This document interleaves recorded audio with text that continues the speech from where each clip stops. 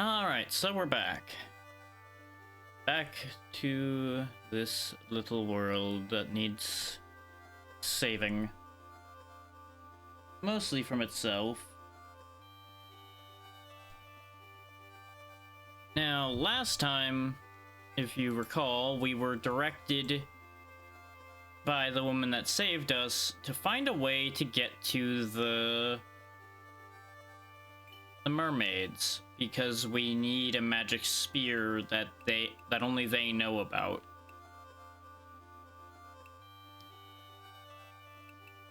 And to bring you up to date on what changed in the very, very small amount of actual work I did off camera, everyone is level 8, that matters. These two did not get caught up because, honestly, they are not priority. Ivana will probably get caught up on her own, which is why I didn't bother. Glycinia, I'm still not convinced I'm going to use her for anything. I picked up another ninja in one of the handful of regular battles I did, and she has been converted into our new cleric because her intelligence was significantly higher. The previous medic is now sitting here as a dragon tamer until I decide what to do with her, if anything. There's a very real possibility she doesn't get used for anything. My dashboard's acting up again, so give me a second to rectify that. There we go. I don't know why it's not been updating properly when I go live. It just acts a little strange. Which, it's one of those, not a big issue, but it makes me feel weird, so I don't like it. I am still a ninja. Alos, I believe, was a knight when we ended off before.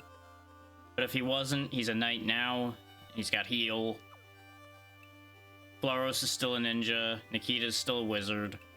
Sierra's, of course, still an archer, etc., down the line. Nothing else really has changed that much aside from people gaining a couple levels. The idea right now, aside from just progressing the plot, is working towards getting people's classes sorted out a little better. And I did consider doing the quest mode off camera, but I think it's more interesting if I do it right now. So we will actually be doing the first stage of quest mode, or at least taking a look at it, before we get back into plot things. Is apparently quest mode is good for a lot of money and resources. Once fruitful land swallowed by swamp. Ooh, level 15.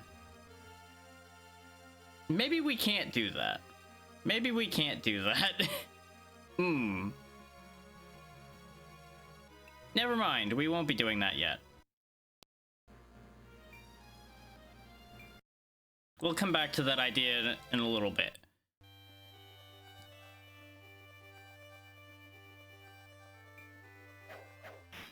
Find it out. What do we got going on here? The Rana Sea is just beyond the horizon. Drac, do you see something over there? A boat? The flag of Fellis. Is it Richter's? Nah, couldn't be. That'd be too quick. Then who is it? What do they want? The tide is ebbing. We can get there by foot.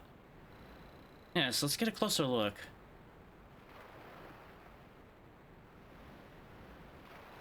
Wait, something's wrong.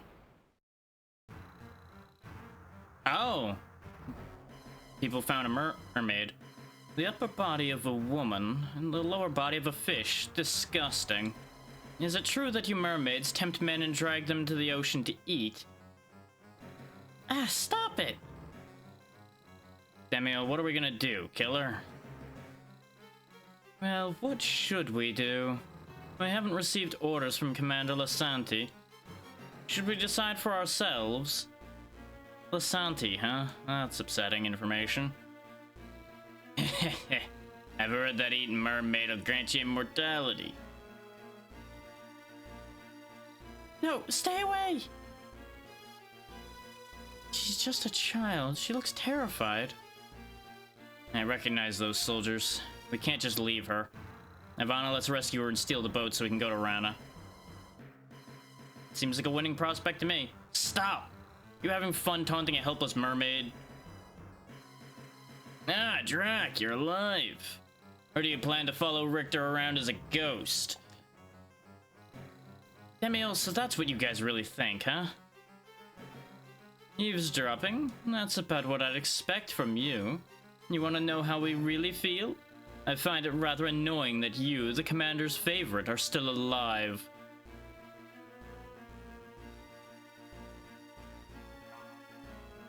So yeah, these guys used to be on the same side as we were, working for Richter. They still work for Richter. We do not. And as you can see, working for Richter's not all positives. So, clearly we ended up getting pushed into the right choice by being separated from him. Otherwise, we would have just been following along with this up until it reached a point where we couldn't anymore. So he probably would have just kept all of this away from us so our sense of righteousness wouldn't interfere. Or the perceived sense of righteousness, anyway. We're the only ones who know about this. Let's just kill him. That's right. According to the official records, Drac is already dead. Let's just make it stay that way. Much easier on the bookkeeping, anyway. Bringing a man back to life officially is such a nightmare of red tape.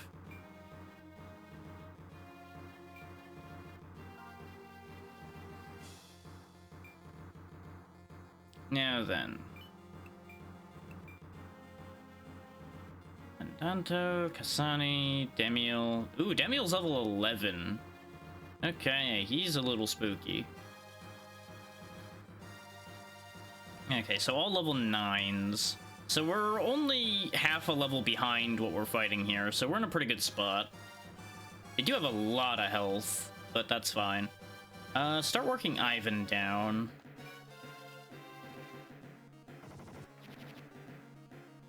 I did learn a couple things in my research as well, but none of it's anything particularly important at the moment.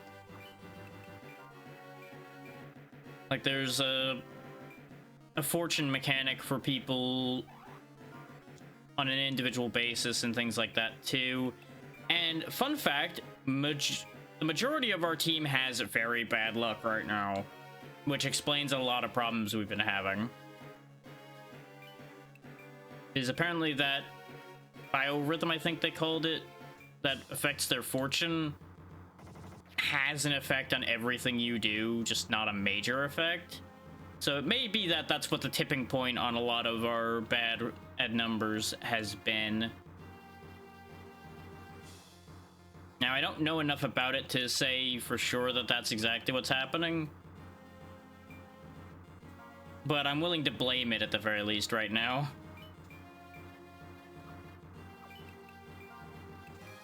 These things have overall been going well, but the individual roles have been ew.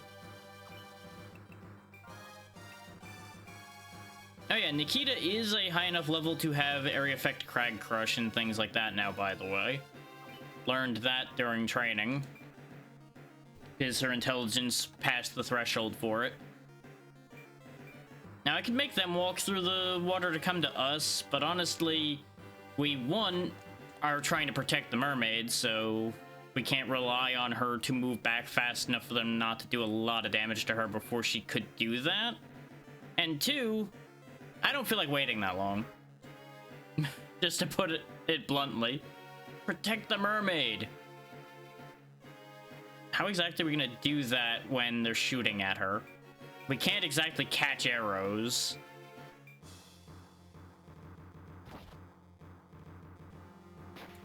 I'm pretty sure she has enough health to take a couple hits, so it shouldn't be like an instant issue.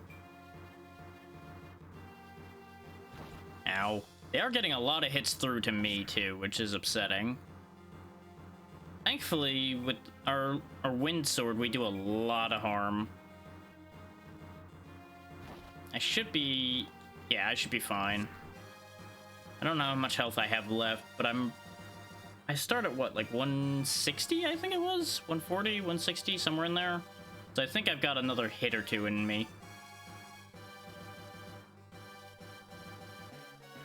Oh, that's inconvenient that the water's rising. Well, actually, no. That's actually not bad for us that the water rose. Yeah, you go ahead and get out of there. Yeah, I've got 83 health left. I'm fine. I need to not keep standing here for too long without any support. But I can hold. Especially if we just throw some healing down. Since me and the mermaid are really the only ones who've taken any damage.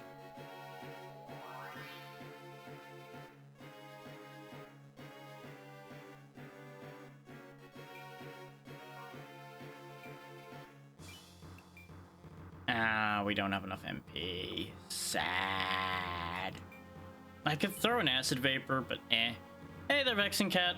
How you doing today?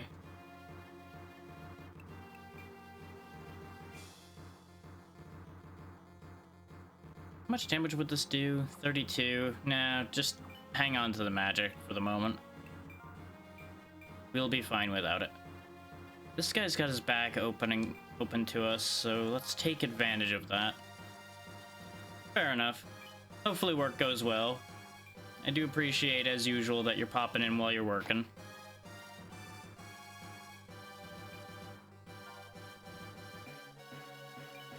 Okay, you can't actually reach anything because knights are slow as molasses, so just throw another heal my way.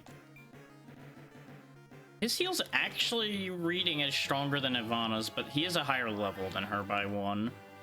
So I guess that makes sense. I think his intelligence is also a little higher? 37... No, her intelligence is higher. So it must just be level that's making the difference there.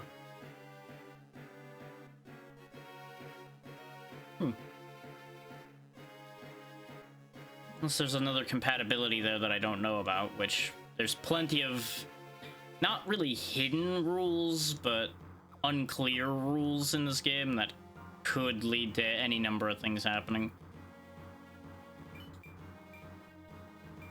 That's better.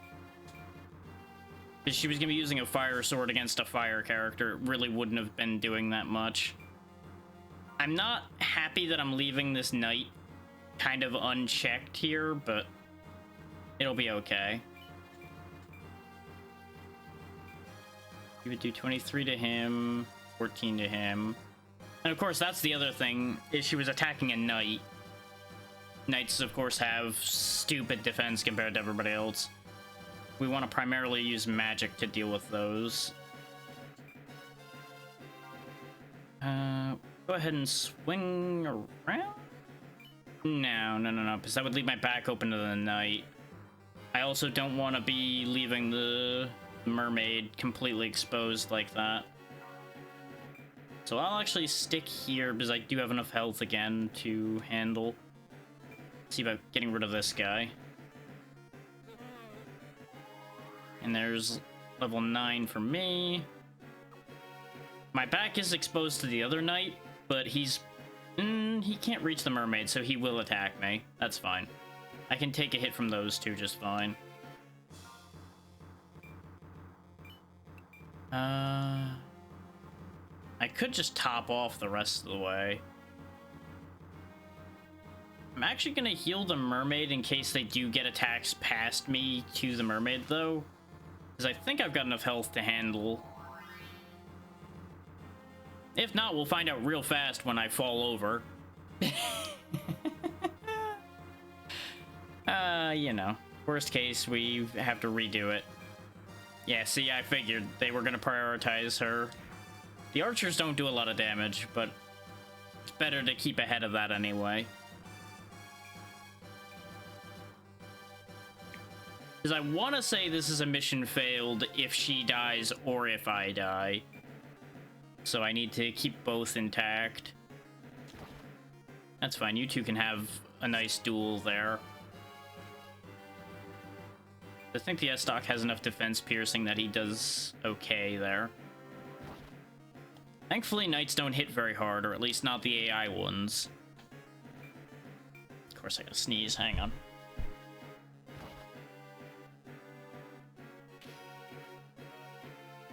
That was a very inconvenient block there, but it's okay. We'll be fine. Now, what's she gonna do? Keep getting further away. Good. That's exactly what I want you doing. Yeah, go ahead and grab the loot there, Ivana, because your attacks don't do a lot of damage. Just keep topping off my health since I'm the only one who's taken significant harm to this point. We'll heal Floros with our actual cleric, and that should sort that damage out. Heavenly Spirit. Oh, right. That's this one over here. Awarded for healing comrades on the battlefield, required to become a priest. So she actually is compatible with being a priest now, because of all the healing I've had her do. So I think she doesn't have the stats for it, and she might have killed too many people too, because if I remember right from the requirements, you have to have killed less than 10 people to become a priest in this game. And priest and cleric are not the same thing.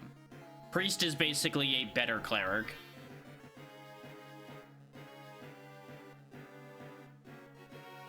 Which is the other reason why I flipped a freshly recruited character into being our cleric. Because they're on a clean slate for having killed, as far as I'm aware. So I don't have to worry about that accounting. Let's see. Start hunting these archers down.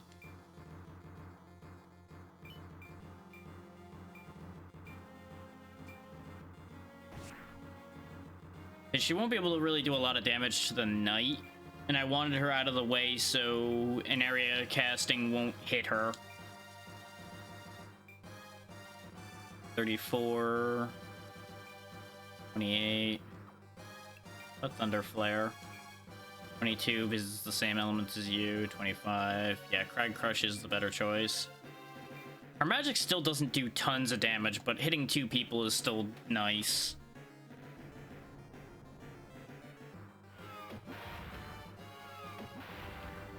And it will hit every tile in her area, regardless if there's a target there. So it does take a little bit.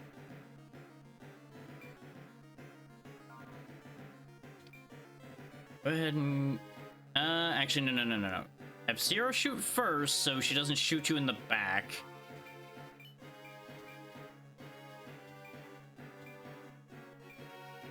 Because I'm gonna have him step next to the knight in order to hit both of them with his pike. The thing of it is, I didn't want him getting shot for it. It's not gonna do a lot of damage, but it's hitting 2 targets instead of 1.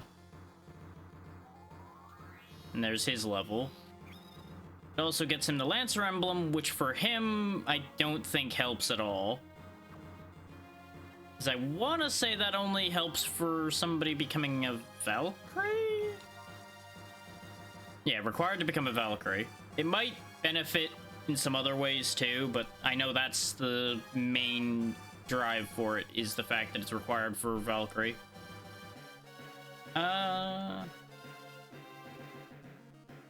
She's got enough health. She can probably handle getting hit by the knight. This way I can knock this guy out and reduce the amount of opponents we have.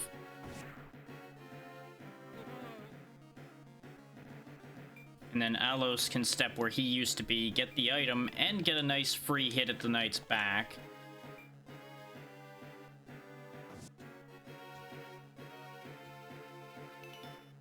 Ooh.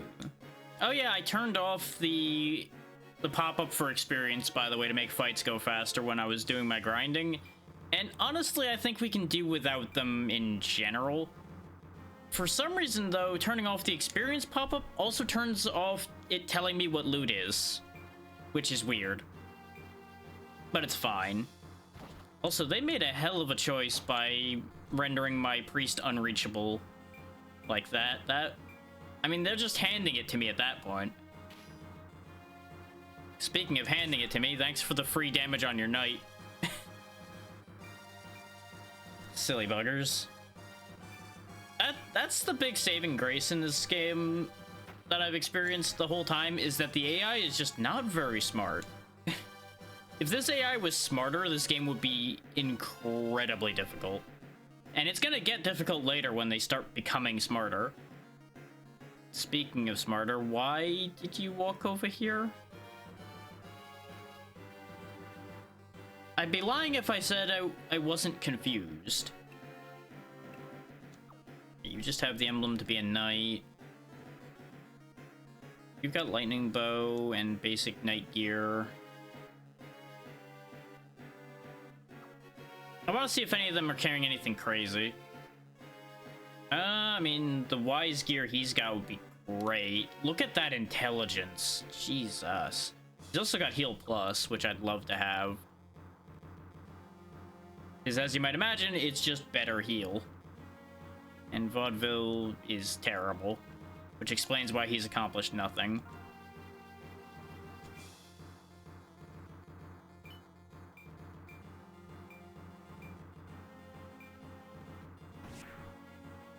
Just keep stabbing him till he's dead. You move first. Just get out of the way. No, if I want you to become a priest, I need you to not nuke people with magic. It'd be really inconvenient for my plans. I'm just gonna say this right now as well. Reflex-wise, invariably, I'm going to get myself in trouble on that score. Like, I'm just calling that one right now that that's gonna happen. How much damage would you do to him? Yep, that's about as expected. I wanted to hit both of them with magic because that's the better way to weaken a knight. And, you know, what better way than getting a double hit, all things considered, since I have the capacity to do so.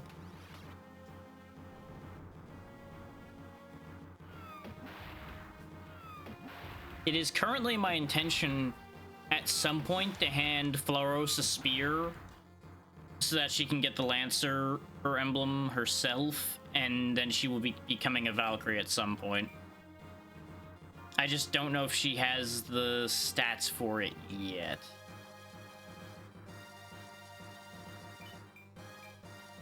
Otherwise, I just give it to her right now. I mean, that accomplished what I wanted anyway. Not necessarily exactly what I wanted, but it works.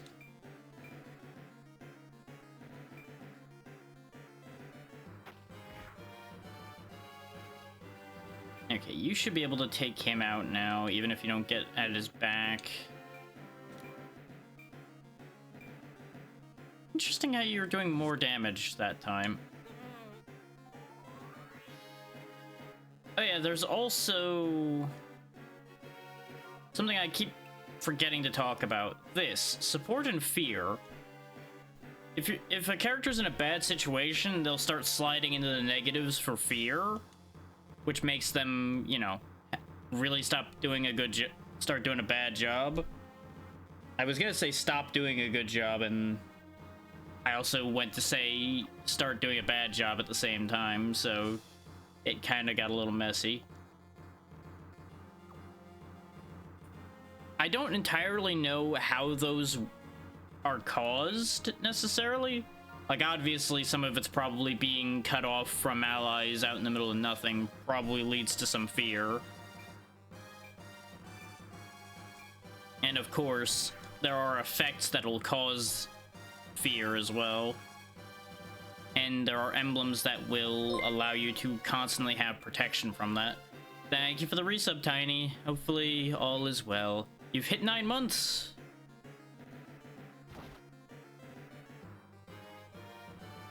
Thank you for that.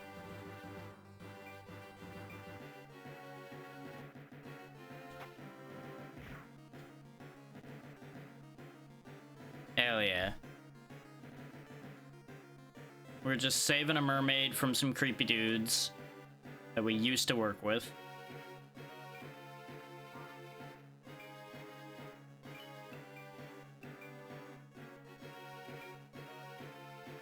Get rocked, nerd.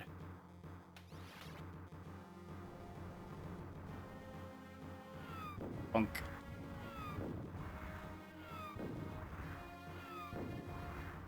It's a real shame he didn't have anybody next to him, but it's fine. Let's see. You've got 65 health left. You can work on doing him in.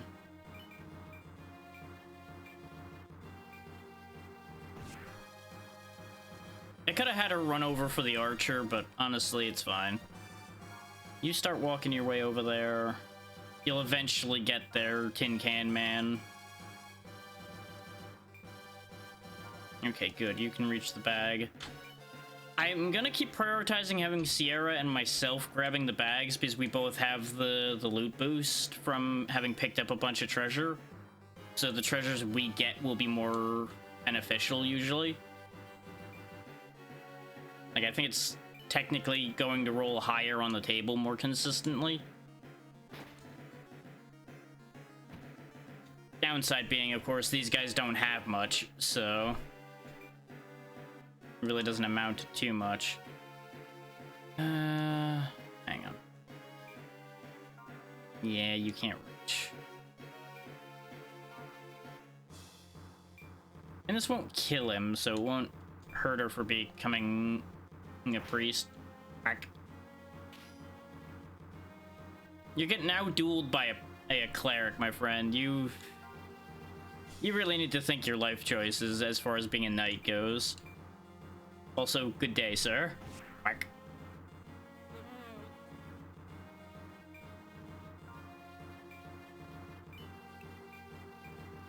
Like, I'm sorry, but if somebody can parry you with just a little piece of wood, you're doing something wrong.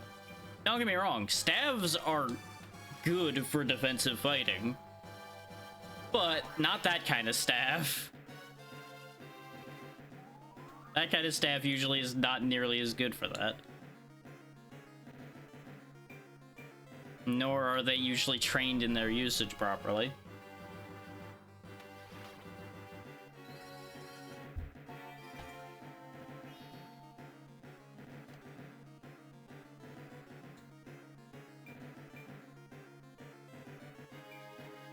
They really have no hope left in this fight because they've got an archer and a priest. And they're both just getting slowly backed into a corner. I've got the movement to make up the distance, so I'll go ahead and just pick this up. And then I'll catch up with the rest of the crew. Ooh! I assume that was a earth spell I picked up. I just don't know what it is. I can look through my lists later.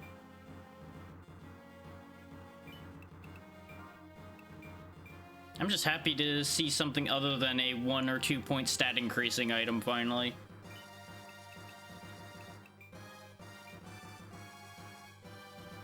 I don't think any of you are really injured at this point. You're a little hurt.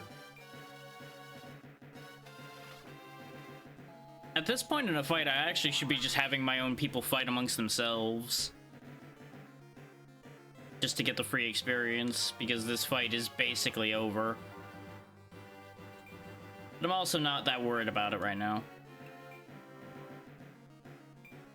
Need be, I can always do a training mission or two off camera, or even on, and show you guys how training actually works in this game.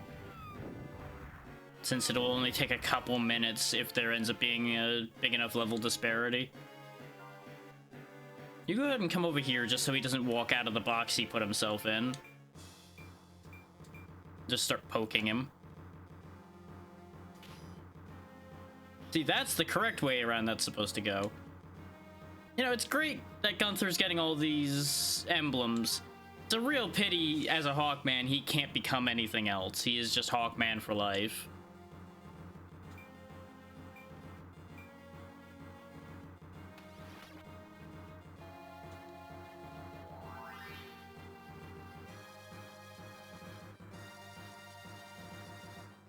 And I will say, he is probably getting replaced at some point.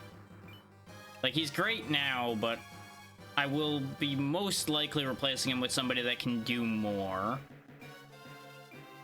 later on. Nice block, nice block. Didn't even heal, huh? He's just sitting there, thinking about his life choices.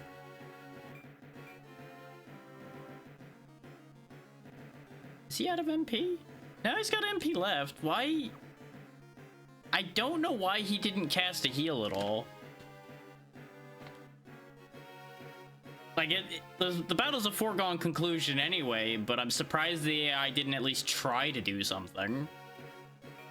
They've just given up.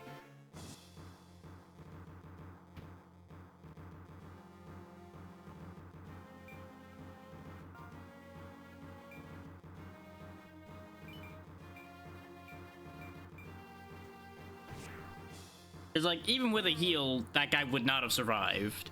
Don't get me wrong about that. He was donezo from the word go.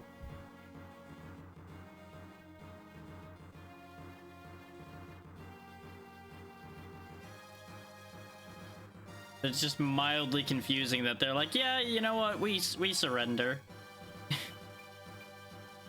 I think this won't hit him. Hit our own guy, that is. Yeah, there we go. I had the right angle. This way, Sierra gets level 9. Gunther's already level 9.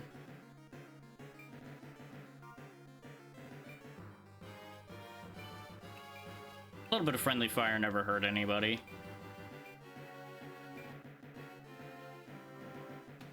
It won't lead to Gunther dying, so I don't really care.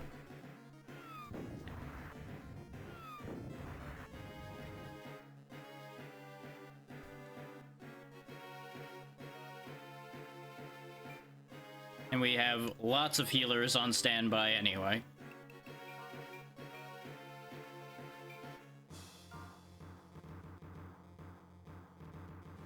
Yeah.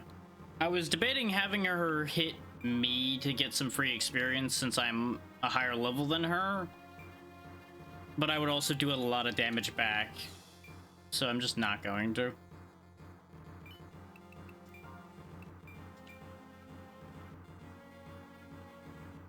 Hey, Gunther's the only one who hasn't moved yet. This would definitely kill him. And you're already almost level 10. Just go ahead and grab the item. Let the priest run like he's gonna get somewhere. Oh, nice. He has the loot boost now, too. So now I've got somebody else with good movement to grab things. Yeah, you're gonna heal yourself and give me more experience. This is why I didn't care that he was gonna be able to get out to heal. And that's why he didn't heal himself before, is because it would have healed me too. But I just don't know why. I guess, yeah, because it would have healed the... It would have healed an enemy when he healed his ally in both situations. So he just didn't do anything. Because, of course, he wouldn't attack either because he would get countered.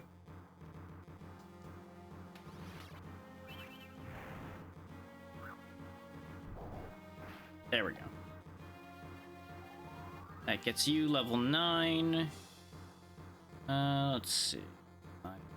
9, level 9.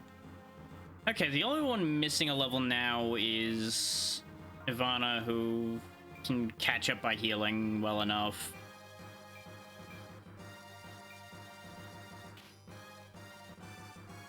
But look at you managing to guard. Oh, how the tables have turned.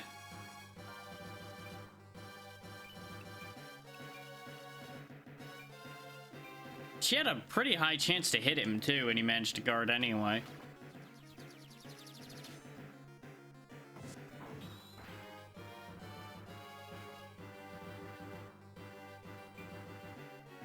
Joke's on him, though. He's stuck in there for the remainder of his life.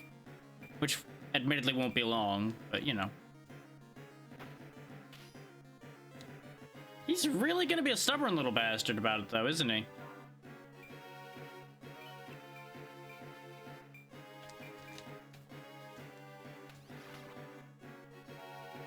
Because I've got him backed into the corner, the game's gonna be a pain about this, apparently. Because I can't hit him in the back to avoid him blocking.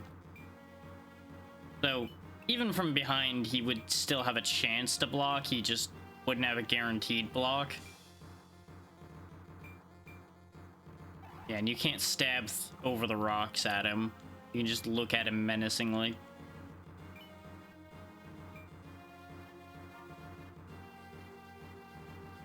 I think I can get a shuriken barrage over the rocks at him.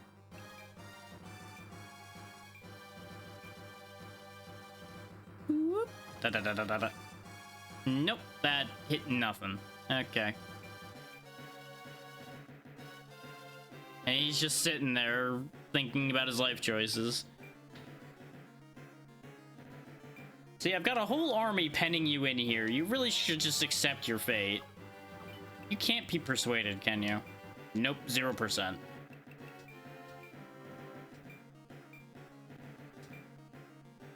Considering he's the leader, I'm pretty sure you can never persuade leaders. Okay, you need to not be there anymore because you're not gonna be able to hit him from there without hitting a friend. This should kill.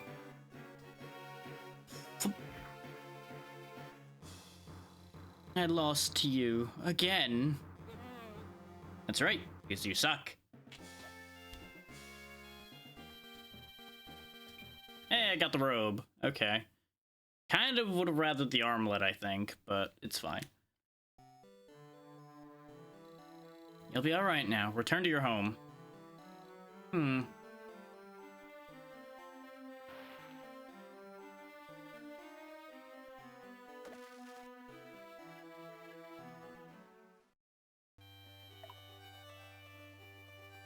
This is when we follow the mermaid. Anything new available to us? Not in the male. And not in the female. No surprise there. We do want to give you the Robe of the Wise, probably.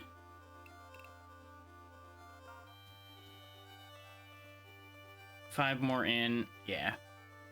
I could give it to the Cleric as well, but Nikita needs the help more at the moment.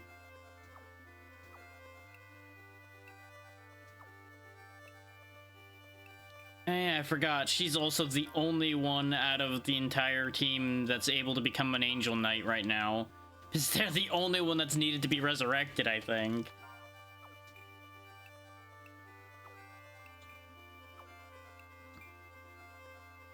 Oh wait, yeah, Ivana could become an Angel Knight as well, because she's had to be resurrected as well.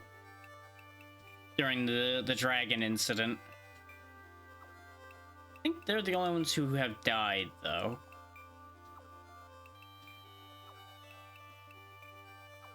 And obviously we won't have died because anytime we die, the game ends. So we can't get that certificate. We have plenty of other things, though, but that's neither here nor there. Okay, so nothing to be accomplished here. Let's just go ahead and save the game and head on to Rana.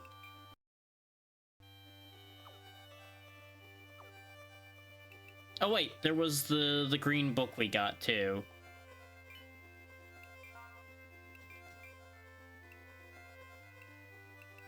I think it was another Crag Crush?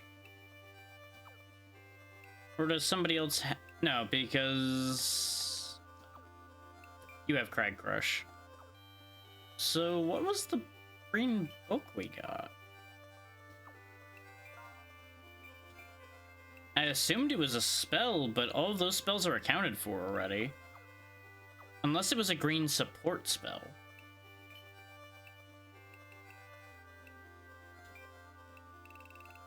Oh! Ah, you can make somebody lawful with that. Okay. That's useful. Or I should say, it doesn't make somebody lawful, it would raise somebody chaotic to neutral, somebody neutral to lawful, I think.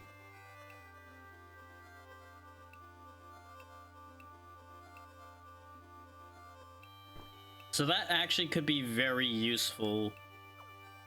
Because there are certain classes and things that are restricted by alignment. Fight it out. So we'll see how that plays out as we go. It doesn't look like we can continue from here by boat. Vulgar humans. For what reason have you intruded on our territory? I suggest you leave immediately if you want to live. We don't want to fight with you. We just want to speak with your leader. Tell me where she is. You don't want to fight? Then how did Minerva get hurt?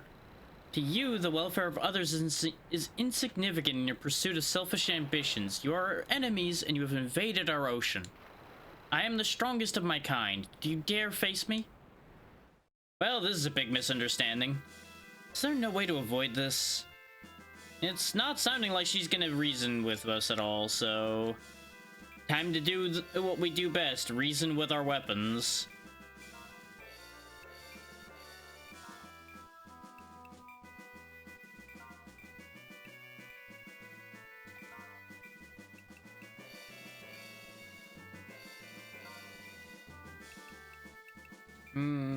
Yeah, you can stay there. That's fine.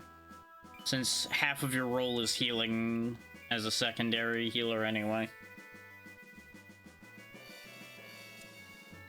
Come on, I'll never lose to you.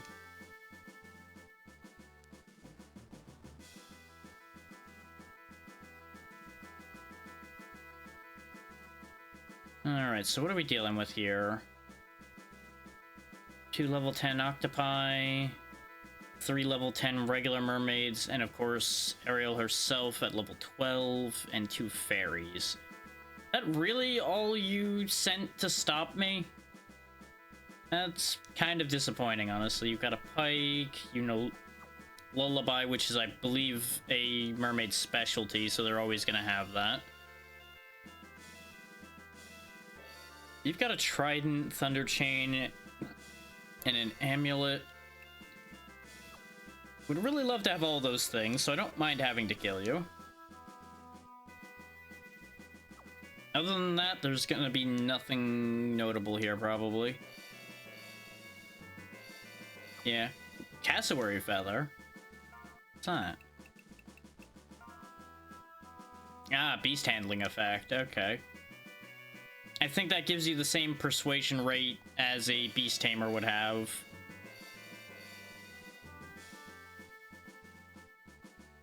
Okay, so we know what we're dealing with, which is not much, honestly. I think the biggest threat here is probably the octopi and then Ariel herself. And what do you know? If only Minerva had told her people about the fact that a group of humans saved her from other humans, maybe this whole situation could have been avoided. Then again, they would have no way of knowing which humans are which, necessarily. So more than likely the story went, she got attacked by humans, and then we, being humans, show up and are easy scapegoats for that whole situation.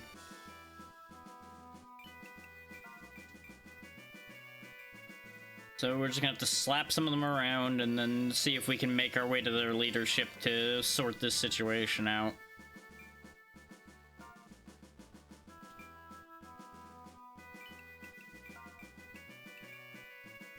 And if we can't sort this situation out, well, you know, there's always the good old standby option of taking this magic spear we want from them by force. Which doesn't make us any better than our opposition, but nobody ever said we were, really. This is more of a politics thing than a right versus wrong thing to begin with, to our current knowledge.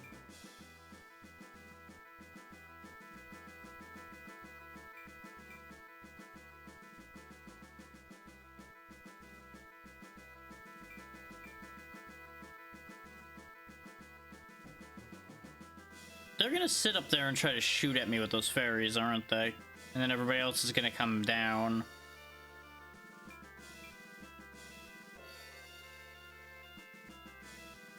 If they didn't have such easy water movement, being aquatic creatures to begin with, I'd say I can wait and make them walk through the water to me. But walking through the water really wouldn't be a detriment to them, and I don't have nearly the kind of ranged firepower to make it worth waiting. Because everything we have that does any kind of range damage does very little range damage. Like, our bows are kind of sad, our magic isn't incredible, nor is it usable in its full form yet, considering it's the first couple turns. I'm best off just going for it. Though, you are gonna get countered, I think, at this range, since she has a spear as well. Let's find out. I don't actually know how that works. Yep, she does counter at that range. Okay. I kept him there so it's easier to support him. Because if I moved him all the way forward, the octopi would be able to get around him very easily, and nobody would be able to get there to help him anytime quick. Aside from the ninjas. Which it's just as well that I have multiple ninjas. It's almost like I remembered that this fight comes up at some point. Or that there was a lot of water fighting.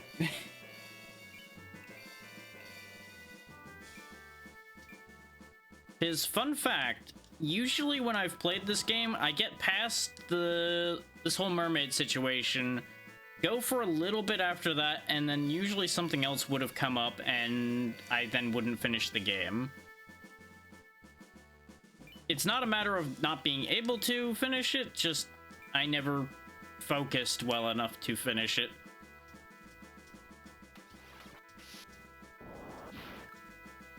Yeah, I figured that was gonna be a miss, but it's not like I'm using that magic for anything else anyway.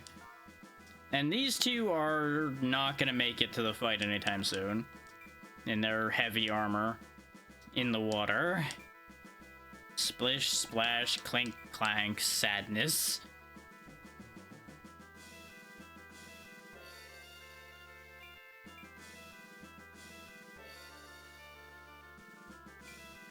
I'm kind of confused that they did actually bring the fairies down, but I think they wouldn't have been able to reach from up there with where the fight's gonna actually take place. No, they would have been able to reach from the steps. But instead they've chosen to bring their ranged units right up close because they want to shoot at the knight, the one they won't be able to hurt. This is exactly what I mean when I keep saying that the AI isn't very smart.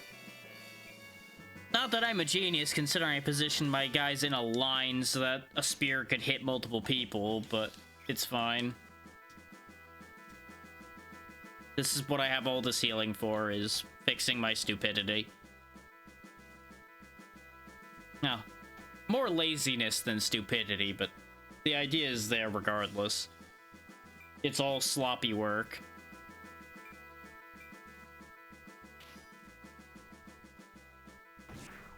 Ooh, I did not do much damage to him. That's upsetting.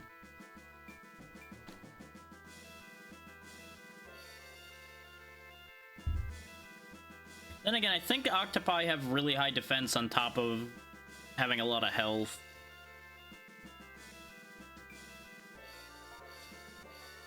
As you know, there's a lot of octopus to get through.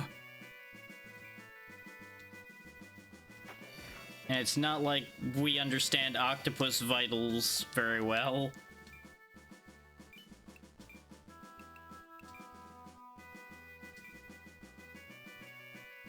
$14, $27. Not great. How about Thunder Flare? $12, $22. Okay. Like, I knew the fairy wasn't going to take a lot, but I'm surprised that the octopus takes so little from either of these two. So I didn't look at what element he was, so that might be the answer.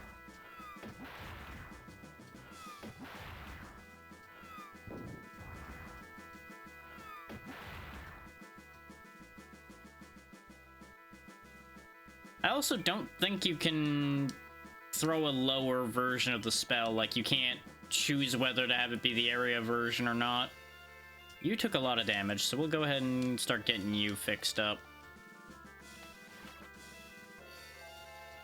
Because he took 50 when the spear came through. Okay. Let's see about getting this mermaid dealt with. His dealing with the octopus is not going very quickly. 15 damage, huh? Then again, they are level 10.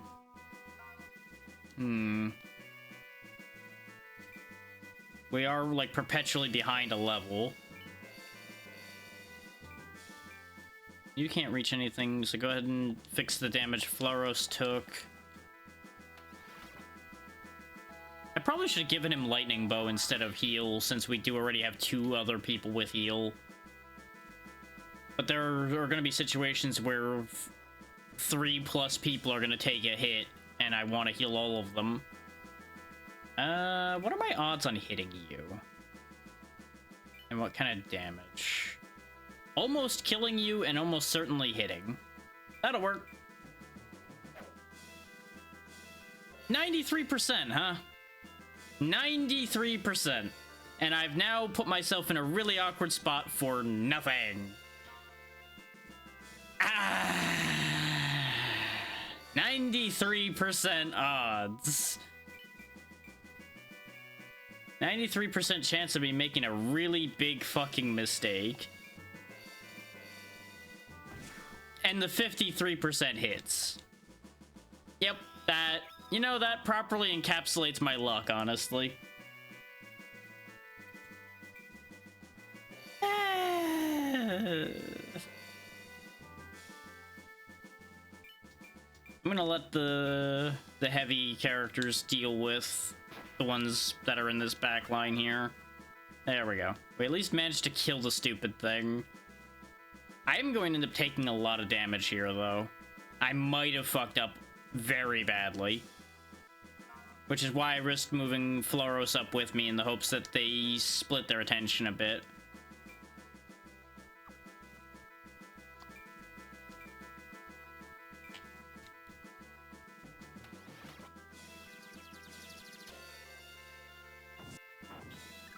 So I have good enough defense that I shouldn't die. Keywords of that being shouldn't. Yeah, 37 is fine. Yeah, you're gonna go hit Floros, which is expected and absolutely fine. 31. Because I am wearing the ice chain, so I'm not too bad off. Really? You're gonna block your friends from being able to attack me in order to throw Lullaby at the knight that's across the ages from everything. Okay, sure. He's gonna go take a nap now. What a shame. I don't really see that being a big problem. It's an inconvenience, but it's not really a big problem. And now you're gonna shoot the sleeping man. And wake him up. Well done, AI. Well done. Brilliant strategic planning.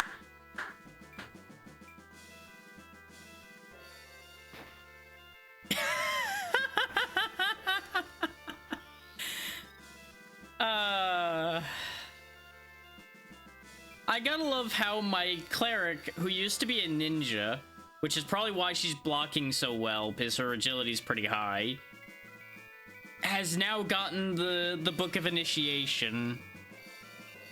Which I think is what I need for Sword Masters. Which obviously isn't gonna help her, because in this game, only men can become Sword Masters. You become Valkyries instead for females, I think it was.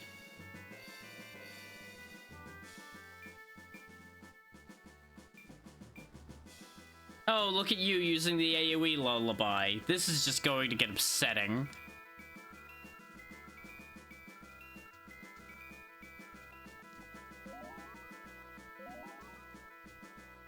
Okay, didn't work on either of us. Fantastic. And Alice wakes up again. This entire sleep idea was pointless. Good work, everybody. Way to try really hard to stop us, only to fail. I don't think you needed to fly to go that extra foot there, Gunther, but you do you, buddy.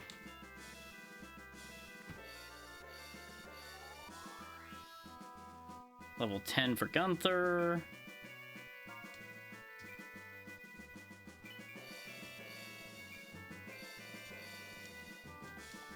Now, can we actually do something with this mermaid in our back line here? I'm gonna have to move both of these first so that they get out of the way.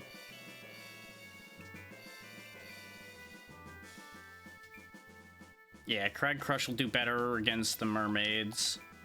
Fantastic. I could have her throw it at the mermaid back there, but let's be real. Hitting these two is more efficient.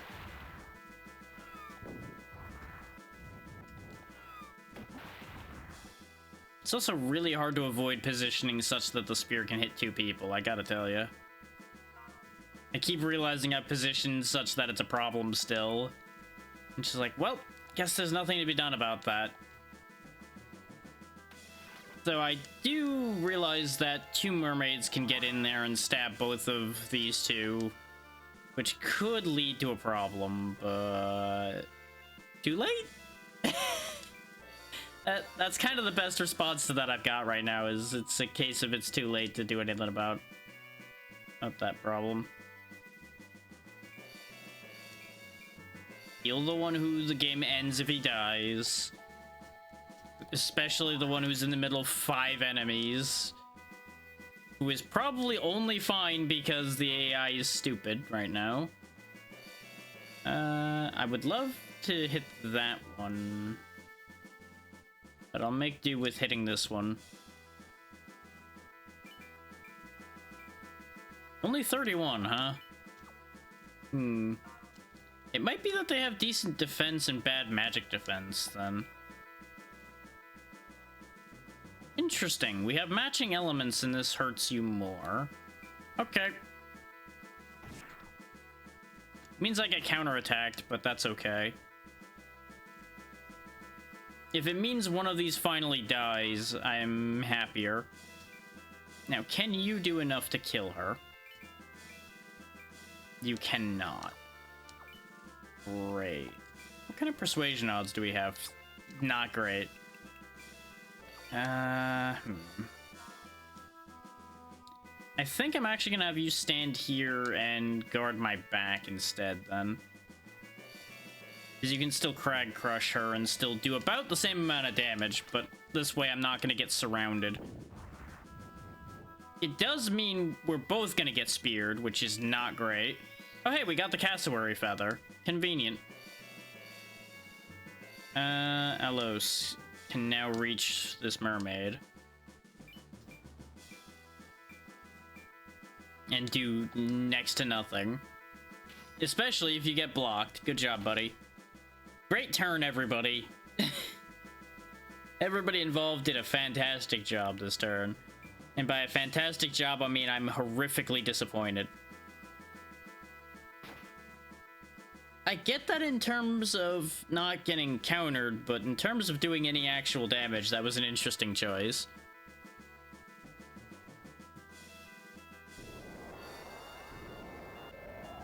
We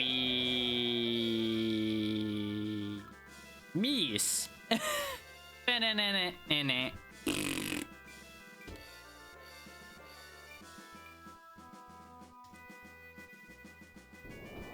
This might be upsetting.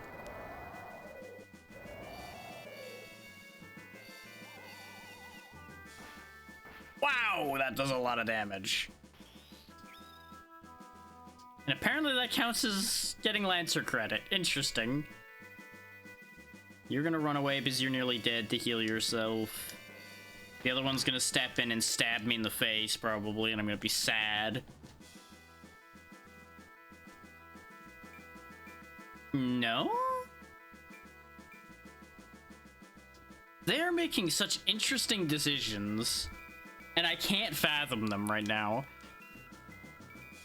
Because if they made the sensible decisions that I've been seeing in front of me, multiple of my characters would be dead right now. Because I've been making bad positioning choices throughout this fight.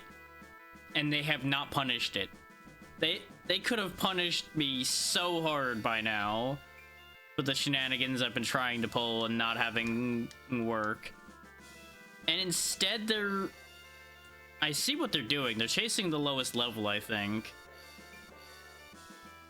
If they can reach them. Ow. Oh, and you blocked, huh? Well, that's upsetting. So I need to get these two out of here. Because this has gone very wrong. So about that, bye.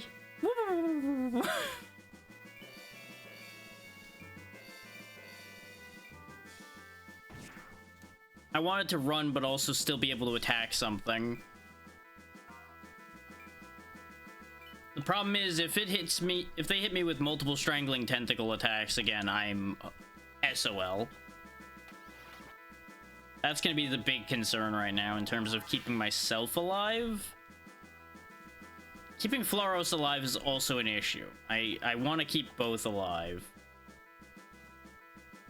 But I think it's gonna be a case of Floros runs further off and self-heals. Hey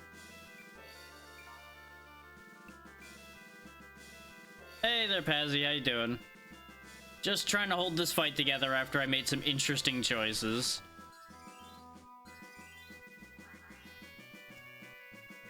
There we go. You're back up to 126, so you'll be okay. Let's see.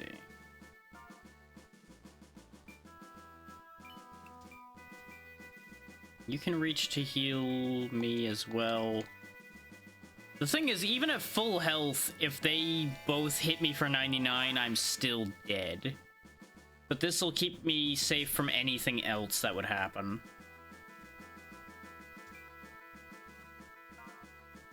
Let's see. You've got a good position to hit both of these from.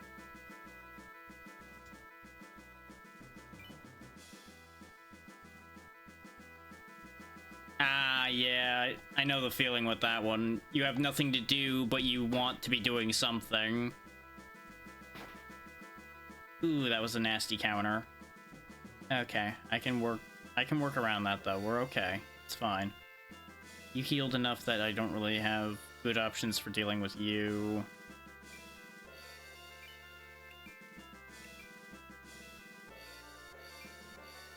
$36 and $18, not worth it on you. $16, $19. Ew. Not really any good magic targets out of this batch, huh? That's a shame.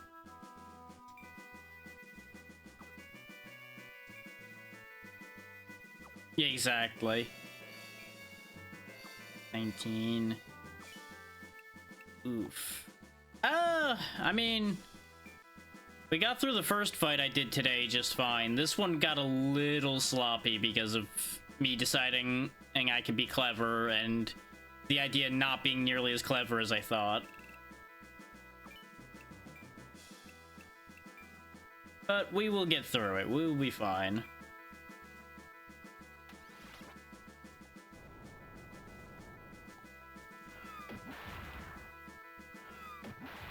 I just forgot that this fight is more dangerous than I gave it credit for being, because this is one of the places where it spikes a little bit more.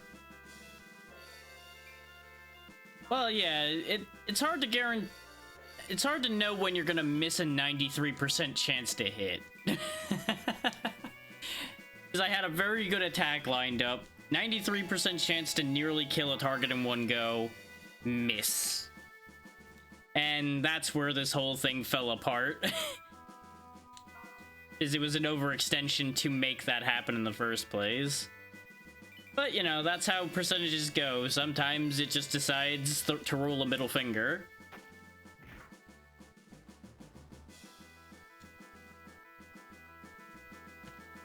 Just means we pull back, reposition, and take back control of the fight.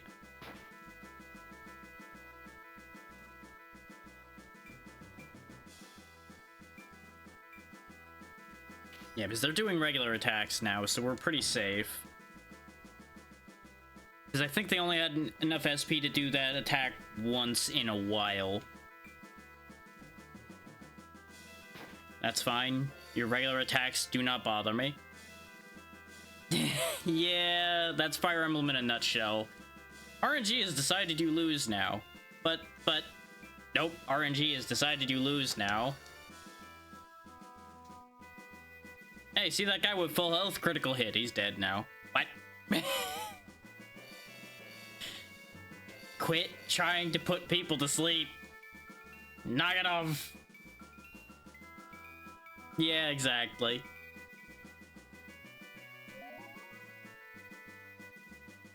I'm so glad these mermaids are wasting all their time trying to put people to sleep, because otherwise we'd be in a much worse position right now.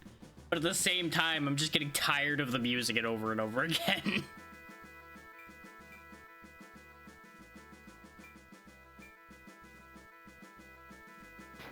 Ugh. Oh, good, you lived. I was a little worried Nikita wasn't gonna survive that, because she only has so much health.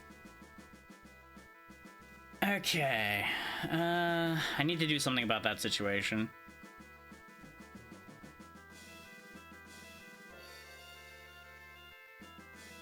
Yeah, basically you hand a Jigglypuff a spear and you have what these mermaids are.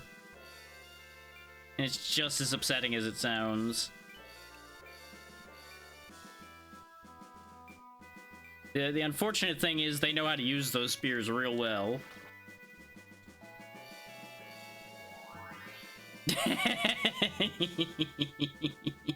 Good, it should be.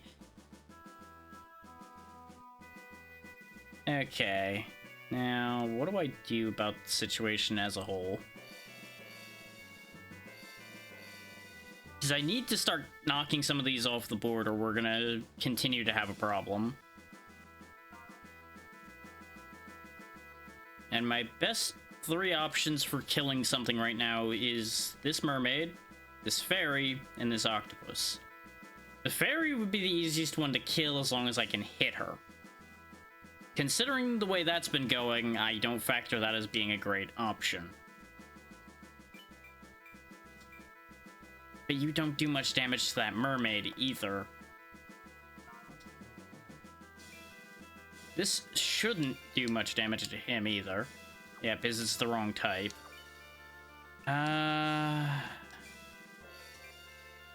15... 30... That's another option, is I could... Hold that thought, hold that thought. I can't just wedge Nikita between people to protect her, because the spears punch through. Let's think here for a second. If I step you here and throw Crag Crush on these two, you do 50 to both of them, so we definitely want to do that. Like, that's a guaranteed move out of this whole plan here. It's hard to argue with doing 100 damage in a turn. And she doesn't have the movement to get herself out of that situation on her own anyway. Now... Can I position you in such a way to hit the fairy, and how much damage can you do to it? That is a kill if you land it. Nice. Okay, fairy's dealt with. That's one less enemy running around. It was the least dangerous enemy out of the lot, but it helps. It's better than nothing. Let's see.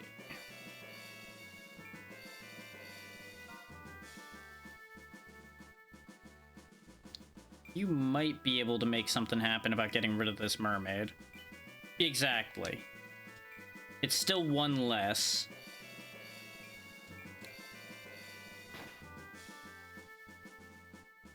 Okay.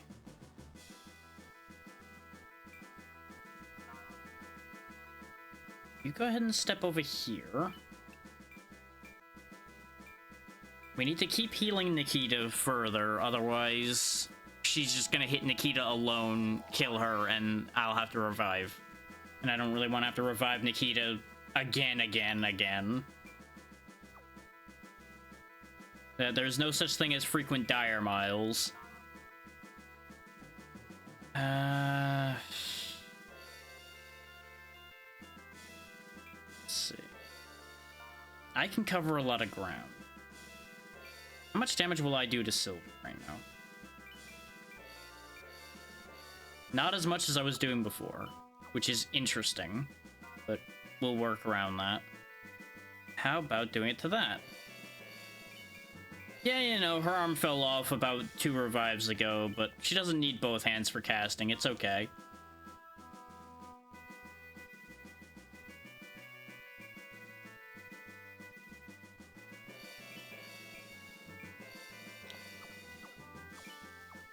Okay.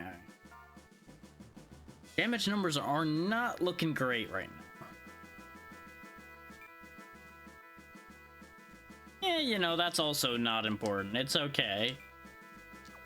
You only need one of those to see where you're going. Hinders the accuracy a little, but she'll get over it.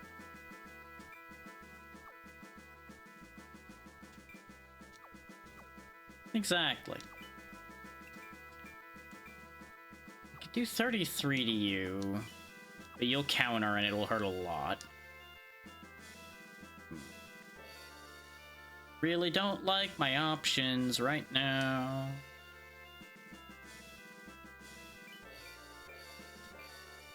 I think this is my best option at the moment. Ooh, that counter was a bit spicier than I'd hoped, but I think it'll be okay.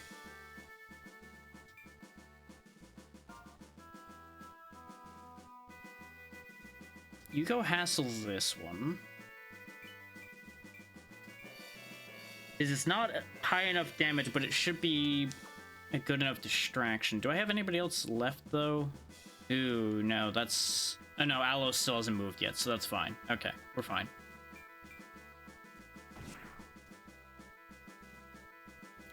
Now, Alos, what am I gonna have you do? Because you can't reach to help finish April off. And I don't want you getting into a position where you'll get somebody stabbed with you. I don't think she'll do 100 damage to me. I also don't even know if she would target me over trying to finish Nikita off. Do I... How many of these do I have? I don't know. I at least have one left, though, so if somebody dies, it's okay. I just need to not have the main character die, because that ends the fight. So we'll play on main character privilege right now and hope for the best.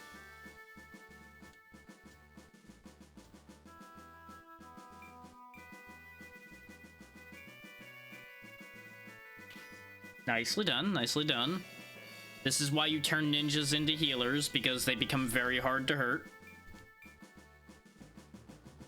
Yeah, you're gonna keep running away and healing yourself, which is exactly what I was hoping you'd do, so you stay out of the fight.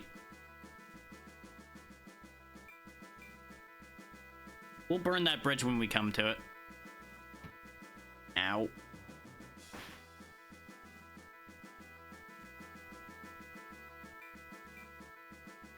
Yeah, now you're gonna run off and heal as well. That takes you two out of contention for the moment. And I'm hoping by having everybody positioned the way I did... Yep, I think it worked. I think their AI is gonna be stupid and try to go for Lullaby instead of attacking, because they don't have 2 targets to stab at the same time.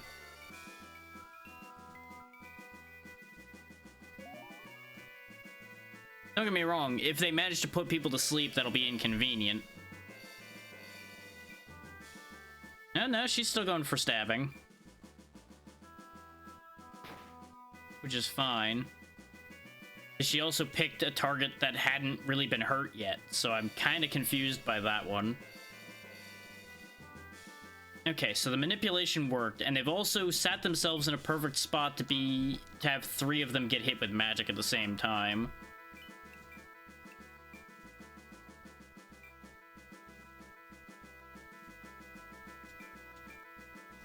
So they've handed me exactly what I wanted. And the thing is, logic-wise, I know why she chose to stab Sierra instead of Gunther, because Gunther can counter because he has a spear too. So I see that move making sense. It's the other part where they didn't step to a position to stab me or go for Nikita again that confuses me.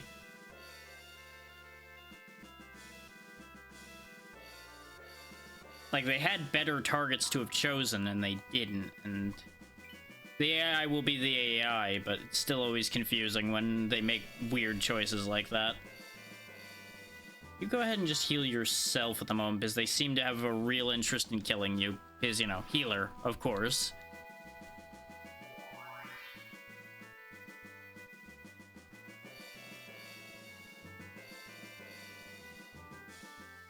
Okay, now that she's been chased that far off the field, I don't think we need to worry about that.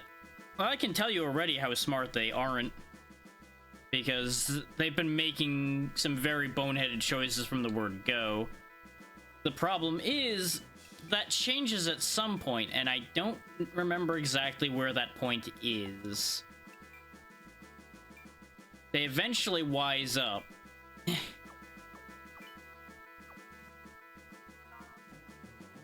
And I think we're reaching the point where it is starting to play it a little smarter. But it makes some very odd choices still, as we've seen. And I'm having to then play smarter to combat it.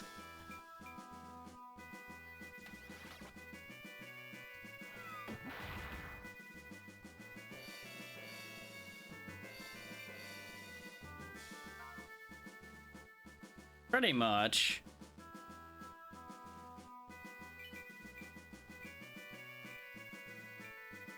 And I'm actively aiming to clear as many of these off the table as I can, rather than just going straight for the leader, so we can get enough experience to hopefully equalize out. Because we've been behind on a couple of these fights. And the more we kill, the more they drop, the more we can hopefully get something we can use. Yeah, the spell icon suddenly. Oh, that's right. They learn a spell when they hit 10. There we go.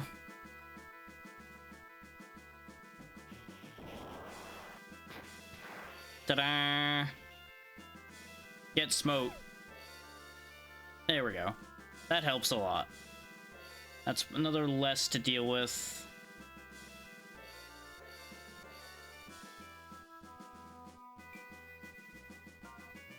You need to not be where you are. Come up here, you should be okay. If she continues to chase you, that's a terrible decision on their part, and it works in our favor. I desperately need to get a better bow for her, though.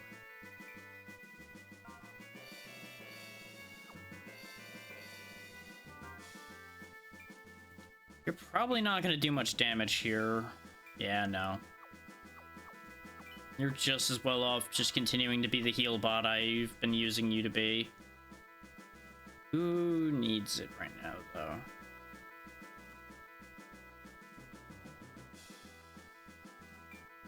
Okay, here's the plan. You move over and fix the 82 health issue over here. This way, their leader can't just walk over, stab me, and win the game. We really can't afford that to happen right now. And you... actually, go ahead and patch Nikita up a little more, considering where she's standing. I would not be surprised if multiple enemies go for her next. It depends on how committed they are to kill the healer.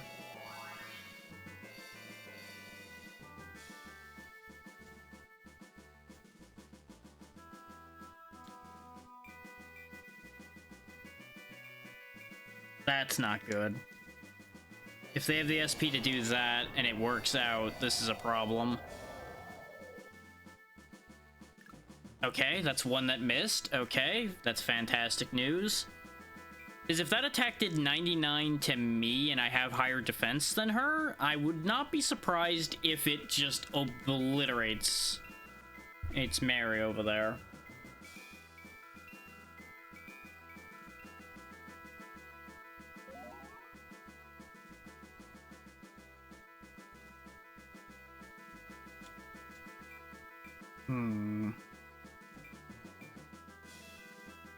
Okay, that makes sense. That makes more sense than trying and failing the lullaby, at least. Yeah, and you're gonna go for strangling tentacles again.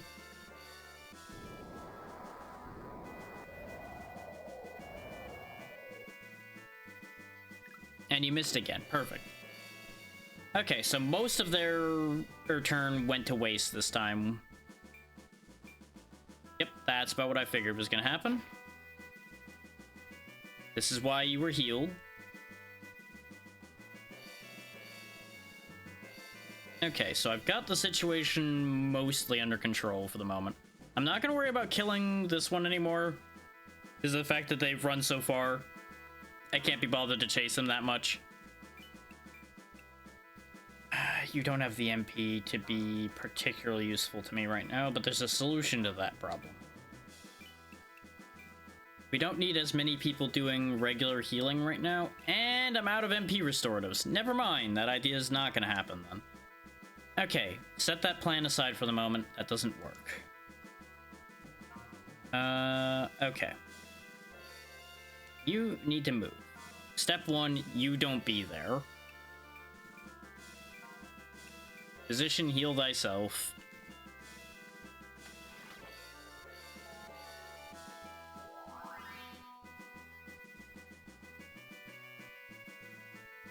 Okay, Archer over to here. This way you're out of the way of what's gonna happen. And you can keep working on weakening these enemies over here. Very good, you actually landed your shot.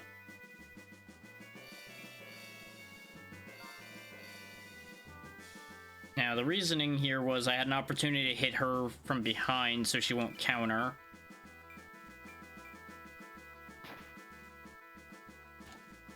Okay, so that works. I'm not gonna have anybody dogpiling in on that right now because that's gonna end in disaster at the moment. How well can you hurt him? You can't. Okay, that's fine. That's fine. Pin in that idea for the second. I don't know if there's gonna be anything valuable in this bag.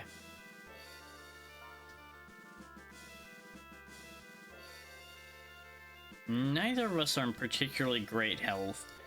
I'll move up, and I'll have her grab what's in the bag to buy her a turn to fade her life out more.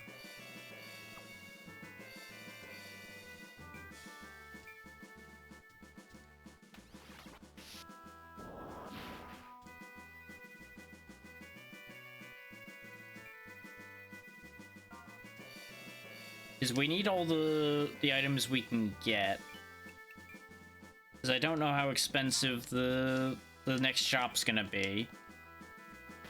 And I'm going to need to be able to buy better gear, because we are definitely feeling the gear weakness.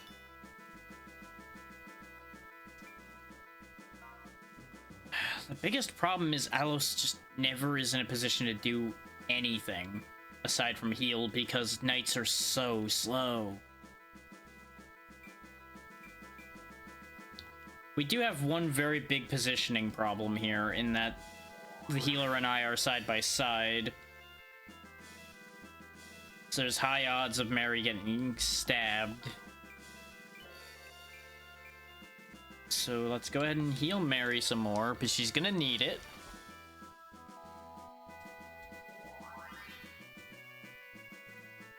Let's see.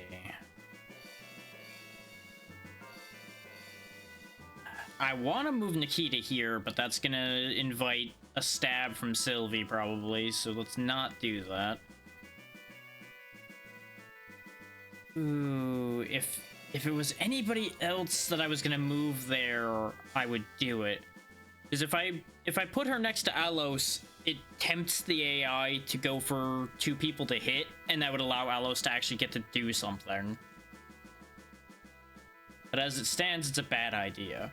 So instead, I'm gonna have you just jump back here since you don't have enough MP to do anything useful right now. Controller, please. Don't be a pain in the butt. Thank you.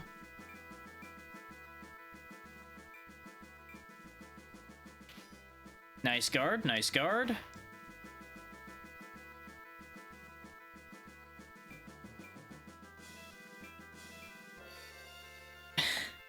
Continuing to try to put Alos to sleep.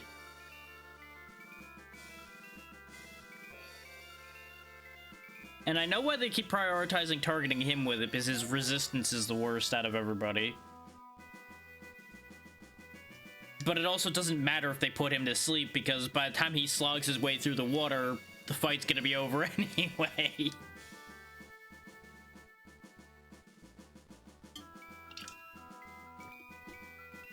Now, them targeting her with Lullaby is a little weird. Though maybe her resistance isn't as high as I think it is.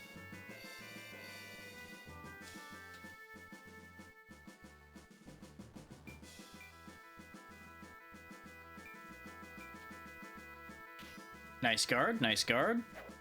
Ah, you just had to miss the counter though, didn't you? Yeah, this is exactly what I saw playing out, is them walking over and stabbing both. Which is only a problem because of the amount of damage Mary takes from that. I wasn't worried for my health out of that. And the controller is not connected anymore, so give me a second, I'm gonna have to do a thing. Save state. I'm gonna have to quickly reset to get it to acknowledge the controller again. Which only takes a second, it's not really an issue. It's just annoying. Because every now and then that wire just gets that little bit loose. Come on. Just gotta get the capture to come back now. There we go. See? Nothing bad happened. It just took a split second to fix.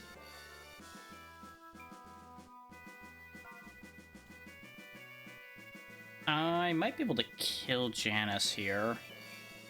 How much damage can I do? Yep, that's a kill. Okay. Get rid of that one.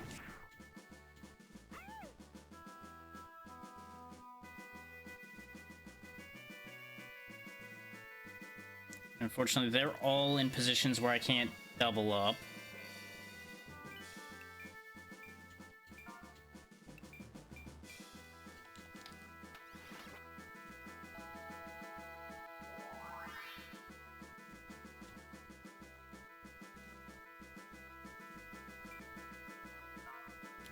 Oh, and now you don't have a position you can move to. That'll be great for you, huh?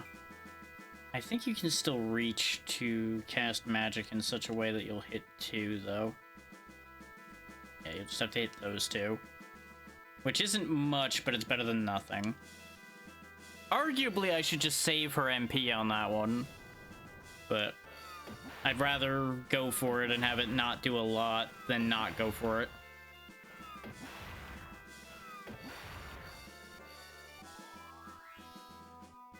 Is, you know, still experience coming in.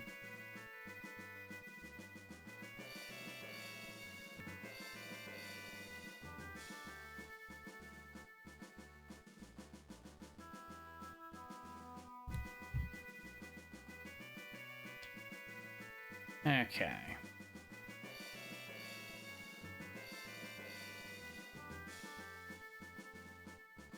Can you actually do anything with this positioning that's currently happening?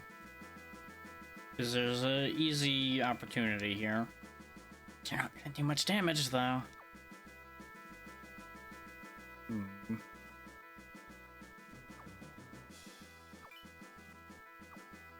Hold that thought for the moment.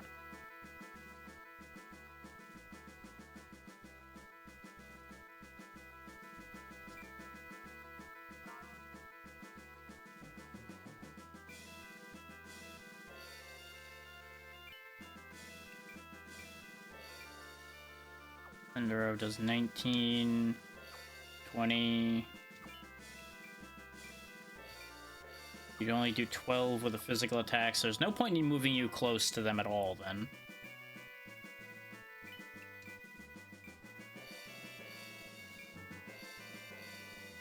Yes, because you'll notice it's doing a lot more damage suddenly. That's because resistance, I think, calculates differently when you're hitting them from behind.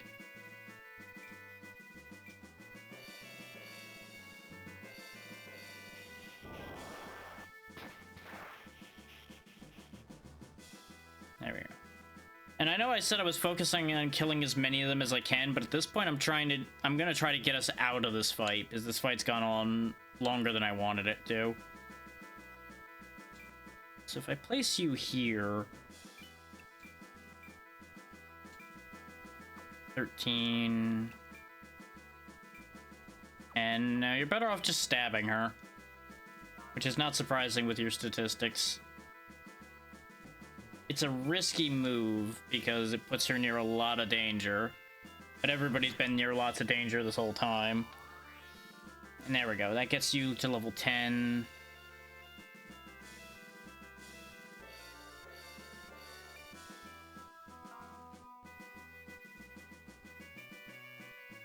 It's proving out that there's only so much we can gain from this engagement.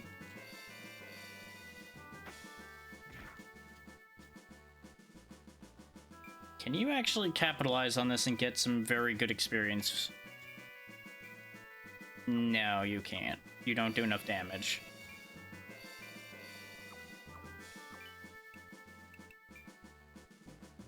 Yeah, and she's a leader, so you can't convert her. That's fine. Go over there so you don't end up baiting anything too bad in your direction.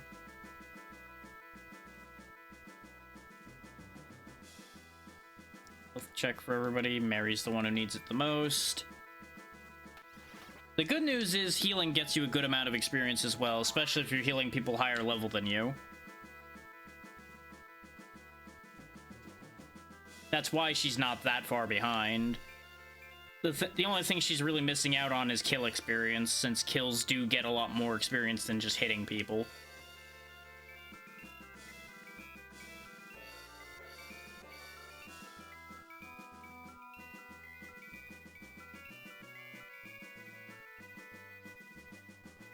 Of course it worked that time. That's fine. It really doesn't matter, because their leader is one hit away from death. It does matter in terms of keeping them from blocking that attack, but it didn't do that much, so it's okay. They're really just going all in on her, which is an interesting choice with the amount of health she has. Yep, that's why I healed Mary, because she was in a vulnerable position. Interesting that she went for the longer reach attack, though, considering she already wasn't going to be able to counter at that range anyway. So she just did half damage for no reason. Well, I'm going to grab what's in this bag, because this fight's about to end. And I have the loot boost, so it's sensible for me to grab that. And I can still attack from this position anyway.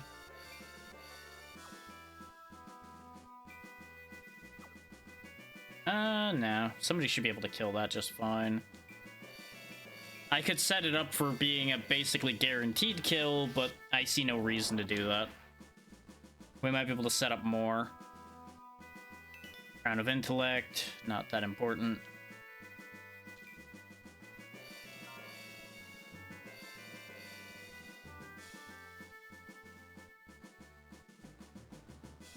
I would have ideally wanted Alos or somebody to be the one to get the boss kill here to get them caught up a bit more. But he's sleeping on the job right now, and I ain't gonna wait. But I think I have an idea here. How much damage did you do? You do 8. Perfect. Oh! She doesn't get killed here, right? Forgive me, Lady Chlori. This is one of the rare situations where you defeat the leader by bringing them to low health, not by killing them. Extra 2,000 bucks. Finish it. Kill me now. You may have defeated me, but I'll never reveal the location of our sanctuary. I'll endure any disgrace. I have no intention of killing you. Please, tell your leader that I wish to speak to her. You keep me alive out of pity? I'd like it if we could resolve things peacefully. You're too soft. Are you truly a knight? Well, not really anymore. I kind of left the knights. It's a whole thing. By leaving this unfinished, it may come back to haunt you. Have you thought of that? Have you considered the fact that I don't care? I defeated you once. If you come back with more, I just have more to kill. So really, not helping either side at all. You may one day find my spear protruding from your back. Do you really just want to die? Because that's what it sounds like you're saying right now. Your sympathy is nothing but a liability. Wait, our leader has agreed to speak with you. You can't be serious.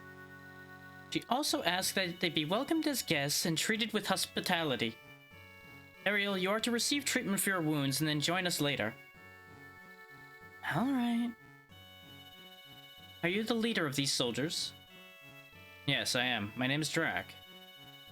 Welcome, Drac. Please follow me.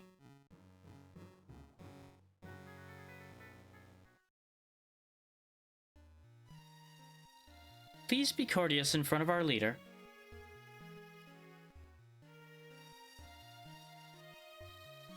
Hang on. Gonna need water before doing this one.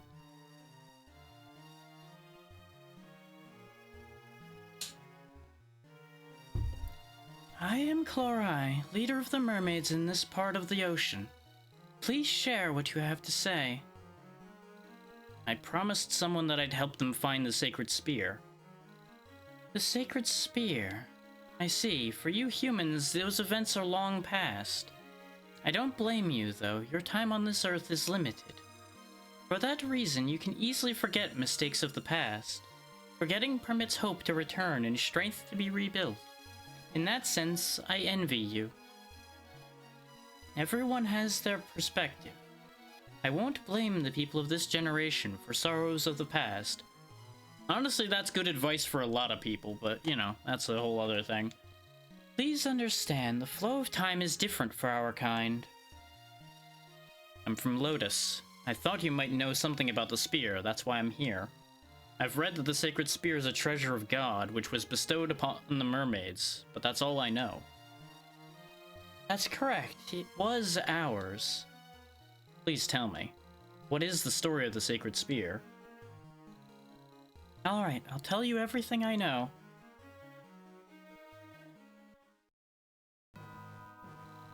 "400 years ago, mermaids lived peacefully around this island. That changed when people arrived. They burned forests and built villages. Conflicts erupted when they disturbed our quiet ocean. The quarreling never ceased, and finally a battle began for control of the island. I took up arms alongside the other mermaids. Commander, the humans have already entered the Southern Sea. If I surrender, do you think the war will end? No, even with your life in their hands, they'd continue to attack. They're bloodthirsty goblins. They think everything in this world is theirs for the taking. Can't say she's wrong in that thought, but that's neither here nor there. Why? Why does God allow such creatures to exist on this earth? Don't do anything rash. We'll stand by you and protect this ocean. Clara, that kind of thinking will get us nowhere. What will remain when the fighting is over? Instead, we must find a way to survive. Are you saying that we should let the humans win? That we should endure that kind of humiliation? God, do you only side with humans? It is we who are the soul of the sea. As such, we will eventually become one again with the water and wind. Are we so insignificant? Answer me! Is there no place for us on this earth? Will you turn your back on us and let us fade from existence? Later, when I returned from our battle, our leader was gone. But instead, I found a spear. It was beautiful. Black spear, bestowed upon us by God. It drew on the power of thunder and lightning and could pierce metal armor. The war started anew, and 10 years passed.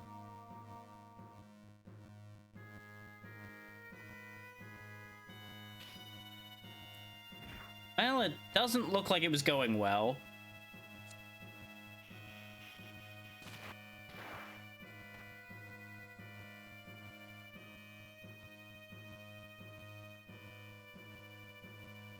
Trading 4 or to 3 like that constantly is never going to work out for you.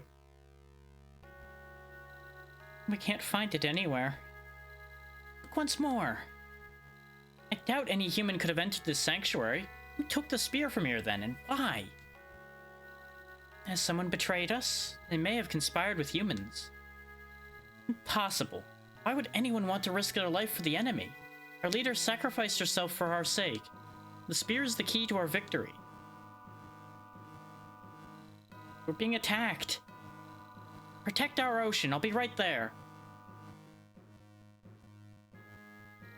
During the lengthy war, there was a mermaid who fell in love with a human, but such love was forbidden.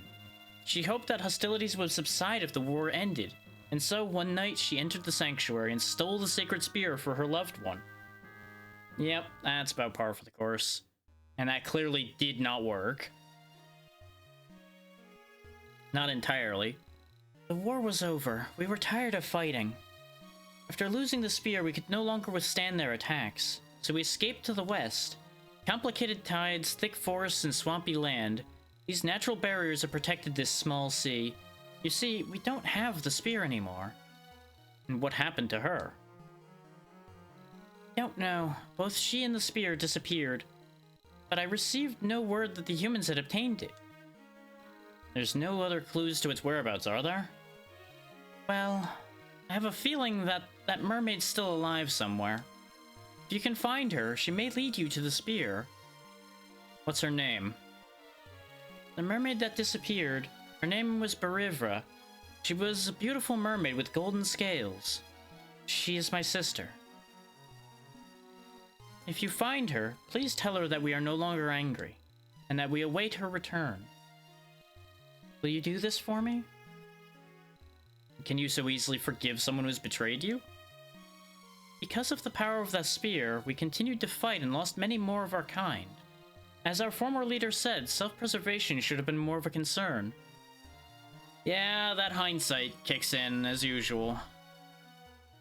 At least you figured it out now. If you find the spear, keep it. It's no longer of use to us. Why is that? We recognize the futility of war. Allow me to see you off. Where are you headed? I guess I'll return to Rodella first. There's someone waiting for me, if she believes in me, that is. Yeah, she might have left without us. We'll see when we get there.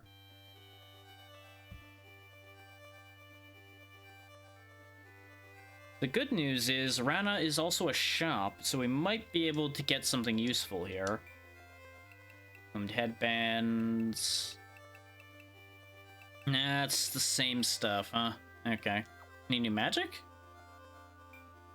I assume I could hire a mermaid here if I wanted one. And don't get me wrong, a mermaid might be useful, but I don't think it's gonna be worth paying the price they're gonna ask for it. Yeah, 1,800.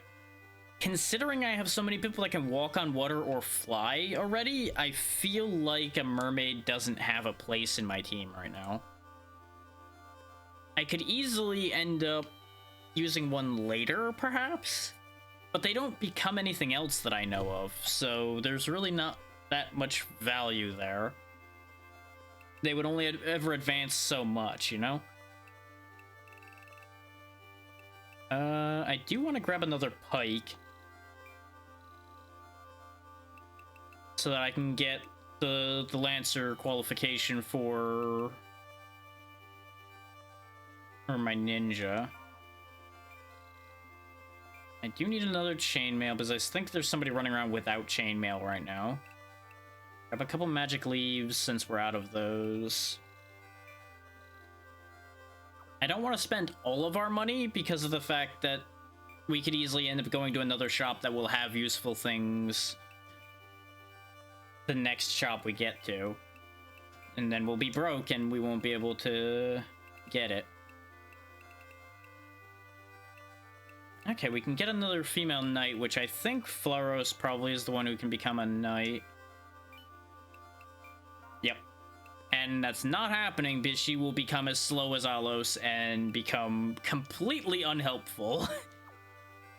She is the one, though, that needed the chainmail. I did remember that right.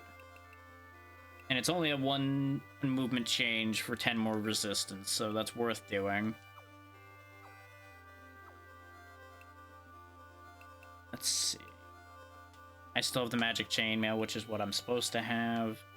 Sierra debatably could do with chainmail armor, but she's not supposed to be reached by the enemy if I could help it. So it's low priority to get her more armor.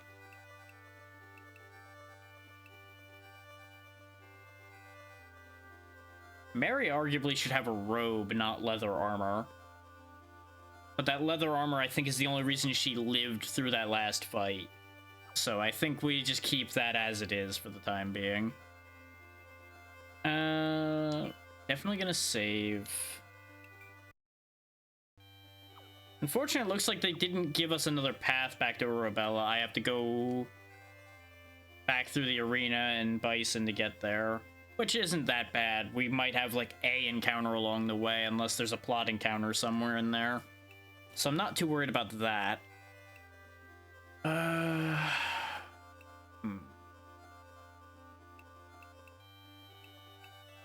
just trying to think if there's any changes I want to make before we move. And I don't think there are any, because I don't think there's any changes I can make that'll make a difference. I think I'm mostly just short on strength now to become a sword master. Because my agility's over 100. I don't think anything needs 100 agility.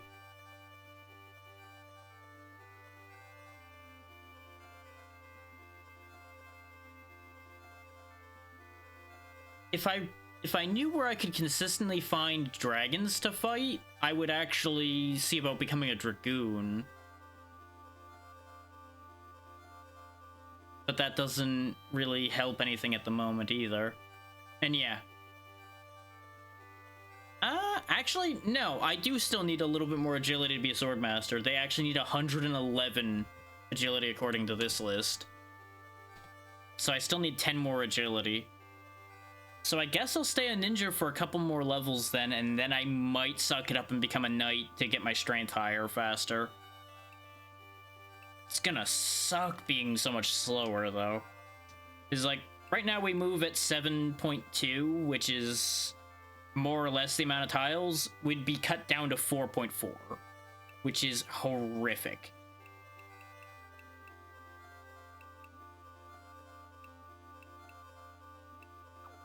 And any class I become is going to be slower, of course, because ninjas are the fastest thing we have right now. And we already established you can't upgrade yet, right? Because I think you're still too low for intelligence for Siren. Oh no, you're actually... Oh, you don't have the emblem you need to be a Siren. That's the problem. She actually has everything else she needs. How do I get that emblem? What did I screw up? Because I obviously forgot something. Just bear with me one quick second while I find that. Ah, okay. She just needs to get a double kill with magic. That's why that hasn't happened yet, because her magic doesn't do enough damage to kill consistently. Which, actually, that's something I should do before I leave here. I should get her another spell. Because I'm not using Acid Vapor, even though it's the correct type for her. Is if her typing matches the spell she's using, it does more damage. we're not using it. Because I've been basically only using area effect spells. So what I think I'm going to do is I'm actually going to get her Firestorm. Because even though it doesn't match the type that she is, matching it against the elements opponents have might be more important than matching her own type as far as a spell like that goes. This way we have 3 choices for what type to hit people with. More than likely we will almost always still use Crag Crush, but there may be situations where these 2 come in handy. And if I find that they're not doing anything, I can pass those spells on to other people anyway. Honestly, I might want to replace my Air Blade with Thunder Flare as well.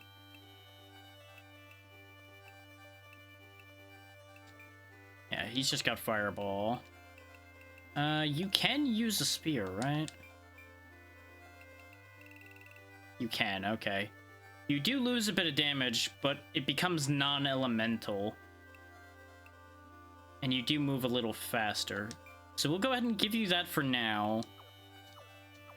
More than likely, just doing a fight with that'll be sufficient for my needs there. And what were the other things she needed to become a Valkyrie? I don't think there was much else. I think it was literally just she doesn't have Lancer that was preventing her from becoming that.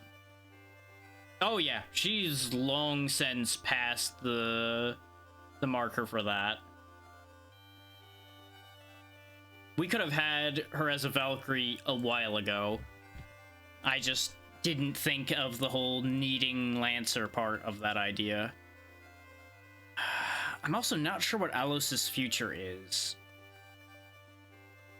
It's probably going to be Dragoon. But for that, I'm going to need to find enemy dragons. Okay, after making those changes, let's save again so I don't have to redo that.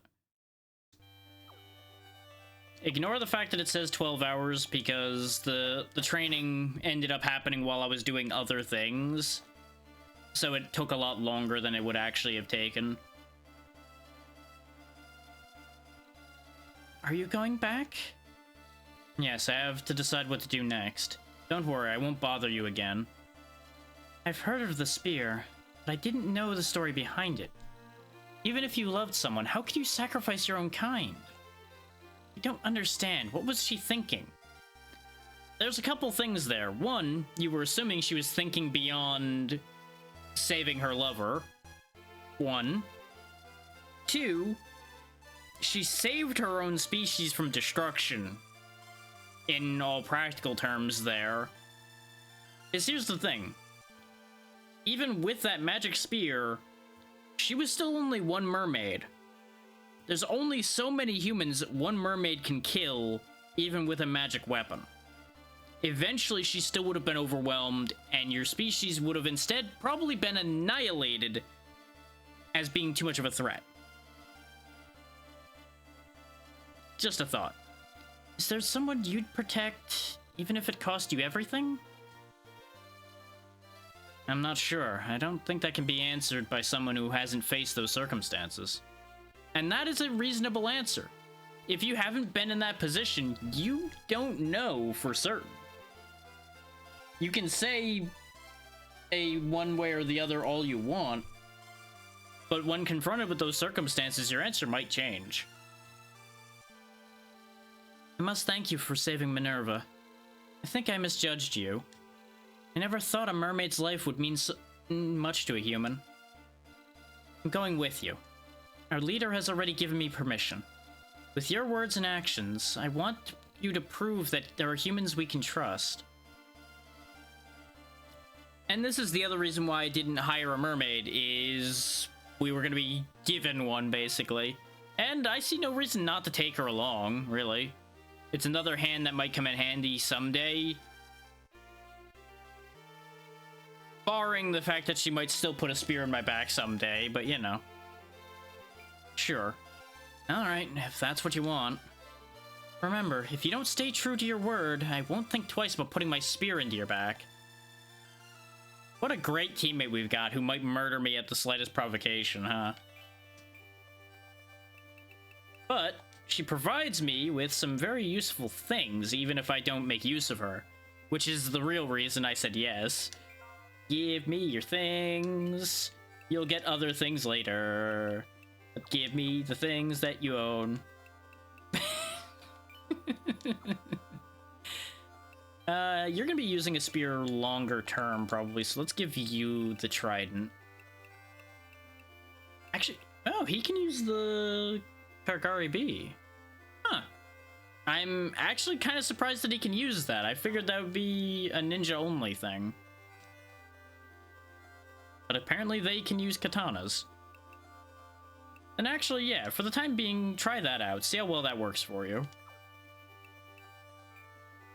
He loses the ability to hit two things, but it might serve him better than the pike did. She can actually move faster with the trident. So that's perfect.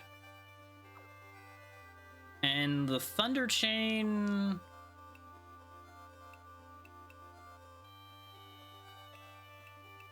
I kind of want to give it to Gunther. Who out of here has the worst physical resistance? Out of my frontliners, obviously not you. Despite me having the ice chain, arguably I have the worst physical resistance still. Because I think the ice chain is starting to get out of date, perhaps? Is it's 18 physical defense, 6 physical resist.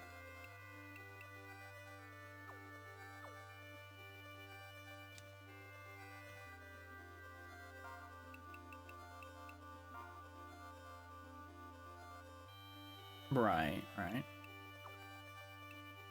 So how do I have lower defense? Like, obviously his defense is boosted by the shield and the fact that he's a knight. So that's why his is high. You have the pumpkin, that's why yours is higher than I expected. I guess maybe Hawkmen just have decent physical defense out the gate then? I would not have expected that.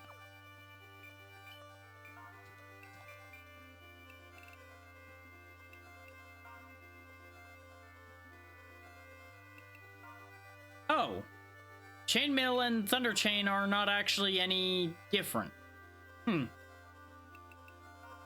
Well, that explains why the Ice Chain doesn't seem to be that big a buff compared to the Chainmail.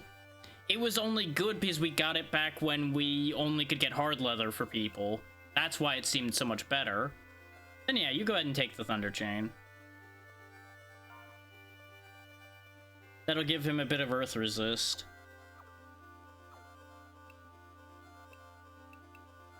And then we can pass the chainmail down the line, which I'll give Ariel back the chainmail so she at least has some armor. Because I don't know if I'm going to use her. I have not committed to a decision on that score immediately. It's currently in the doubtful category, but if I end up in a situation where I need a lot of soldiers and it's an area where there's a lot of water or something, it might be better. Prevents petrification. Okay. We also got this armlet of agility a couple fights ago and I forgot about it.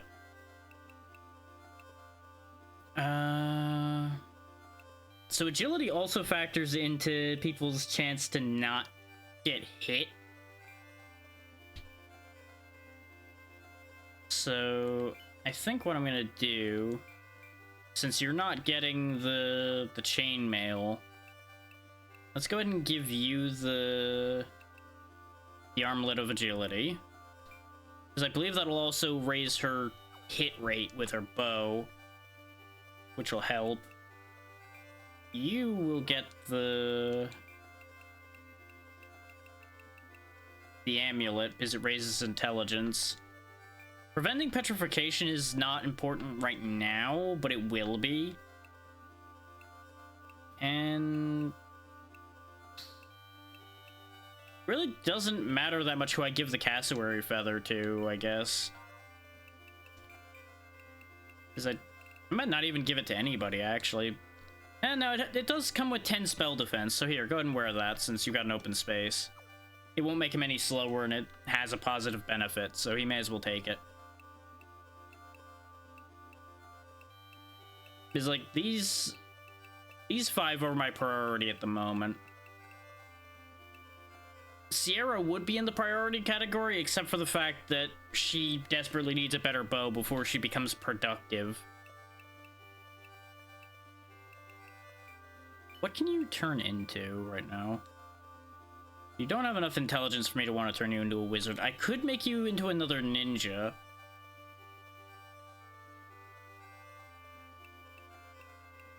And I think she could still use the bow if she was a ninja.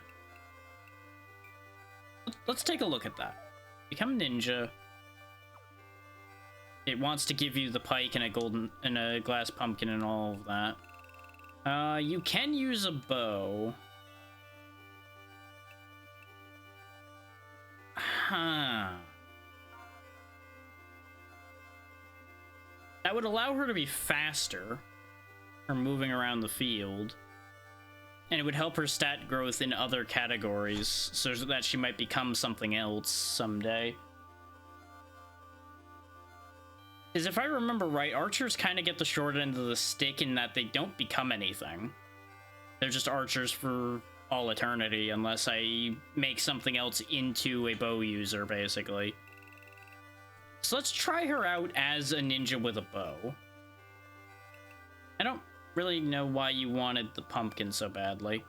Oh, and I figured out that's not pointing to release all from release. That's saying press L to release. That's how you get rid of items. Turns out I was slightly stupid about that. But you know, we figured it out. Which actually, that's another good point. She's one of the few people that doesn't use any magic at all, and the Necklace of Resist means you can't use magic. You can't be harmed by magic. So I'm actually going to give her the Necklace of Resist.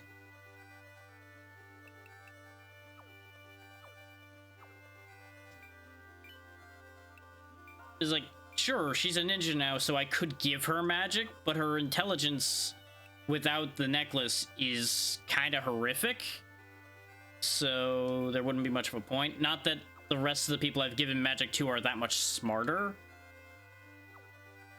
but she has a bow, so it's not like she needs a ranged option. So we'll dabble with that idea. This does mean I need to hand the Armlet of Agility off to somebody who has open space. So I guess, realistically, I could also just get rid of the Dragon Gem off myself. And that actually would give me enough agility to become a Swordmaster. I just won't have the strength to be a Swordmaster yet. So we'll go with that. Make my ridiculous agility even more ridiculous.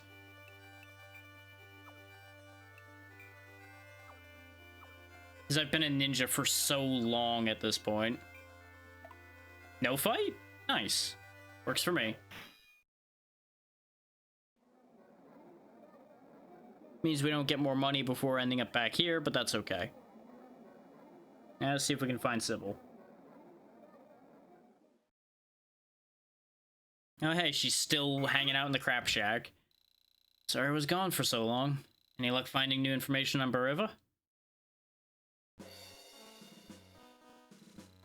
Heard some stories about mermaids falling in love with humans, but nothing specific.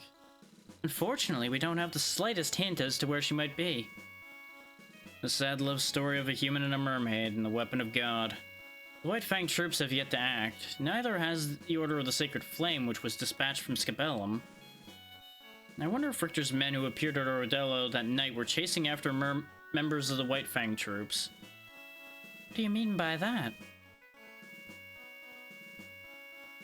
Before you saved me at Formido, a man, Nicart, was asking me about our true purpose on this island. At the time, I knew nothing. I thought we were sent here to investigate the White Fang troops. But I wonder how much Richter knew. I have no idea. Anyway, why are you still here? Hmm? You've brought the information as promised. You're free to go and do as you please.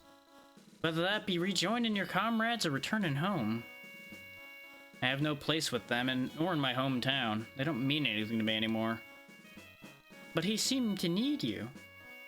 Richter expected a lot of me. He wanted me both as a subordinate and as a friend. He wanted someone that he could rely on. That's what he expected, huh? Have you ever thought about doing what is expected of you? I worry too much about what others think. Can relate on that one. And I put their wishes before my own. Once I realized this, I couldn't stomach it anymore. Who am I wondered. I'm not here to fulfill someone else's expectations. That's why I needed to get away for a while. I needed time alone. Don't let your emotions sway you. They drain your energy and blur your judgment. Be calm and make an objective decision. What is it that you want to do in this world? Once you've decided on your direction in life, find a way to work towards that goal. Sybil, I'm sorry. For what? You'll probably say this is childish, but I feel so powerless. I'm not as strong as people think. There's nothing I can do. That's why it is Richter expected of me, to be recognized for a sense of direction. I wanted to become strong, to gain power and status. But what then? What purpose would it all serve? You saved my life. We had a deal and I held up my end of the bargain. But things are different now. I sincerely want to help you. That is, of course, if you'll let me. Do as you like, but now we speak as equals. I think it's best that you lead your own comrades. I prefer to operate alone. Contact me if the need arises. Thanks, Sybil. First, we must find the mermaid with the golden scales. Surely she's attracted attention somewhere. If someone's seen her, rumors may have spread.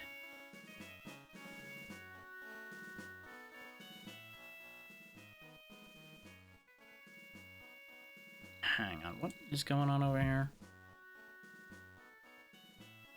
Oh, okay. Just that. Her whole body was shining in gold. So we did know about the mermaid before.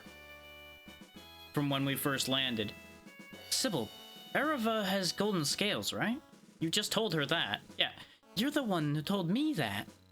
Why is that suddenly so important? There's something I need to look into. I'm going to visit a small church on the beaches of Soleil.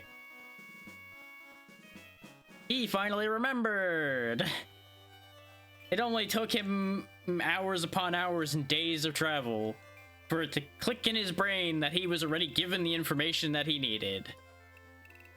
Our hero, ladies and gentlemen. Sometimes dumb as a post. And very easily manipulated. But remember, he is just a kid who got dumped into this situation because he was following orders. So, some of that is forgivable. Some of that's just him not paying a damn bit of attention to his surroundings, though. And for that, I'm on a regular basis disappointed in him. We don't need 4 stones of swiftness. And since I can use those in training mode, more than likely the next time I go to grind, or if I demonstrate training mode, I'll just have people use those up then. Because as far as I can tell, nobody's close to a upgraded form right now. As far as their stats go, it's mostly needing an emblem or things like that. Yeah, you'll notice now Soleil's in red again. Because we're gonna have a fight on our hands when we get there, obviously. I guess I just send us to Scabellum and we see what happens. Yep. Encounter. Of course it wasn't gonna be that easy.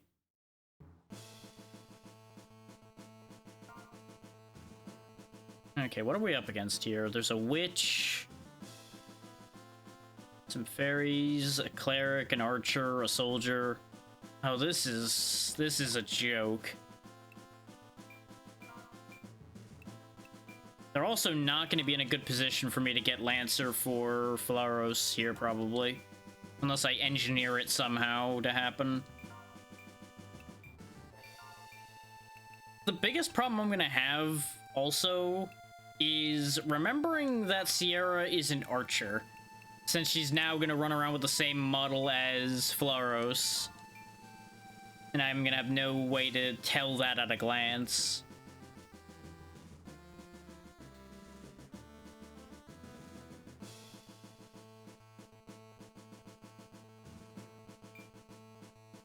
So I'm probably gonna want to start most turns by moving her just so I don't get confused. Like, look at that move range increase. It's really hard to argue with that kind of mobility. Her accuracy seems to have gone down a little bit. But it might also just be the shot she was doing there. Let's get the witch first so she doesn't start spamming a lot of nonsense at us. Witches can throw down a lot of annoying debuffs and charms and shit. Wow, okay. Fair enough. Don't talk shit about your charms. Got it. God damn.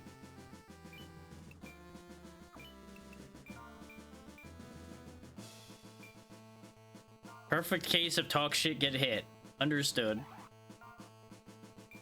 You have a spear now, so you can actually reach there. Not do much damage, of course, but you can still hit. Not sure I wanted you to push them back, but, well, it happened. That's one of those unavoidable things.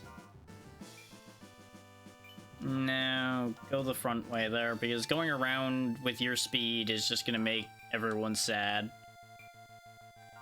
You stay, like, right here, because you'll be able to reach both teams that way. Yeah,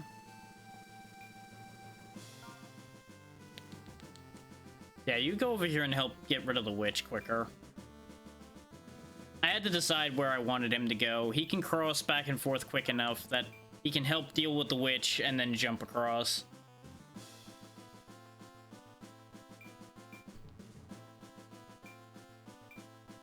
While their turn goes, I'm going to mute to do a thing.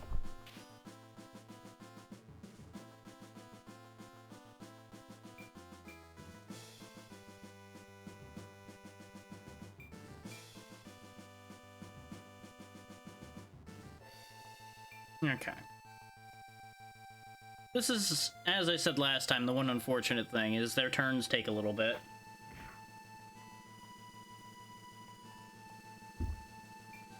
That's not to say my turns don't take a while too, but at least I have input on how long mine takes.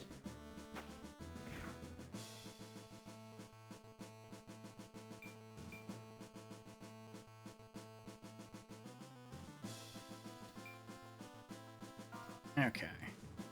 Actually, no. You hit her first. I'm gonna have both of them hit her first, and then I might actually see if I can get her to join us. Because we don't have a witch. And I would like to be able to show off what a witch does in this game. But getting a witch of our own is kind of a pain. Because you have to manage to successfully convert somebody of the opposite gender. Oh, hey! I accidentally found a buried treasure spot and got another trident. Sweet. That solves a lot of trouble there, at least. 26%. You know what? Give it a shot anyway. 1 in 4. Hey! 1 in 4 chance success. Nice. So now we have our own witch, who has a spell robe as well. And the reason why that was going to be an issue is you need that emblem that you saw that she had, which, like I was saying, you get from recruiting a male opponent with a female. And the only one on our team that succeeded in doing that so far was Floros, who has all of the wrong stats for being a witch. But now we have our own witch, who is going to provide us with a couple items as well. And might be able to turn into some interesting things, actually, with her stat line.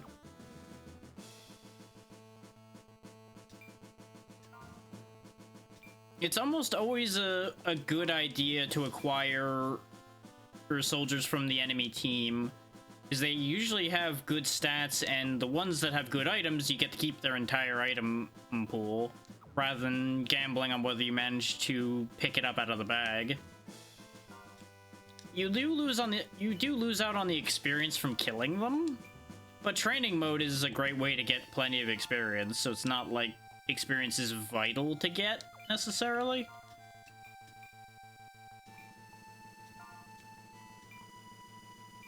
So some strategic poaching of enemy units can actually be greatly beneficial, and here's the perfect opportunity to get Lancer, actually. So thank you, game, for handing me this on a silver platter. I think it still counts, even though she missed. Nope, you had to land the hit on both. God damn it. You failed me, Floros. You failed me. Depending on how they move, though, I might get another opportunity. And as was established last time I recruited somebody in the middle of a fight, the big disadvantage to recruiting this early is there's a decent chance they're gonna die because they're under guest control right now and on very low health. So they might run off and do something stupid and die, which would be very unfortunate. Because then I'll have to burn a revive bringing them back, or the entire recruitment process will be for naught. Yeah, they're all splitting up now. Inconvenient. She also goes before we do and takes a while to think about it, so that's another layer of inconvenience there, but that part's not as big a problem.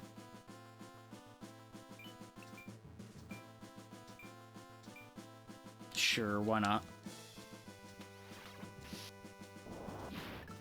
Yep, didn't figure that was gonna hit, but figured I may as well try.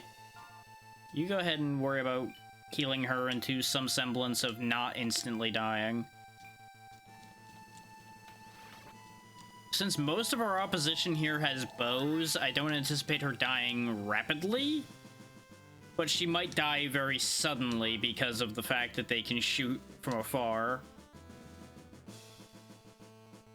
And, you know, there's only so much I can account for at a time. This might end up hitting me instead, but I'm game to try. Nope, landed the hit. Nice.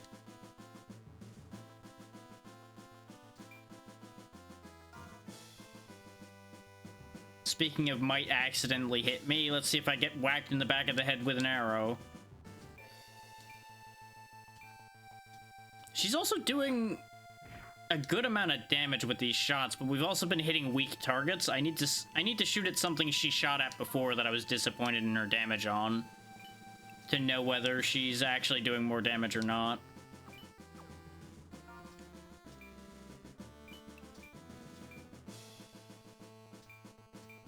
Just keep healing the only one who's missing any real amount of health. This way they keep gaining experience.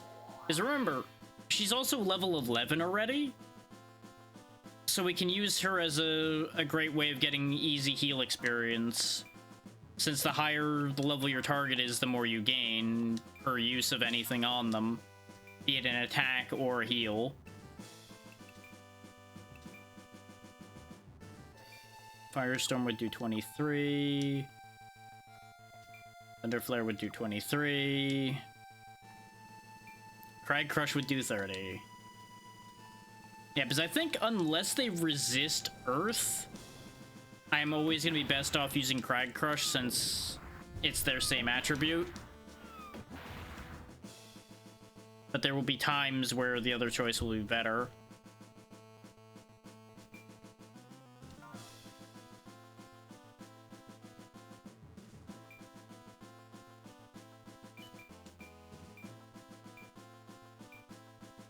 And she's definitely doing a similar amount of damage with that pike to the damage she was doing with the sword. But it is also a higher end spear, which is probably helping make up the difference.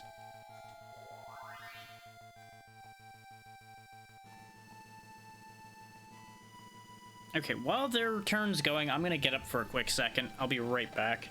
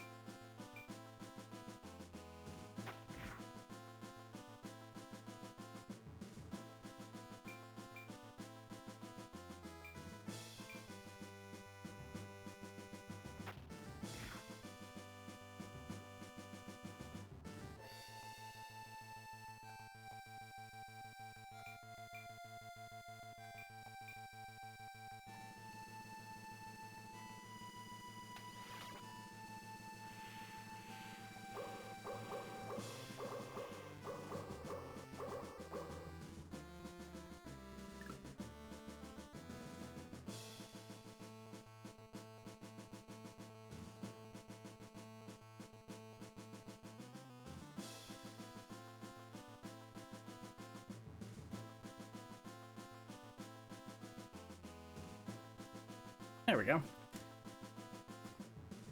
This way, we don't have to run an ad while I get up, and they still can play their turn out, so it's a win-win for everybody involved.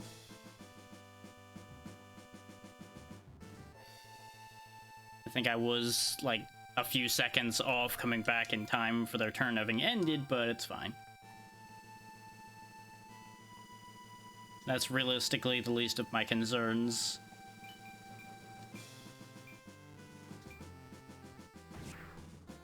Set that ferry up to be killed very easily.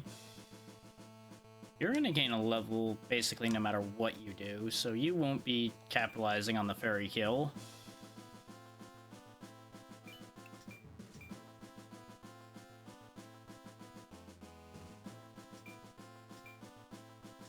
See if he lands another hit on a ferry. Sure did. He's landing those 50-50s pretty nicely. Okay, my witch didn't run off to anything too stupid. What's up, Wildwood? How you doing?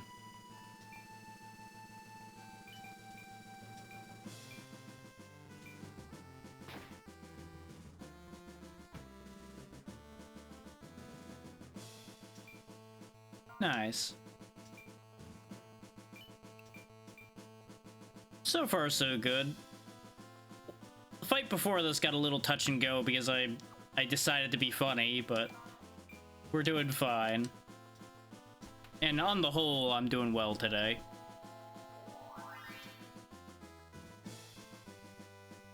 Just making that slow crawl forward.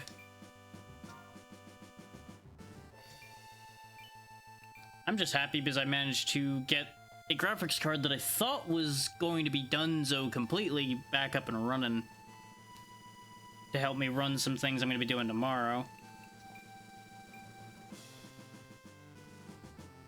Do I really want to burn this much mana to kill you? The answer is yes, because I have no reason not to. Yeah, because the last week, the graphics card that's currently in the machine seemingly failed, but as it turns out, my first theory that it was purely a driver failure was actually correct. I just needed to sit down with it and actually rip everything out and redo it all to get it back up and running again. So really, not that big an issue, just an inconvenience. I was just already having a rough enough week that I made a bad assumption.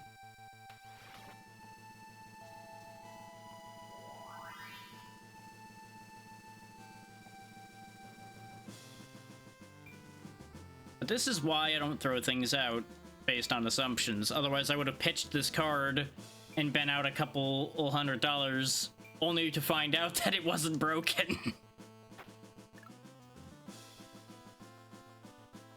So that would have just been a whole headache.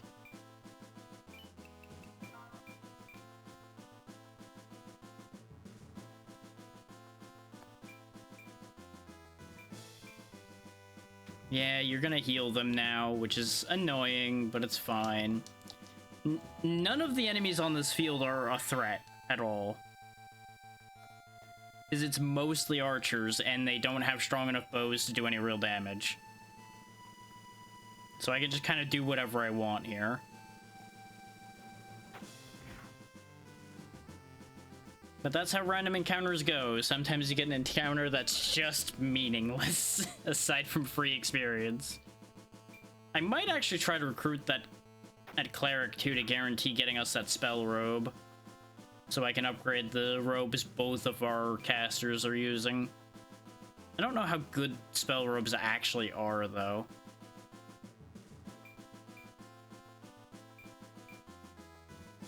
Yep, you're gonna keep trying to put people to sleep because that's what witches do.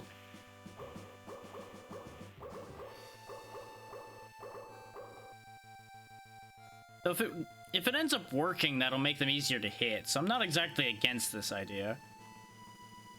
It's a real pity that those two are close together up there, because I'm trying to get the Lancer emblem for Floros, who is at the wrong end of the world right now, because he was chasing an archer down for me.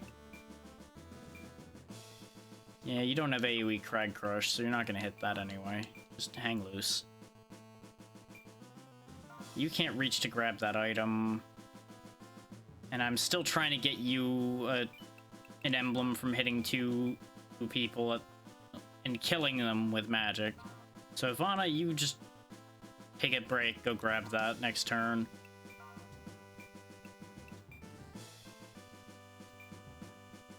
Let's see. Have you ever hit any of these, Wildwood?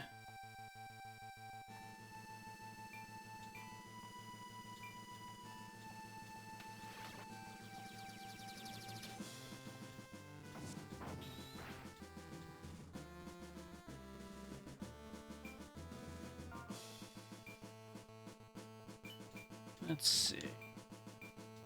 That's not gonna do as much as I would like. I really need to find a better weapon for Alos. Maybe I ditch his shield and give him like a bowgun for when he's walking so slowly up to his opponents. Wouldn't even really do that much damage either, but at least it would give him something to do. It's either that or replace his heal with lightning bow.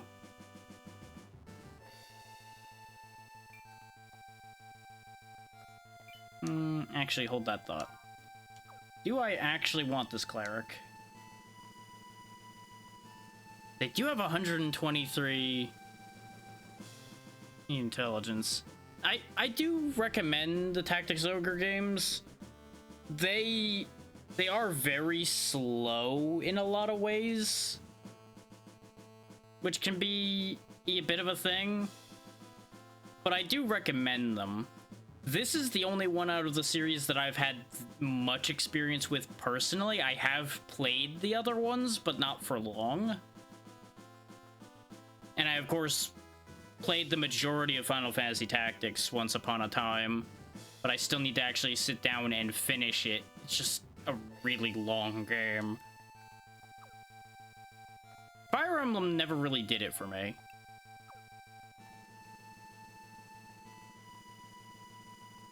Yeah, it's a commitment is the thing, is these are fairly lengthy games.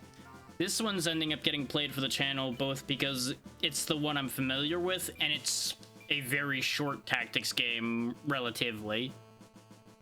117, huh? Okay. And yeah, I probably do want this cleric, so how much damage are you gonna do to them? Yeah, I'm pretty much right there with you on that one. There's nothing bad about it, it just doesn't do anything for me. There's not enough change in the characters along the way to me. I feel like this kind of game needs a class-changing system for me to be interested. Or at least stay interested. You really guarded on that percentage, huh? That's upsetting. I've heard nothing but good things about the remaster for Let Us Cling Together as well. At least I think that's the one that got remastered. I think that's the right one.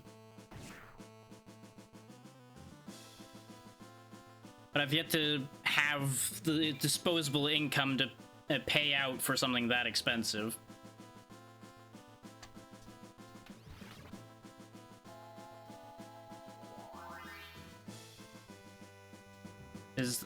I don't anticipate that going that cheap anytime soon, sadly.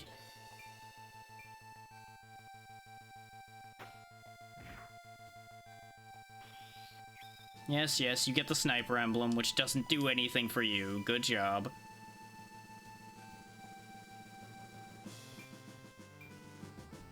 I also appreciate, in this game specifically, how the emblems are a requirement for you to get a class, so you actually have to use the characters properly.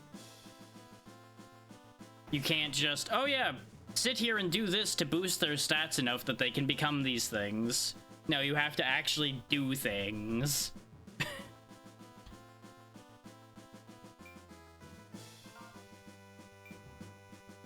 Like for my ninja over there to become a Valkyrie, I have to actually get her to successfully hit 2 enemies with a spear, because that's going to be the main thing the Valkyries will be doing. So you kind of have to know... It teaches you somewhat what the intention for the class is going to be.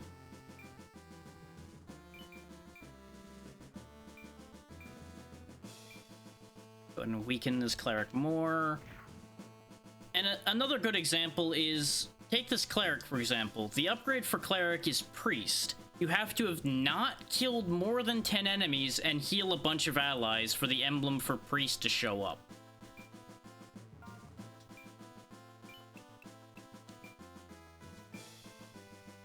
Well, we got the same percentage chance we had for the witch. So you know what? Let's see if we roll the dice again and have it work out.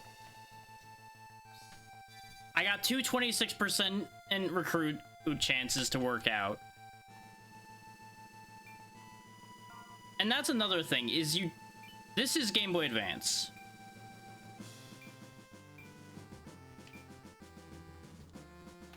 But yeah, that's another thing, is anyone can recruit any character as long as it's not an enemy leader. Which is nice. The percentages suck unless you have the emblem that the main character specifically starts with. But anybody, if they succeed in recruiting a handful of times, can gain the arbitration emblem as well. It's just a lot harder.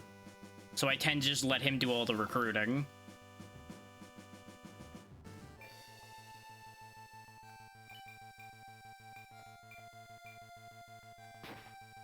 That said, I do have to have a female character recruit a male if I want a witch without having recruited one, but I just recruited one, so I don't really need to do that anymore. Like, it's a lot of things like that that are involved in getting the various classes. The only one I'm particularly thinking I'm not going to manage to get that I know how to get is an Angel Knight.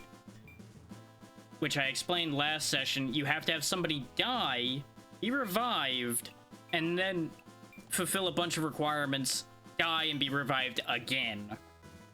And when they're revived the second time, they have a chance to become an Angel Knight. Like, it's a whole headache.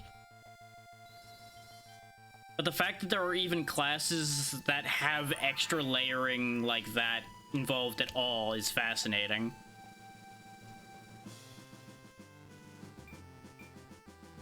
Is like, that's not the only class that's involved with death, but I'm not going to explain those yet because we haven't encountered any part of the requirement.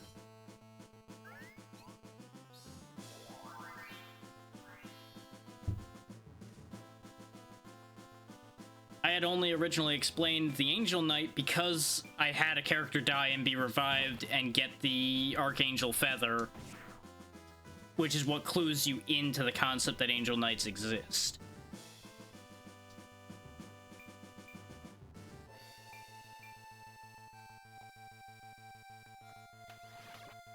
And magic is kind of interesting in this as well, because you start with 0 MP in a fight, and your MP charges as time goes on. Meaning you can't just fire away at the start of a fight.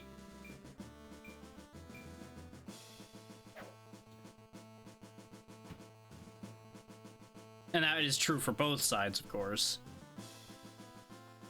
And for example, the spells I have right now, like Crag Crush and things like that, actually have an expanding area effect to them as your intelligence gets higher. Meaning even earlier spells can still actually be useful, as opposed to just straight up replacing spells as you get stronger. There's a lot of good detail work in this. And I believe that's true for the other Tactics Ogre games as well, but I, again, didn't dig into them enough to know that for sure. Okay, we have another potential chance to get Lancer here. Please hit both. Nice. Okay, requirements for Valkyrie fulfilled. Spears are also very powerful in this, as you saw by how much damage she did to both of them.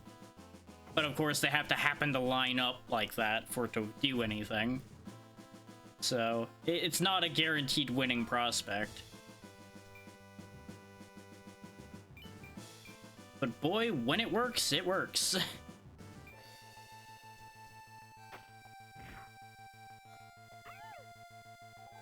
And just recently, I turned a dedicated archer into a second ninja who's just using a bow because it's more effective.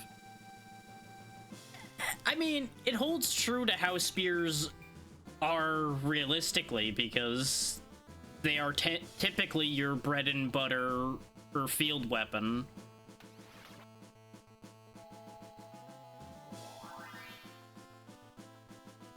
Like, swords get romanticized as the big ticket weapon, but really, a spear will get you further than a sword ever will, unless you really know how to use it.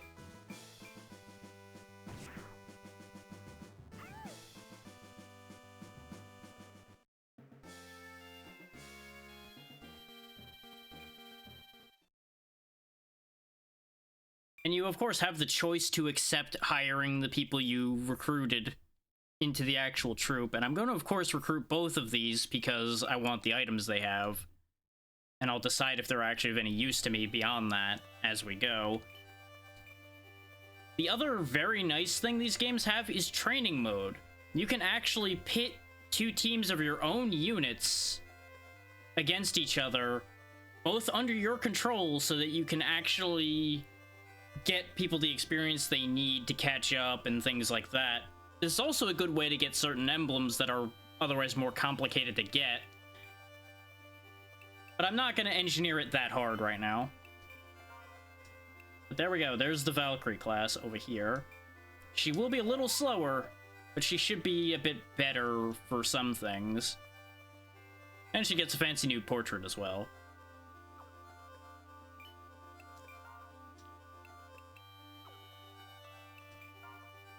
I am on the wrong screen. I wanted to be back on this screen still.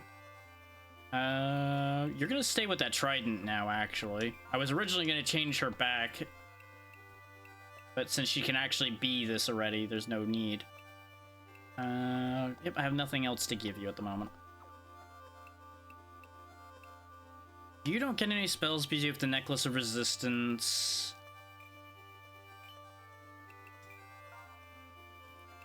Yeah, as you can see, she can become most of the other spellcasting classes, and even she could become a ninja if I wanted her to, but she's gonna stay a witch because I don't have any witches.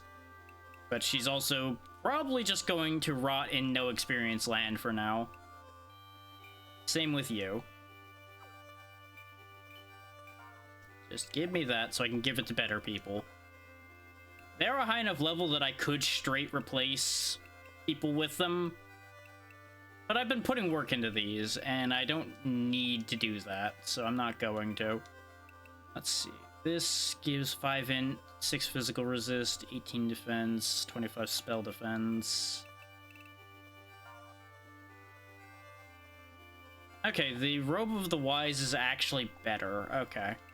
We found that off of a boss, so I'm not surprised that that's better, but there was always the chance.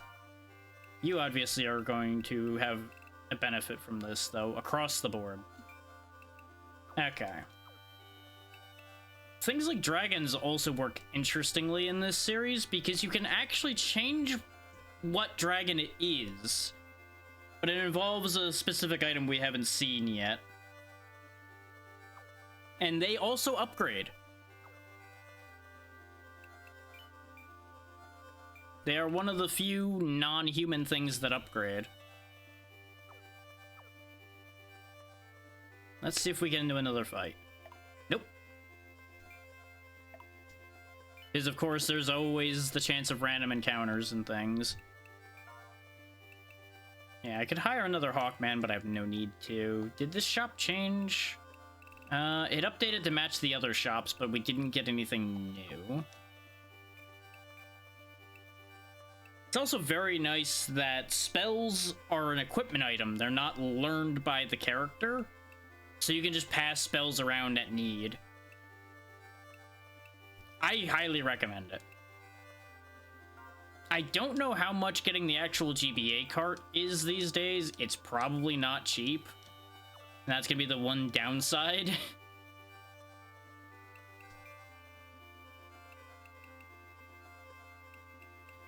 I wanted to see who could learn Molten Blade. Because I do want that spell. You can't. Absolutely.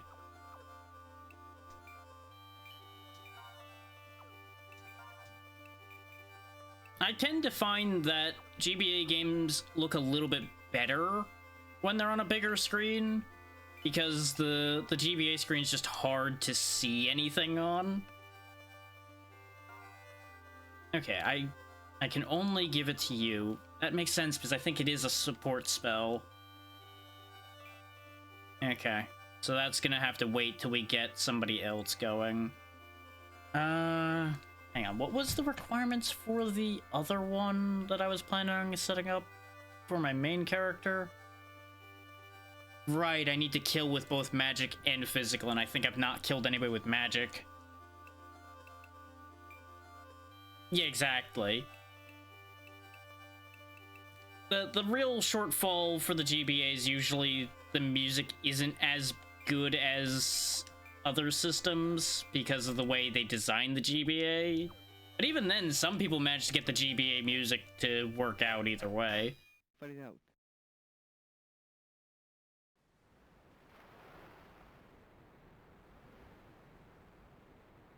Staring out into the ocean. Eleanor, what's wrong? Why are you out so late? Drag? Me? No reason. Why are you here?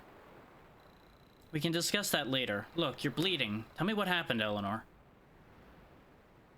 Literally a lot of nothing. Father Hammond? No, it was my fault. Didn't do as I was told to. No, that's not the same thing. No. Sounds like Father Hammond might need to have a horrible accident. Drac, what will you do now? How long will your troops will you stay on this island? I'm not a knight anymore. Someone saved my life and now she and I are working together. Are you repaying her for saving your life? No, it's not that. I'm helping her, but I'm doing it because I want to. I mean, it started as repayment, but it kind of became more than that. It's complicated. A lot of things must have happened to you. Listen, Eleanor, I wanted to ask you about something. You told me before that you had seen a golden mermaid. I may have said that. Mermaids usually live in the ocean to the west, but sometimes they're seen closer to where people live. Listen, I'm looking for one mermaid in particular, one with golden scales. Do you remember anything? Drek, did you come here just to ask me that? I don't understand. Just for that? I have nothing to tell you. Are you just using me? I won't tell you anything. And that was the wrong approach. Eleanor! Wow, that was convenient that you just happened to be here, Sybil. Drac, the White Fang troops are here. That's not good. They must have been following the same lead we were. You're Eleanor Olato, right? Father Hammond told me that you're very knowledgeable about mermaids. We're searching for one, and Commander Bruffout would like to speak with you. Please come with us. Why? Why did he tell you? Eleanor. We don't want to get rough, just cooperate. And now she's caught in the middle of a real mess here. If you won't come, then you leave us no choice. Capture that girl. We can't afford to let her share what she knows with anyone. Do whatever's necessary to keep her quiet. No, don't come any closer. Stop, you'll have to deal with me first. Do you think you're her knight, kid? What can you do to protect her? Well, I do have like 8 people behind me that are also going to be more than happy to murder you too. Silence, I won't let you lay a finger on her.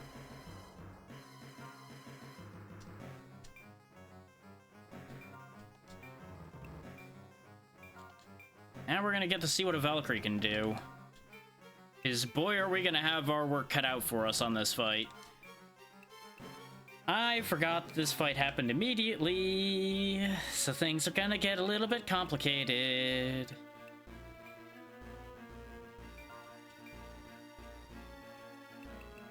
Oh wait, yeah. I was gonna say, did I count wrong? But no, it's because Mary's out of alignment because I recruited her later. Eleanor, over here, it's dangerous there.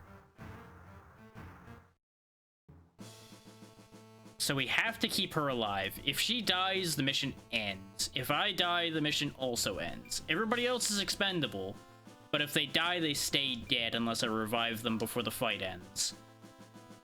So I've got to be careful about that. What are we up against here? We've got an archer with a fancy hat.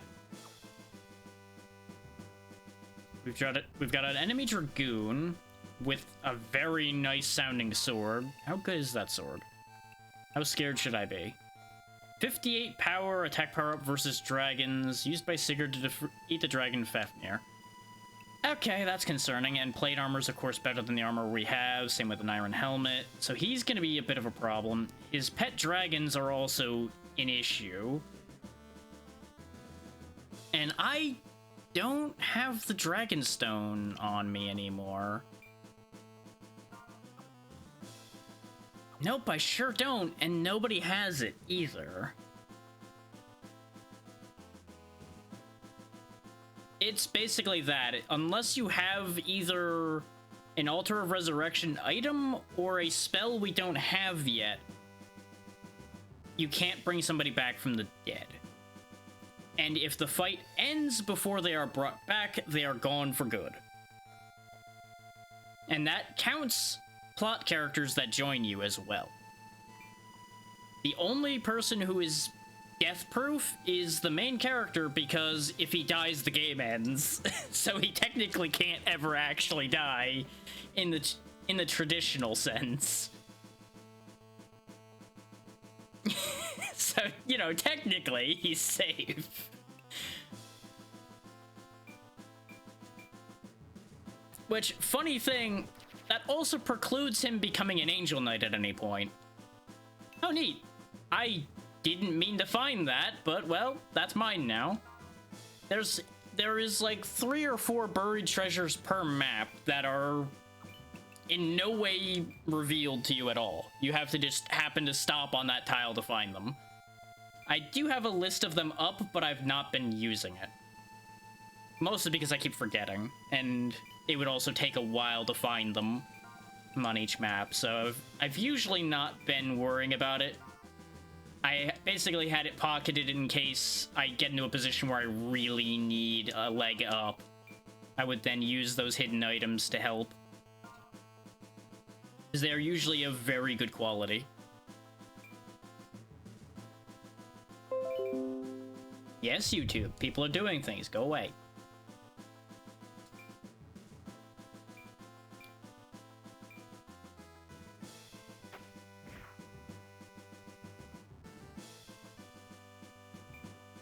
Yeah, I got proof of the fact that plot characters can die because the woman in red armor over there, Ivana, died earlier on and I had to bring her back to life, so... Can confirm plot characters that aren't specifically listed as a protection target in that mission can in fact die. It's not like Final Fantasy Tactics where people fall on the ground and can be picked up that way, or they'll still be fine after the fight. No, they go poof if they die. It's upsetting.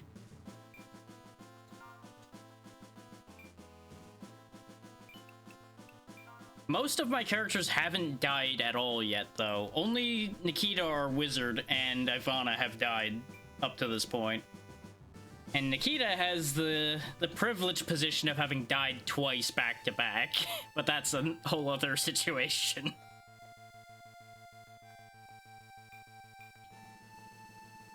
That also does conveniently mean she's also the only one on our team right now that can become an Angel Knight, but that's also not happening. Her destiny is most likely to become the next step up of wizard and then potentially become something else.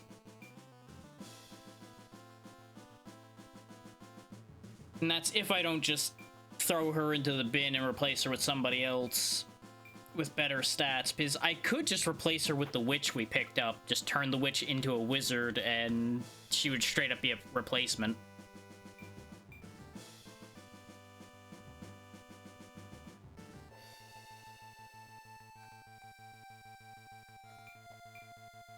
you just run past us, thank you. Just don't stand next to the dragon.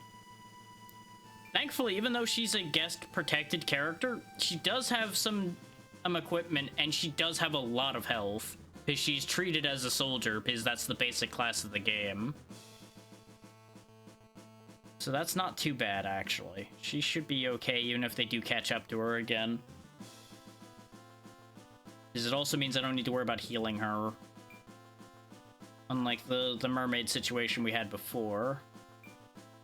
Go ahead and come over here. I want you out on the edges to shoot into the whole mess with that bow of yours. I really wish you had a better bow.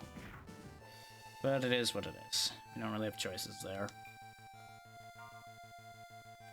One of the things I don't care for in this game is your gear progression is fairly slow. You will spend a lot of time with the same equipment.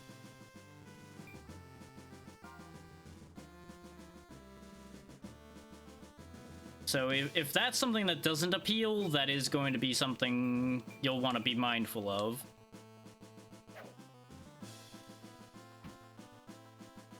Alos, you really are putting yourself on the chopping block, my friend. Just a bit, yeah. They've been campaigning for quite some time. The smell of the camp is probably not great.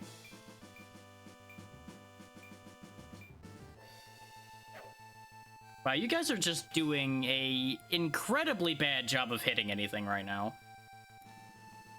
Though they are a higher level than we are. I do see you sneaking around that side, but by the time you get anywhere, it won't really be that big a problem.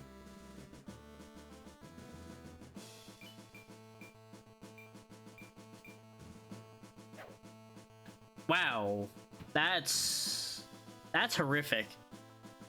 Because wasn't that like a 90-something% chance that just whiffed there? It's not the first time I've had one of those today, but yikes. This is gonna be one of those fights.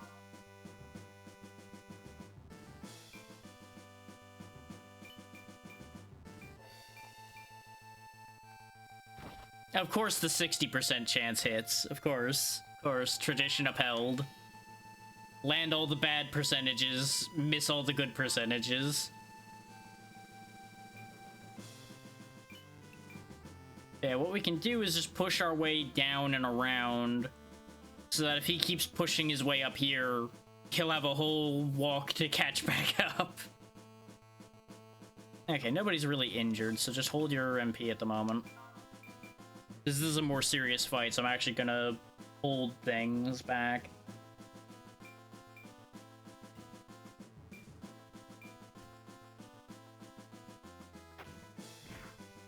Now, ordinarily, archers are really strong in these games. In my experience, archers are actually not that great in this game. Until later on when you can start getting better bows. I've just been maintaining an archer the entire time, just so I keep the space noted, basically, in my mind. And they can still be useful, just you gotta pick their targets pretty carefully for them to do anything. It's like, obviously, shooting arrows at a knight, not very effective. Ow.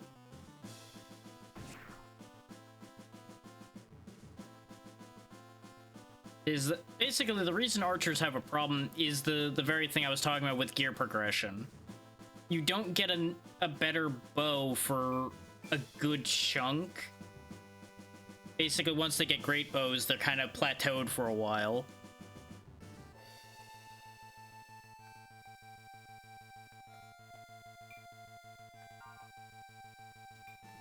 It's nice to see Alos actually getting to reach targets again. We had so many areas full of like water and things, so he just could not move in an appreciable capacity.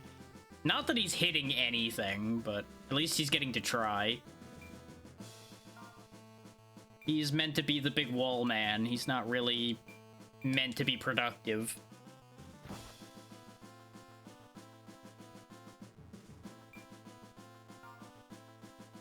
Okay, you go ahead and move over here so you're safe from their wrath, mostly.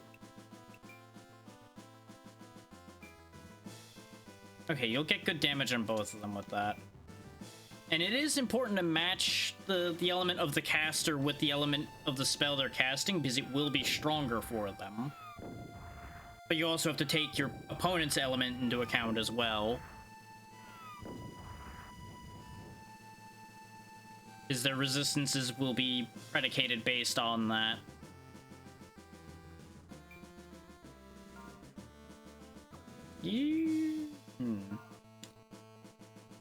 Go ahead and move around to this side. And that's mostly just so there's only one way they can hit two people. Okay. You go ahead and come out of there. And go after the archer.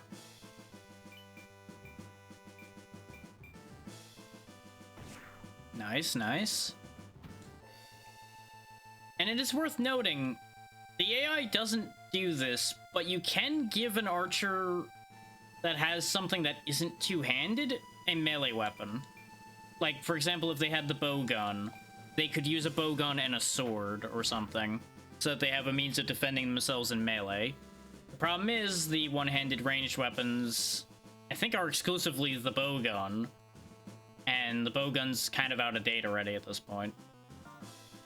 So it's not a great solution, but it would be a way to have a balanced attack set for somebody if you wanted such a thing.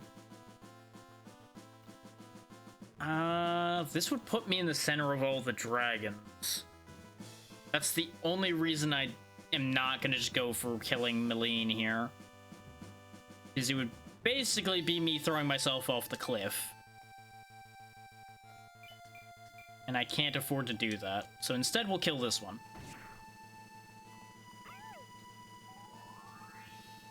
Because I'm just trying to lower their numbers a bit. Both so the turn doesn't take so long and, you know, thin the herd so we don't keep getting hit as much, too.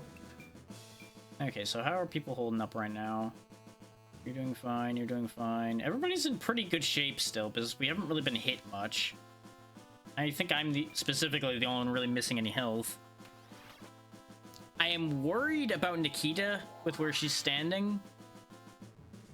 Because of the Dragoon specifically. But I think I positioned in such a way that he won't get a great attack off.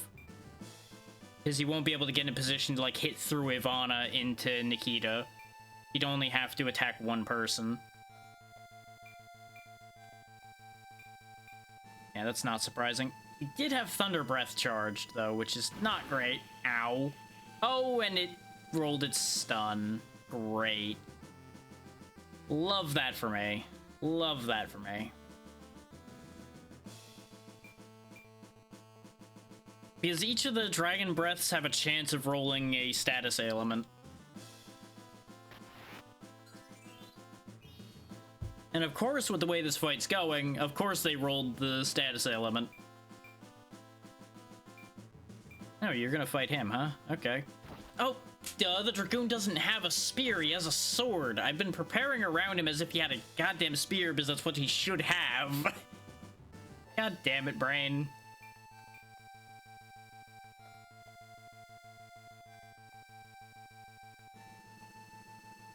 I just had that realization, like, wait, we went and looked at the fact that he had a sword earlier. Of course he has a sword.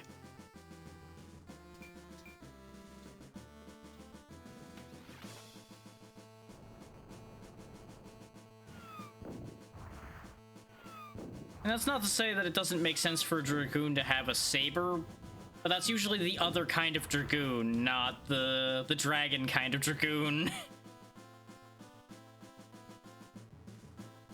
I believe they usually would have a blade alongside.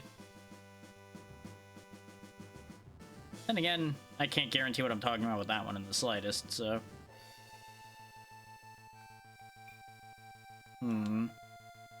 These dragons are still going to prove an issue.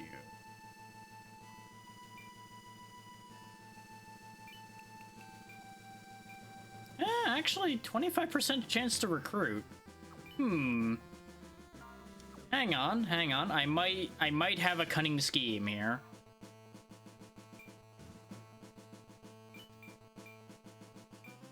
just weaken him a bit more.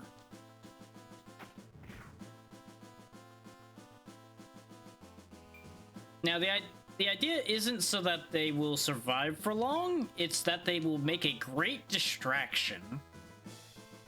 Wrong spot.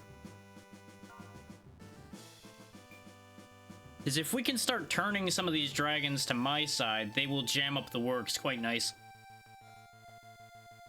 I do still only have a 27% chance, though. Just because we landed 2 26s before doesn't mean we're gonna land a 27 now. Let's pocket that thought for now. Hold that idea. Hold that thought. Walk you over here and hit him. Make his health even lower. Like, that's probably as low as it's gonna go without him dying. That's not to say he's not gonna die in one hit to his friends. 33 is the best I can get without the dragon gem, because I forgot that there was a lot of dragons in this fight. Okay. You're actually handling dueling Karsus decently. He is going to hit you for a lot. So I'm actually going to have you just heal and jam the works for the moment. Because the thing is, he's not doing a lot of damage to Karsus, but he was going to take a lot of damage because there's a 3-level gap between them. But by healing, Karsus is basically going to waste a turn hitting him again. I don't think I have anything to cure paralysis, do I?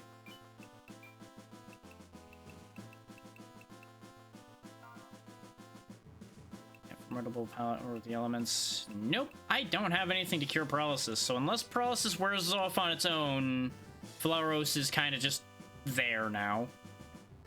So that's less than ideal. Let's roll the dice.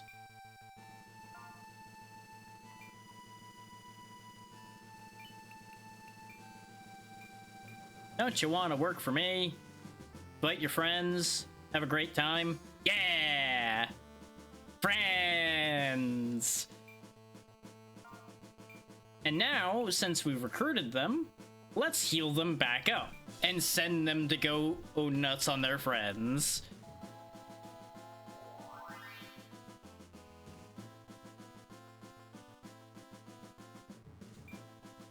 I was originally not going to heal them and just let them charge off and die, but I realized this is a better idea.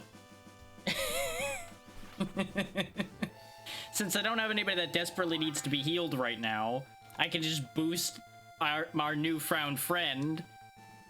And I think that's exactly the emblem I need for them to become a priest. I am gonna get lit up quite literally by this guy, which is unfortunate. Okay. Thankfully, I have decent resistance. Yep, you're gonna cold breath me too. He might put me to sleep, which will be upsetting. Nope, I'm good. And now the other one's gonna walk in behind me. Nope, you can't reach. Never mind, we're fine. I was worried about taking hits from all of them. That was the only thing that could make this situation go really badly. But now that we've converted one of their dragons to our side, we can start tipping the scale of this fight a lot quicker. Nice guard!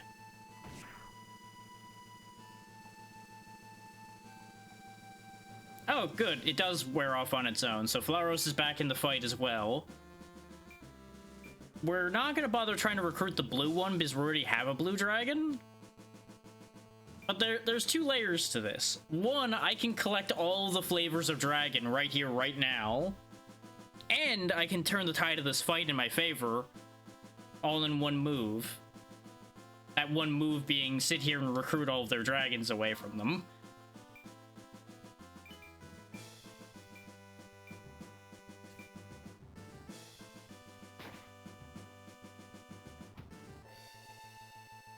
It's not going to be an immediate process, but compared to going through all 200-something hit points each of them have, this might be a better idea.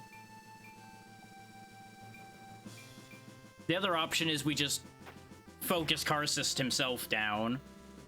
Which, since he seems to be content to be over there not managing to kill Gunther, it kind of doesn't matter.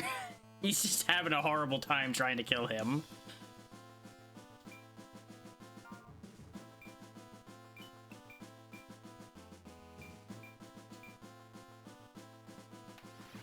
Which I can safely say I am overjoyed that he's having that much trouble with that idea. Considering Gunther is by no means our tankiest soldier. He's just been managing to get very lucky. Hey there, Snork. How goes?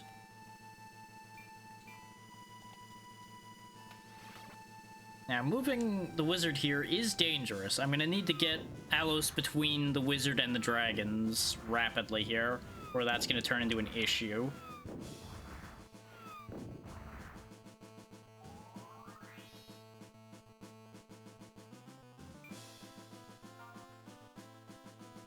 Nice. Glad you'll be able to relax for a bit. I'm doing fine. Wearing down a little bit because there's been a lot of reading. And these missions have been a little on the dicey side occasionally. But everything is fine. Then heal him in case multiple dragons get it in their head to kill him.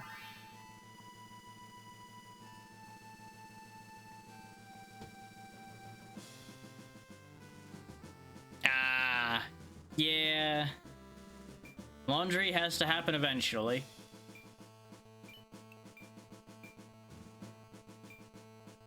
Laundry is inevitable.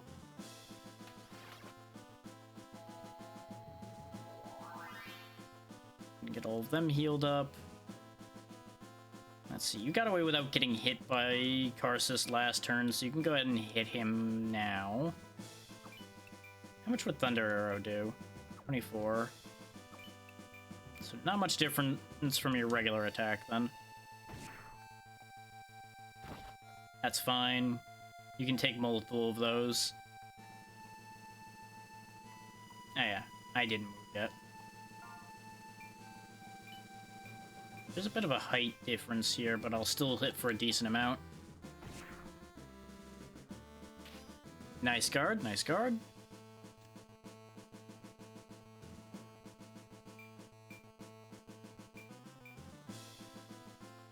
Okay, that makes sense, because you don't do much damage, so it's better that you heal somebody. That makes sense.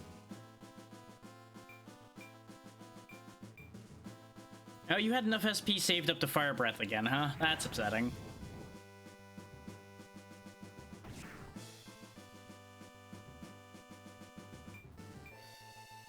Oh, good. Everything I had problems with recently have been resolved. I got the gutter situation sorted out. I fixed the graphics card I thought was dead yesterday, so it's all on the up right now.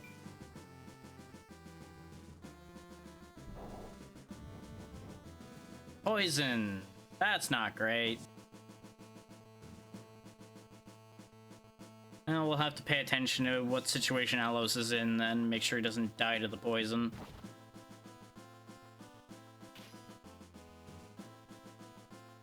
Surprisingly, I might actually have to worry about killing Karsus before this plan fully comes together. So if he dies before I get all of his dragons, I'm not actually that upset, because we'll find more. It was just very funny to me to try to steal all of his dragons.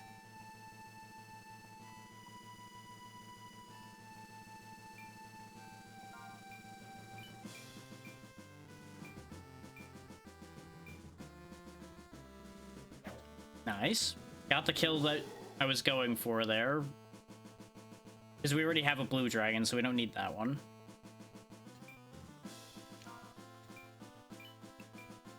You go ahead and keep Gunther going over there for now.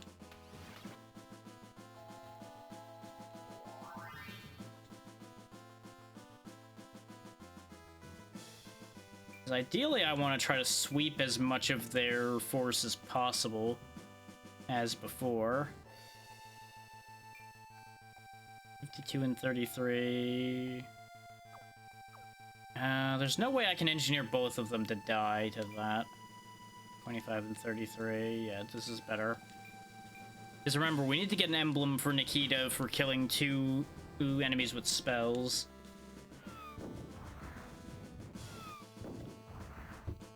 But she has to kill them both simultaneously.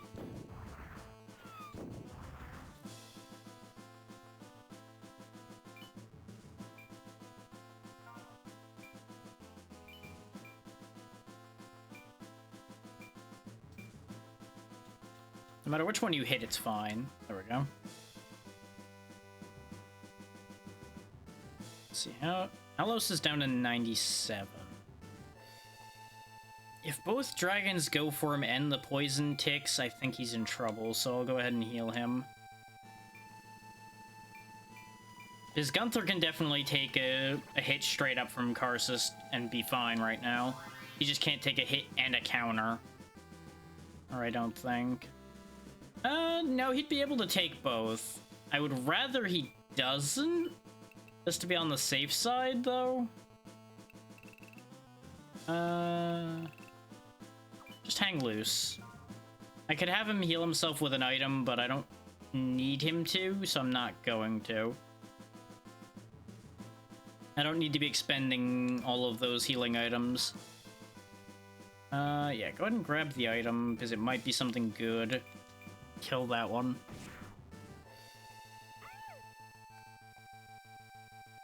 Yep, it was another Dragon Eyes amulet, so that was actually very good to get. Actually, since you were already healed and you're doing okay, go ahead and heal Gunther.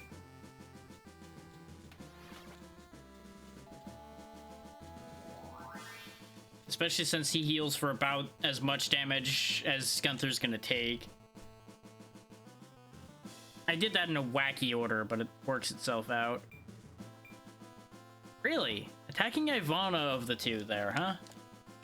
I'm kind of surprised by that, because Ivana has higher defense than Mary does.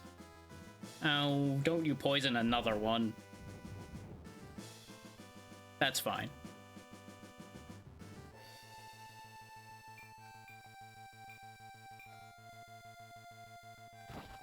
Yep. Caused him to take a whole 6 damage, that's fine.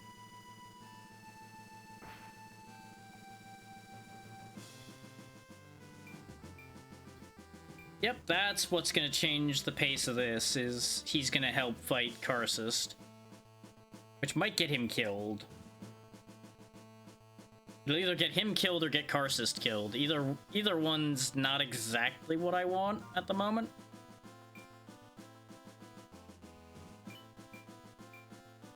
I'm more interested in getting that red dragon than the green. Because our team is still a little light on the whole fire idea.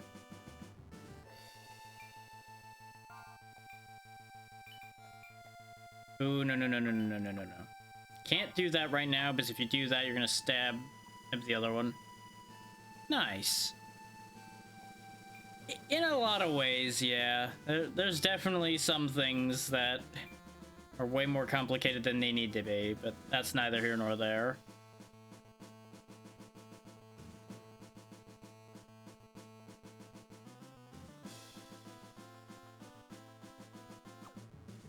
I mean, you have nothing else to do but heal people. Maybe heal yourself, though? Yeah, if that dragon still wants you dead, you might want to heal yourself. Depends on how committed it is to chasing her.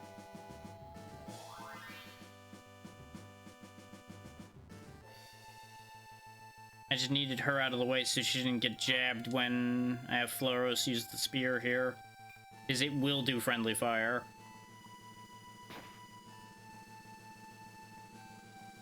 Okay, it's getting close to the amount I need it to be at to try to recruit it.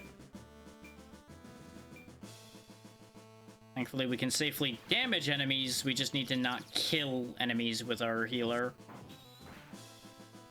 Otherwise, they could potentially lose their ability to become the better healer.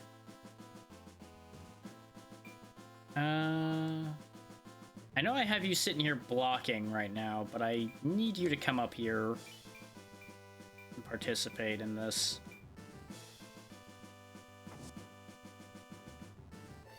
I mean, I don't need him to do it necessarily, but it helps.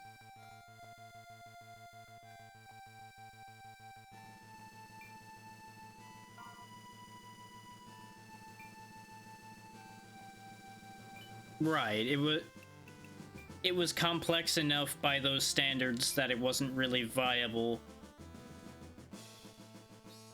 Wow, I keep landing all these low percentage recruitments. This is ridiculous.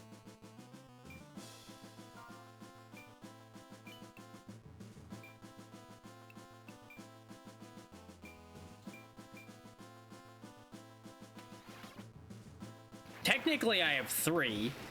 The purple one is on my side right now, the red one is now on my side, and I already had a blue one.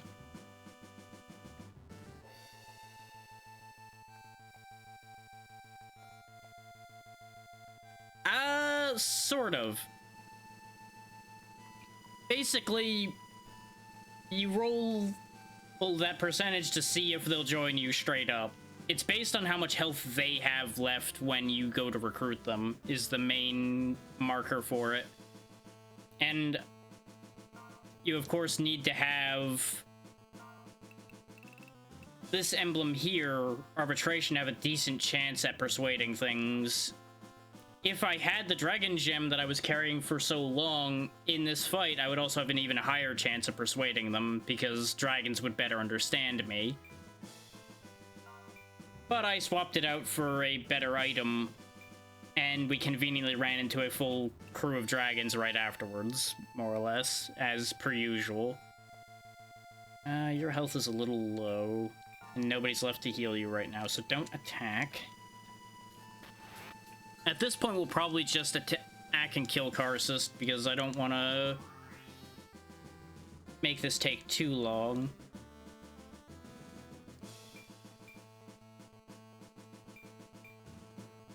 This is exactly the kind of thing I don't want to have happen. But thankfully, they didn't do the physical attack. I'm pretty sure a physical attack would have actually hurt more than their breath attack on my mage. Because I'm 90% sure this game classes breath attacks as magic damage, since it is technically a skill.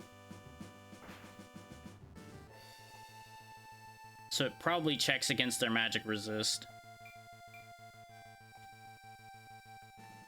That's not to say there aren't skills that check against physical resistance.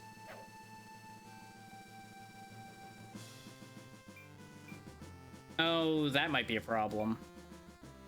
He's gonna fire breath him, and if he lives through that, he's probably gonna get killed. Nope, fight's over. This girl, is she worth protecting? For her, you're willing to make Commander Bruffout your enemy? Bruffout was already my enemy, so really that doesn't change anything. And that's the one problem with recruiting things in the middle of a fight, though, is because you now have another factor to worry about, in that they might kill the boss before you're ready to kill him. And they also can take away experience that would otherwise go to people you want it to go to. Eleanor, are you hurt? That was weird. You just kind of turned half his party against him.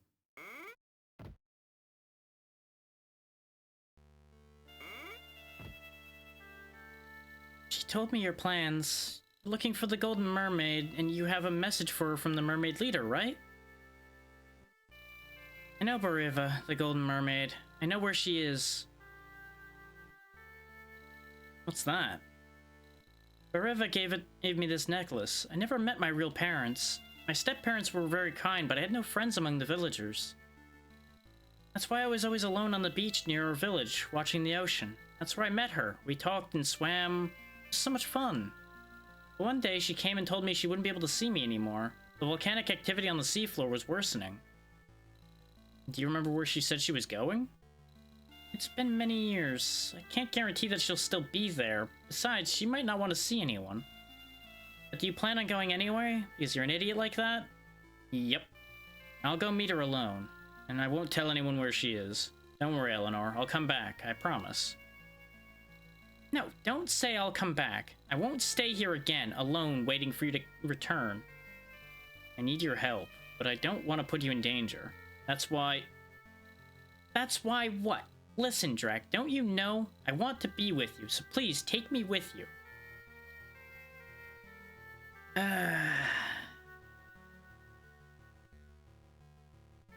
I feel like this is gonna end up being a case of no matter how I answer this, she comes along anyway.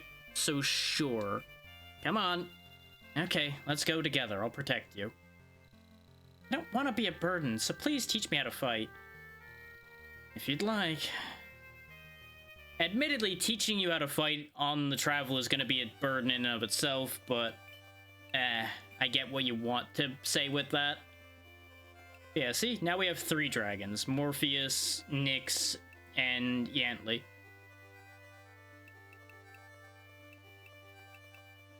They may not see the field of battle that often, admittedly, but I have them. Can you actually... You cannot actually promote yet. You're missing something. This is the one I thought it was, right? Awarded for healing comrades, required to become a priest. She's probably not got enough intelligence. If I had to hazard a guess what the shortfall for priest is. Yep, need 96 intelligence, not 77. She also needs 76 mana, which she doesn't have. Oh, it's less than 10 enemies killed, not less than 5. I was worrying over that more than he needed to. But that's fine. She's been keeping up with everybody just fine, just healing. So does mean I might want to switch to Carmen, because all she would have to do is heal enough people to become a priest instead, since her int's already high. No, because her mana's not high enough either, so it doesn't matter. It'll be easier for Mary to level into it. Did I unlock any more other classes? Nope.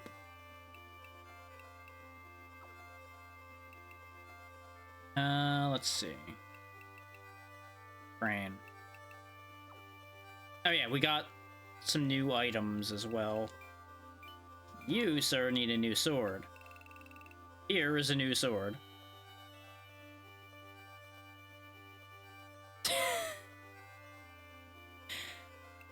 I can't really think of anything they've gotten right with that for a while, honestly.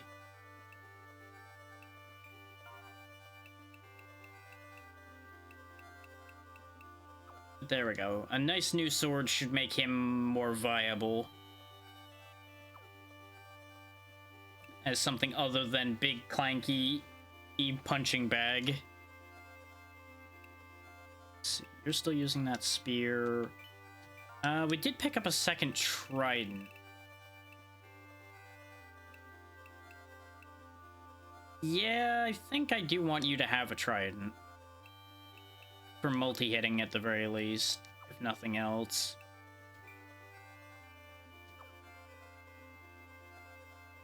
Oh, absolutely. I'm not saying it is. But it's not particularly useful. Especially when he's a slow punching bag. Now he'll at least be able to hit back at a reasonable rate instead of doing like 10s and 15s to things. It's important that he be able to give as good as he gets.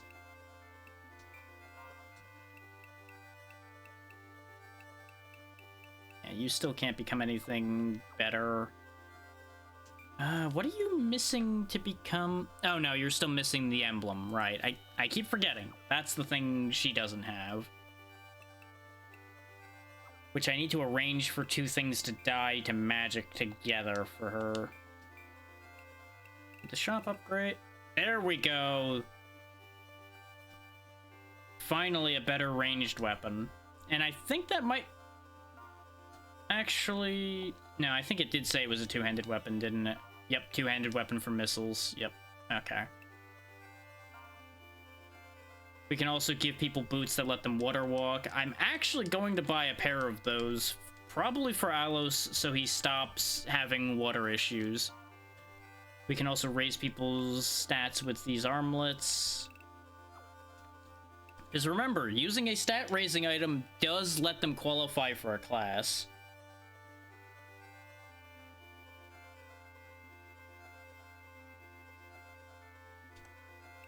It is a way to work around getting a class available for somebody. We can go ahead and get rid of these extra weapons that nobody's using that aren't going to be worth anything anymore. Somebody's... Oh yeah, the mermaid still has the pike. Because I took away her trident.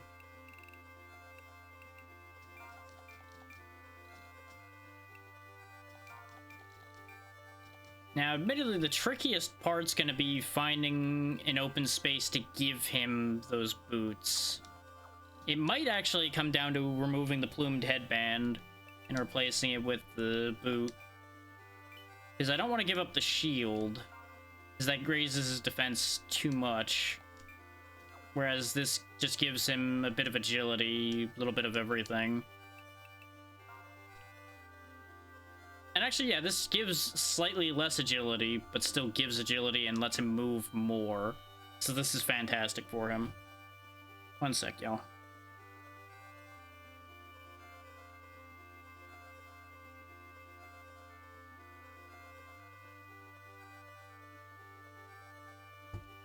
Just answering a message before I forget about it. She also could move a lot faster if I give her something other than that pumpkin. But that pumpkin's a good chunk of her physical protection right now. That said, if I give her this, it would contribute to her getting more magic protection instead. And I think that's actually going to be valuable at this point. So we'll give her that so she can move a bit better.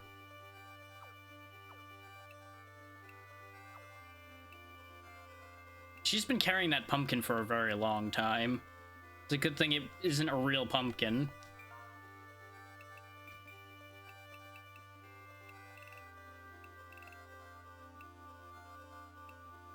Yeah, I don't think you really need any of those. The spell robe is actually an upgrade for you compared to the hard leather, so go ahead and take that. I find it very funny that we're giving her so much intelligence, but she can't use magic because she has the Necklace of Resist. So all of that intelligence is completely useless right now.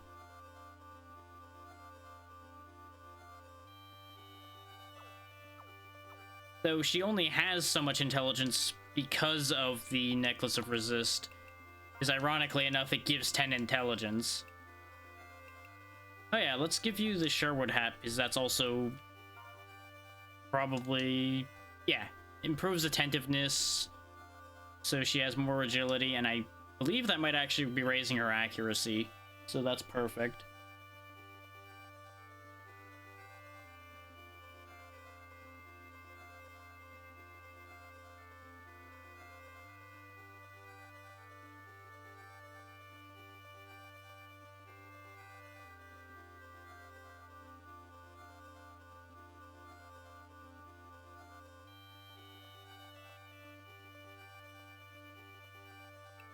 Oh yeah, composite bow. That was the other thing. I was just staring at the screen for a second like, wait, wasn't there something else?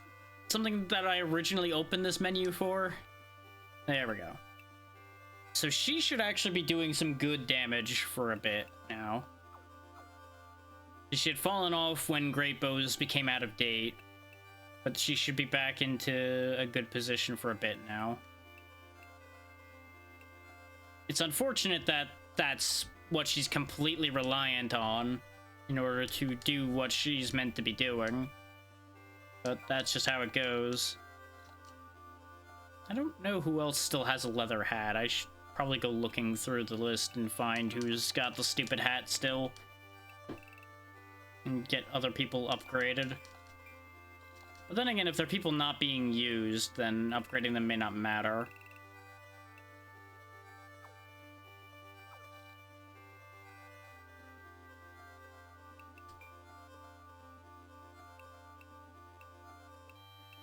Now, you're the one with the leather hat, because you're just kind of there. Shivan is very good, but at this point he's fallen behind because I haven't used him. And he kind of falls into the same category as people I'm already using, so there's not really a need for him. He's got a redundancy problem. I could start making use of Cynthia the Witch here, but even she's not gonna be that super useful. I only recruited her because of the fact that we didn't have a witch, so we at least have one now in case I really want to use one. I can get her trained up and caught up before too awful long.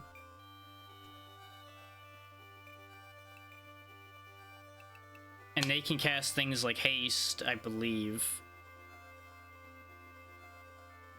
Which I do actually want to grab a copy of haste.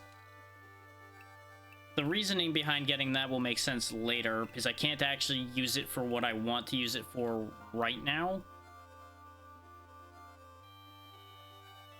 There's Heal Plus, which I do want as well.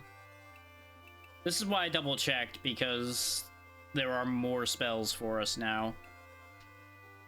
Still not necessarily the ones I need.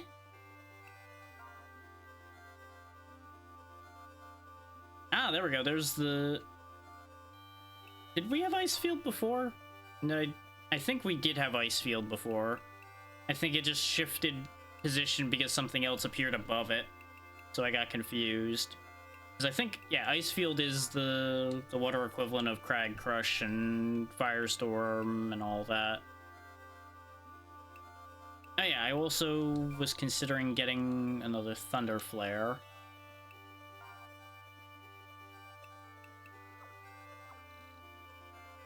There we go. Because Airblade has proven to not be that effective. So in exchange for paying twice as much per casting, I now don't have to worry about hitting an ally in the back. And it's not like I'm using my MP for anything else anyway. You're already doing fine with just heal. You have an open space to take Heal Plus, and you can use it, okay. I just have to be careful using Heal Plus so I don't end up healing enemies, since it is an area heal.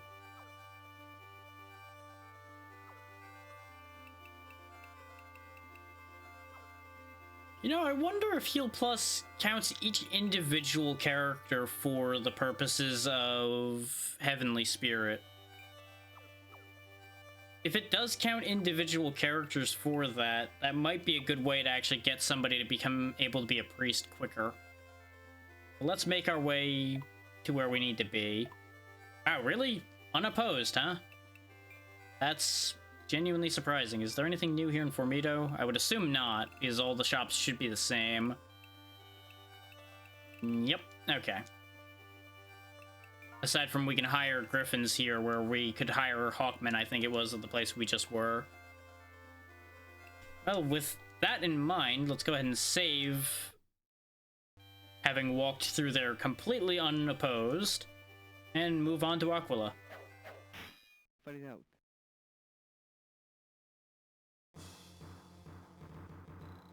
This heat, is there no other way? This is the shortest route. Through a bunch of monsters. And of course, we are dragging Eleanor along with us because she wants to learn to fight, and she's also guiding us where we're going. It's a good thing I got Alos a way to move better, because I feel like he would have a serious issue getting around in here otherwise.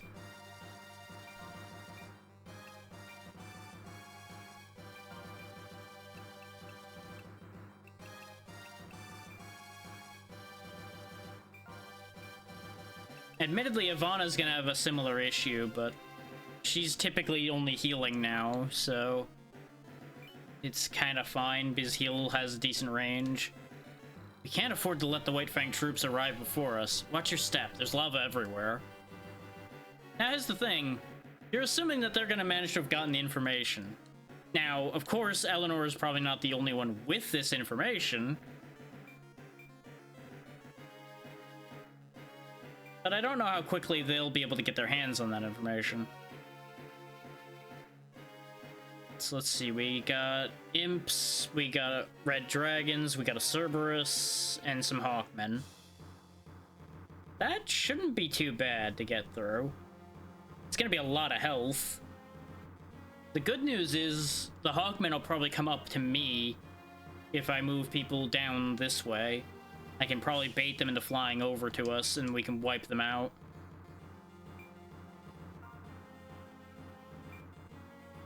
Or they'll try to fly straight across at my weaker characters, which works out in my favor anyway because I then fold back and crush them.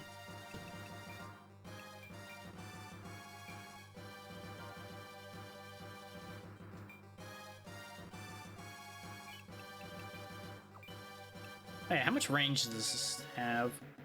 Quite a lot, actually. Okay, good.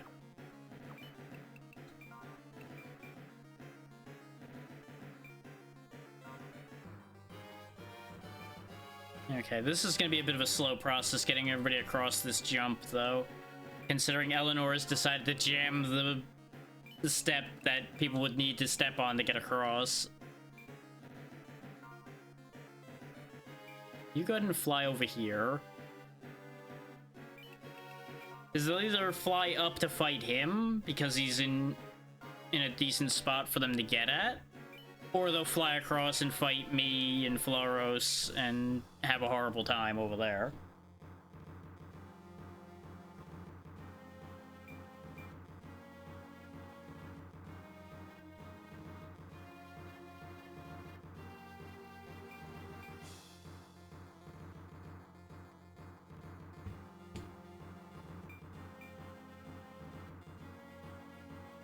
And yeah, there we go. The imps are also coming across. They're not really a factor particularly because they just have bows and they don't do a lot of damage with them. But if they fly over and get wiped out too, that makes this only easier.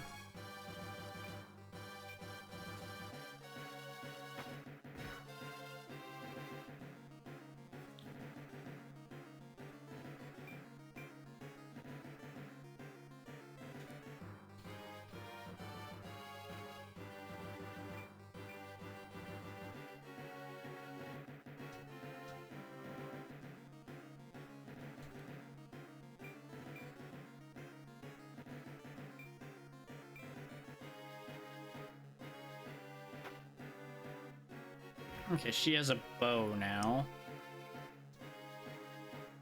Oh yeah, she just has garbage bow too. Ew. Game, please. Why would you give her that? Oh, item that lets you exit a battle. Okay. Interesting.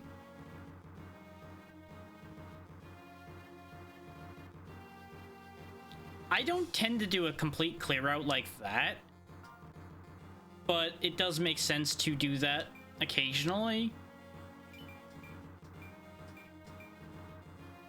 What ends up happening with me most of the time, especially in games like this, is I know how many characters they ever let me use.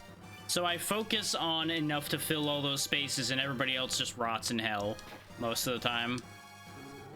Which is not great, but that's just how it ends up having to happen because it's impossible to maintain all of those in a reasonable fashion or you're going to go insane.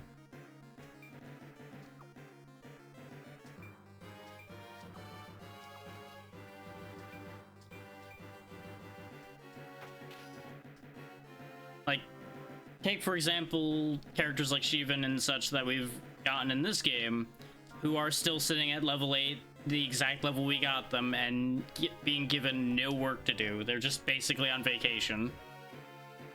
Is they have no place in the team, and I don't have the room to add them. So they just sit there.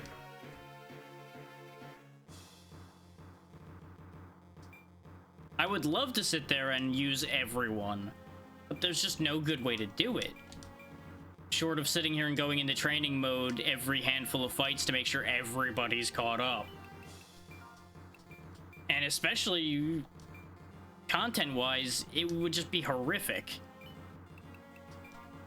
This game would take 3 times as long at a minimum to get through. Well, precisely, but I can't use them all. That's the problem.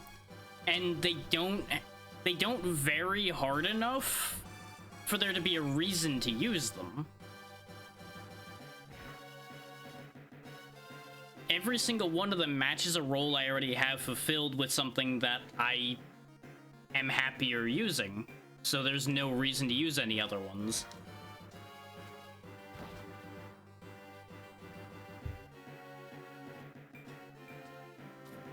Because for a while I was using one of the dragons, but the problem with the dragons, until you upgrade them, is they're just too damn slow. Like, they're even slower than Alos is, and Alos is on the edge of usability at this point for how slow he is. They're better for a slower, more defensive style, which is not how I do things.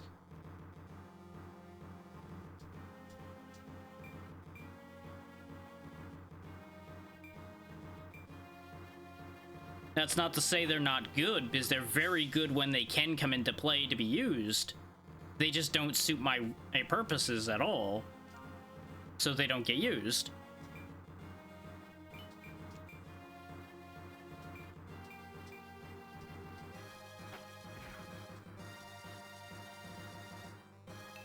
And, like, I keep dancing around the idea of getting rid of the bow on Sierra and just getting rid of the concept of an archer on my team entirely as well, because she's doing very little damage.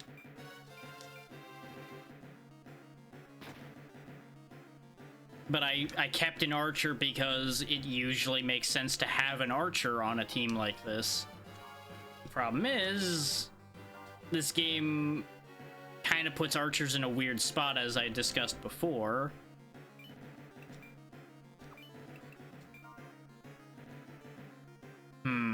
I either move him out of the way so he doesn't get blasted and then hit these both with magic, or I accept the fact that it's gonna take longer to kill them and then my mage doesn't have as good a target. How much damage would magic do to these?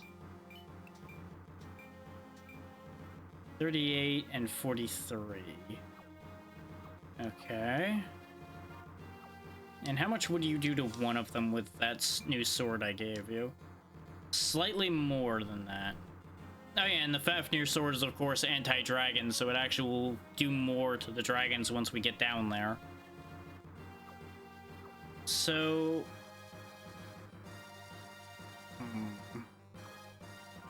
yeah, I'm gonna accept that you're not gonna do anything this turn. You're instead going to heal someone. Which is probably Mayfloros, because I think she's the only one who's really taken a hit other than himself.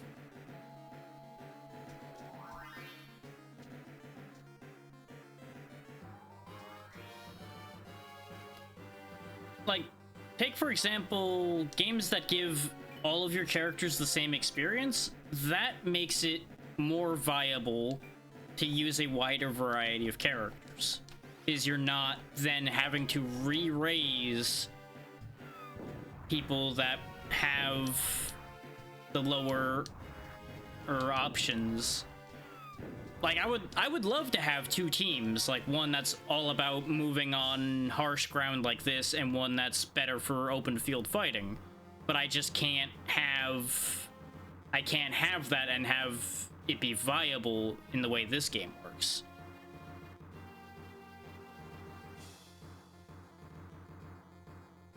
That's how I approach some games. The way this game seems to favor would not particularly work entirely for that.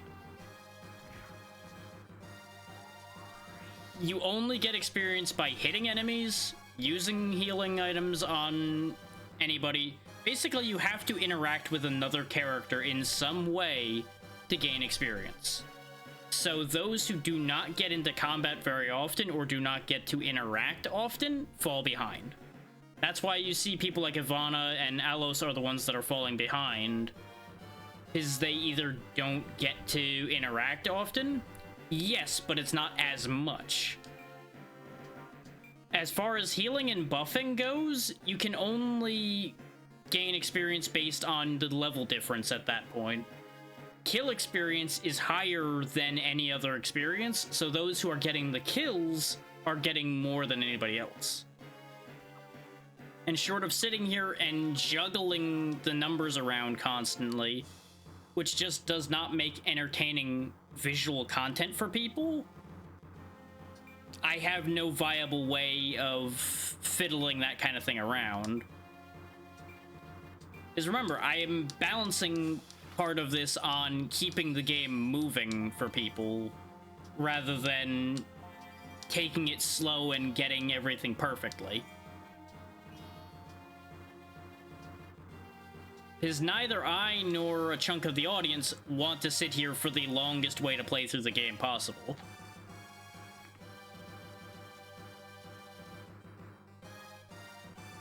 But ideally, you'd want to, like, make sure the people that are falling behind get last hits to get boosted up and things like that.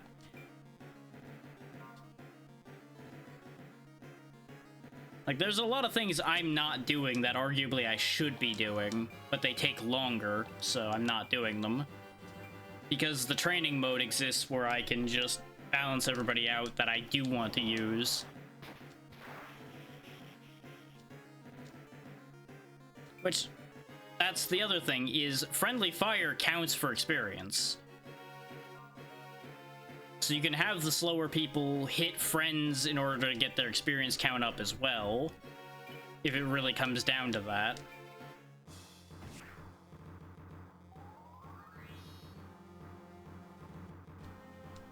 How experience works in the game would be more obvious if I didn't turn the experience pop-ups off. Is honestly, having the experience amount pop up every time anybody took an action was making turns take twice as long. Oh, I've already done that. I've absolutely already done that, and I've also let an enemy healer sit in a corner while we punched him like a punching bag just earlier today. Because I chased him into the corner and he just kept healing himself.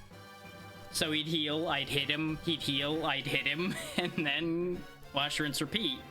The thing is, a lot of encounters also scale off of your average party level, so there's no such thing as getting ahead of the game in a lot of encounters as far as level goes. So there's no point in grinding unless you, in fact, in a lot of ways want to make things harder for yourself. And I don't really see the need to do that either. There are points where it goes a little bit ahead of where you are, and I don't know entirely how all those calculations work. But it is supposed to be scaling in a lot of encounters. Like, some of these specific story ones, like the one we're in right now, isn't scaling. But the random encounters you have do scale, guaranteed. Like, this one is ahead of me in level. Because I'm just running through. Just whack him with a stick. Of course, there's also those times where it says a number and then you don't get that number. That's always an issue. That's fine. See if you can hit him. There we go. So that helps get Ivana caught up.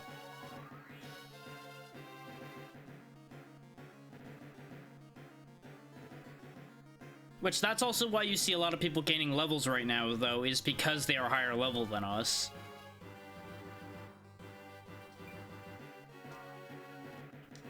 And abusing training mode is also another reason why it's actually a good idea to recruit enemies. Is I could say recruit one of these level 13s, throw him into training mode, and use him as a healing punching bag until everybody's caught up to 13. But for viewing purposes, it would not be great, so I'm not doing that. It's also, you know, very cheesy, and there's only so much cheese I need to have in my diet.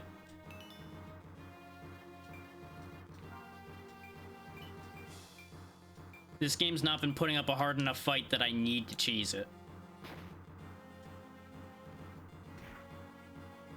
It's mostly just been a matter of fights take a while to get through.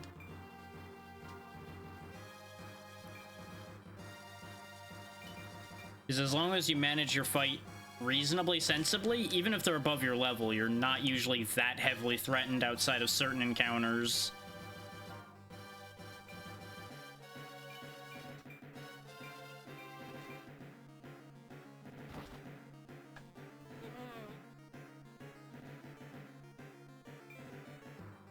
It's like, this could have been really bad if I was foolish and rushed into the middle of them, kind of like Eleanor did. I don't know what the hell she was thinking. Aside from she's an AI, and the AI in this game is not very smart. I actually don't want to have him go over there and stab that imp, because all that's going to do is stab a friendly in that positioning, so I'll have him go tangle with the dragon. He'll be fine.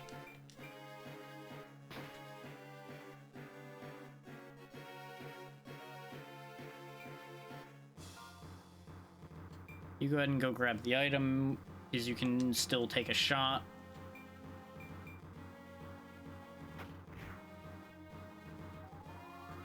There's her level up.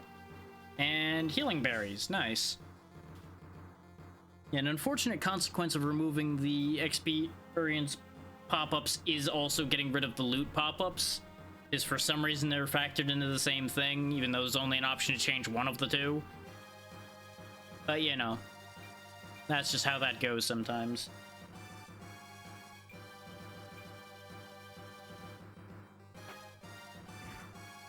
Now, that said, I am very happy that they give you the option to do things like training mode, as I was talking about before, because it's very important to give players a way to even out experience in games like this, because otherwise you will end up with characters who just cannot catch up. They just end up in a position where they're so weak that it is either a huge pain to catch them up, or there's just no practical means to catch them back up.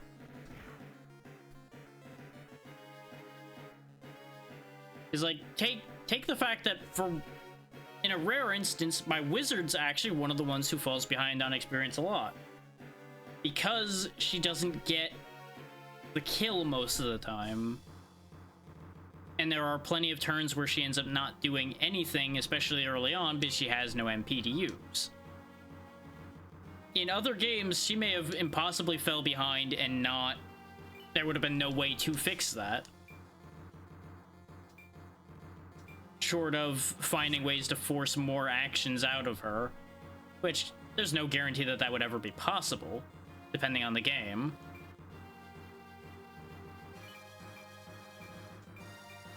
This at least gives you a way to exchange time for solving a problem. It's just time I'm not choosing to use.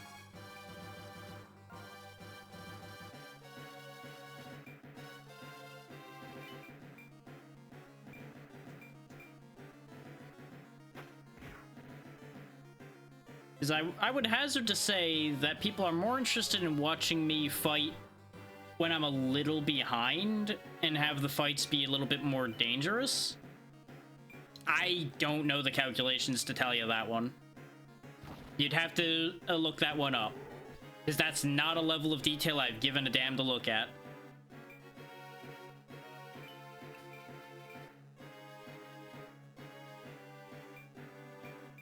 I'm not the type to research all of the calculations and such in a game like this.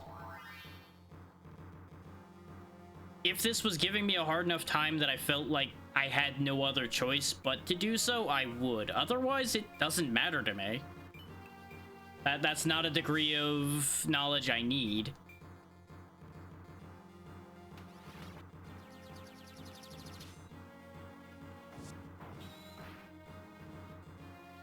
And they don't print out the information on screen in a way that's clear enough that I could guaranteed say it must be this or it must be that. Because it just hands me a number, and those numbers don't match in a way that necessarily makes sense at a glance.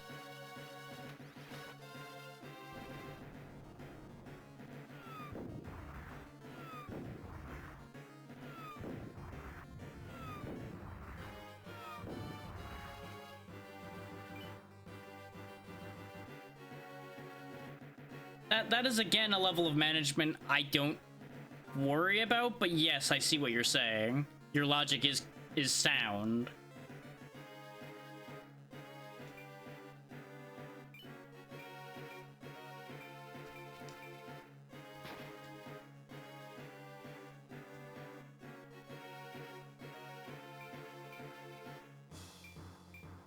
And there's also the thing of armor is a factor of multiple things. There is some base armor from your class, there is armor based on all of the equipment you have, and then there's at least one other factor I have to assume determining armor, presumably level, is also in there.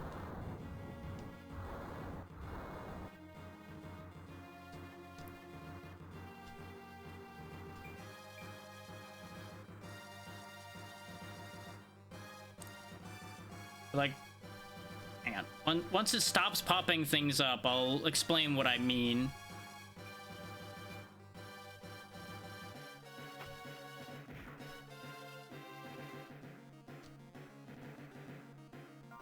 For example, this is your physical defense right here, the thing that the arrow is pointing at, the 97. It gives me a flat number there, but you'll notice it doesn't tell you how that's calculated against anything. This is what I mean by I don't know the answer, because the game did not provide me the means to tell you the answer.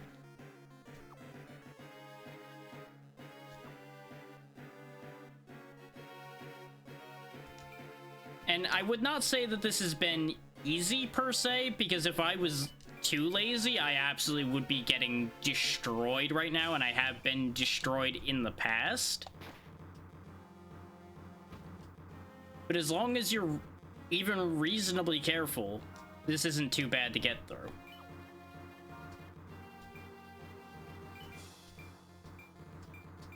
So it ends up being what your metric of.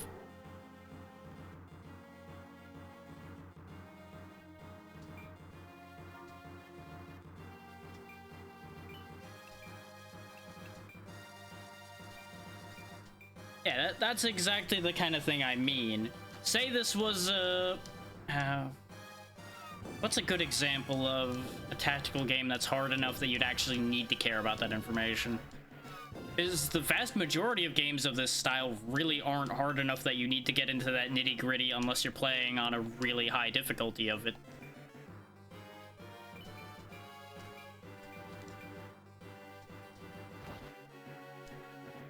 Yeah, I'd say I don't think you have to, but it serves you very well to get into that level of detail with it. But again, that's also difficulty dependent as well. Because some scenarios in that game are harder than others.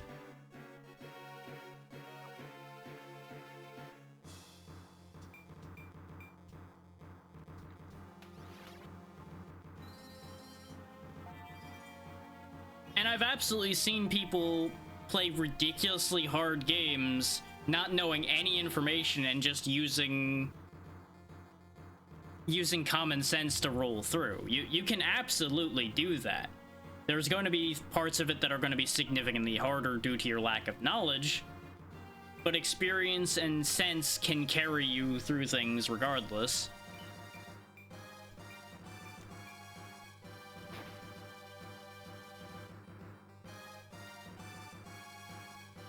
That gets filed under try it. If it works, great. If it doesn't, well, try something else.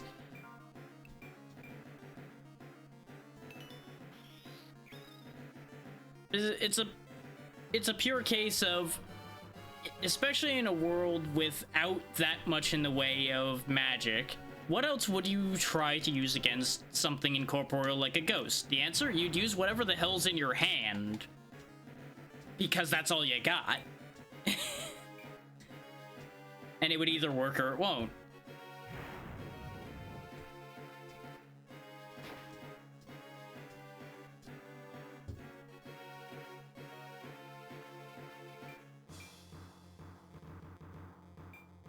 Eleanor, I hate your AI right now. I hate your AI so much. I sent I sent Gunther over here to fight the dragon to save her from her own stupidity, and now she fucks off to shoot the one that doesn't matter in that exchange. Her AI is so incredibly unhelpful.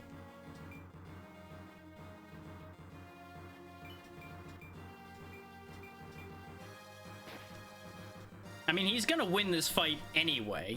He will have basically soloed that dragon just to keep her from getting killed. It's just like, god damn it, woman, why? I know you don't know how to fight, but that doesn't mean you put your head in a goddamn bucket either.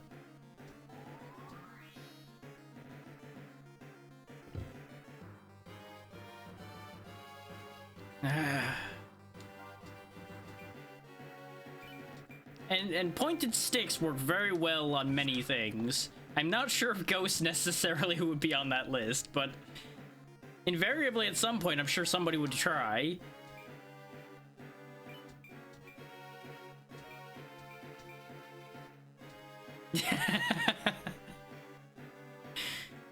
Oh, that answers that question.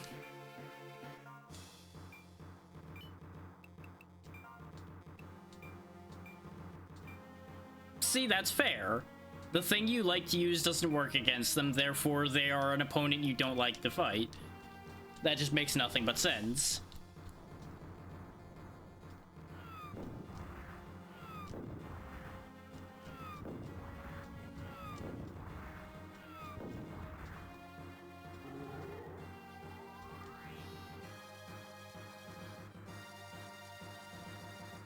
Oh yeah, Ivana the Abandoned is up here.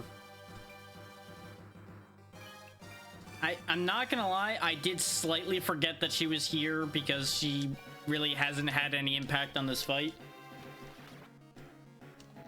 Because we didn't need healing. That's why my healer's also just kind of been hanging out, because we haven't been threatened in this fight.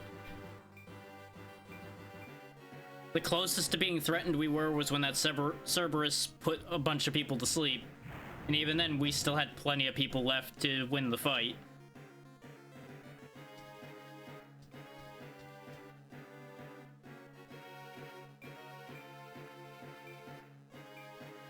I swear, if you end up killing that before I can grab that item...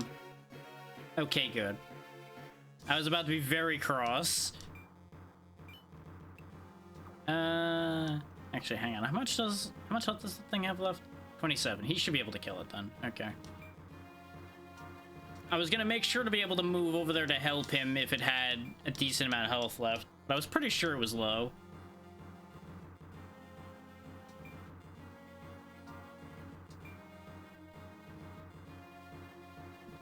What kind of odds do you have to hit it? 99%. Okay. Make it so. If it wasn't a guaranteed kill there, I was gonna have him jump across the gap and throw a thunder arrow at it. Mirror of the Gods. And the Epic of Tenea is another quest mode mission we can do. So we'll get into that later. This is it, somewhere in this area, east of Aquila, where the midsummer sun warms the ocean. Alright, Drac, please hand her over to us. Richter, how? You're Eleanor, aren't you? Father Hammond asked us to find you. He's been very worried since you disappeared. Father... Eleanor, please come home. You haven't done anything wrong. That man must have said something to you, right? Come on, let's go back to the church together. Eleanor, do you want to go back? Don't say anything to her.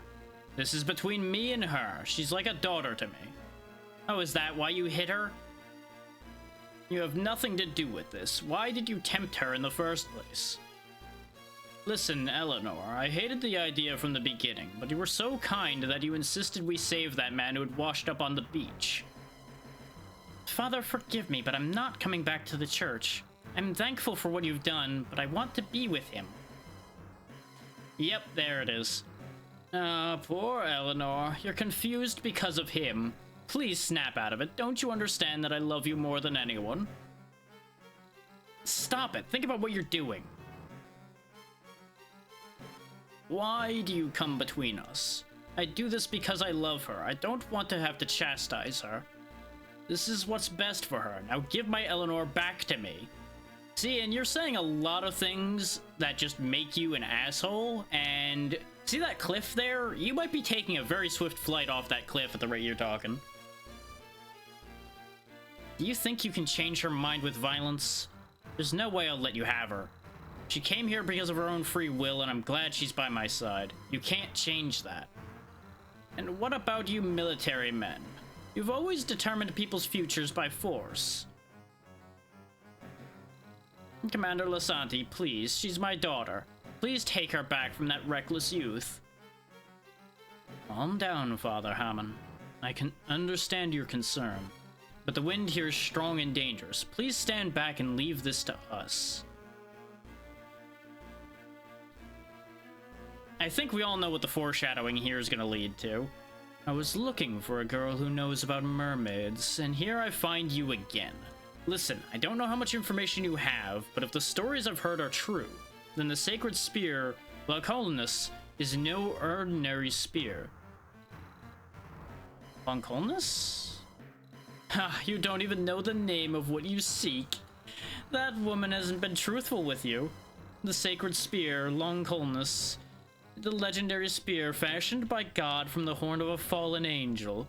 It has pierced even the sacred demon. Mermaids are unworthy of holding such power.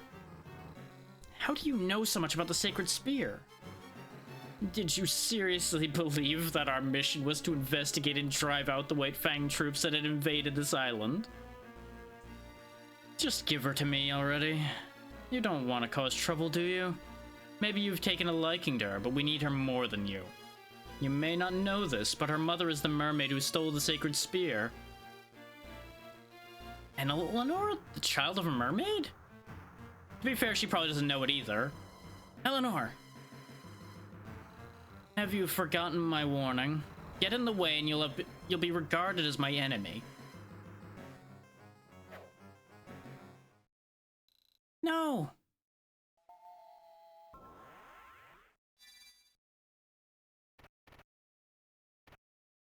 Ah, the amulet put them all to sleep, I guess? Well, that saves me having to kill them all. Eleanor, the light. Is it from your necklace? Oh no, Drac, I...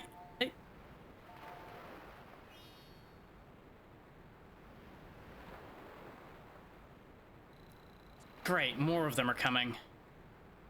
Well. Bye, everybody. Can you swim? I'm not much of a swimmer. I got shot in the chest and had to swim before. You saw how well that worked out. Whee!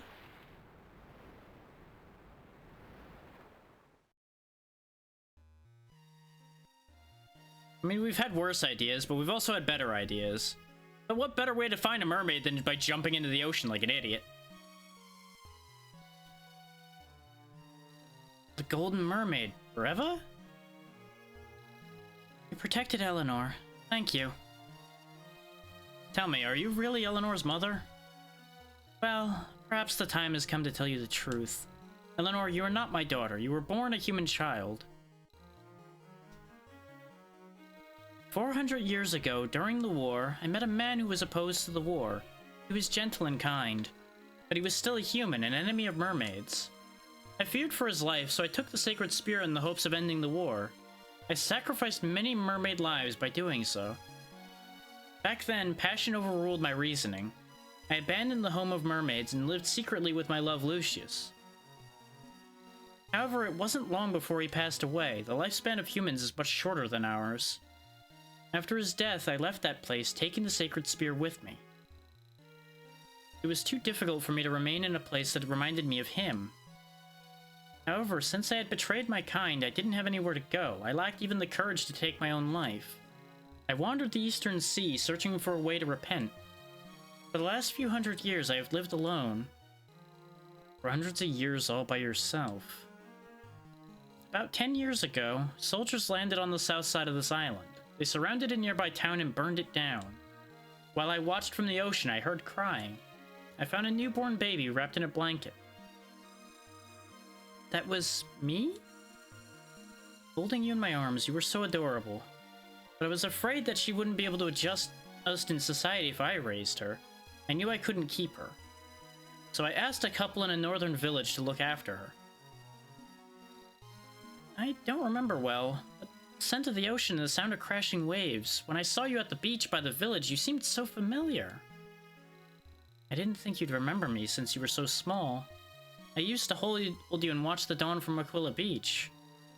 Eleanor, I'm sorry you had such a hard life. Don't be. My step-parents in Sotavento treated me well. Thank you, Bevera. I keep changing how her name's pronounced because I'm not entirely sure how that's supposed to be pronounced. Eleanor told me that you're looking for the sacred spear. I've also heard that this island's had many visitors recently. Can you tell me why you're looking for it? I'm not seeking its power personally.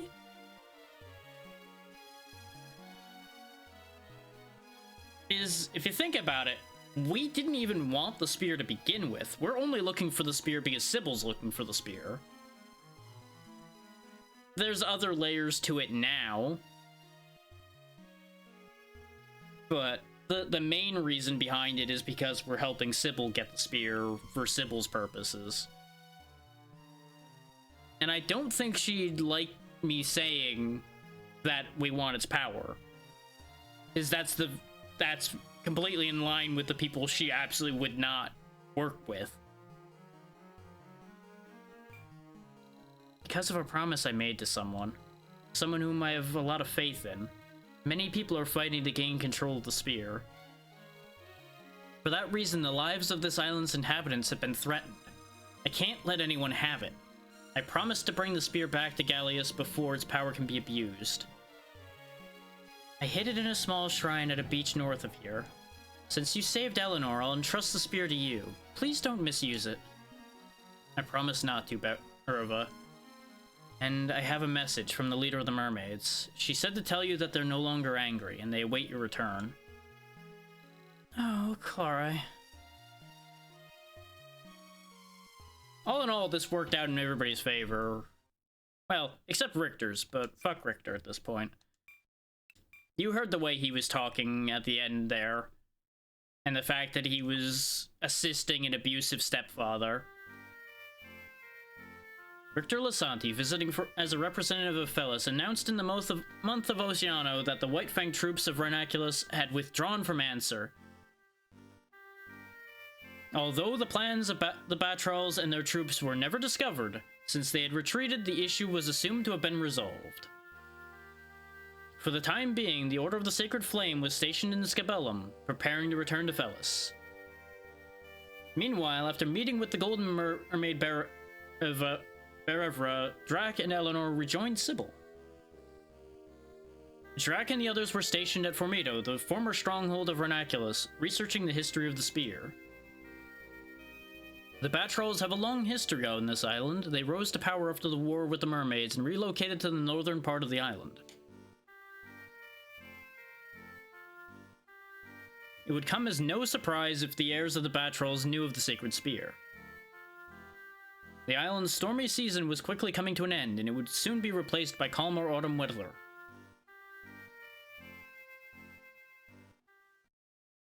I wouldn't be shocked if she just stabbed you right at that moment if you did that.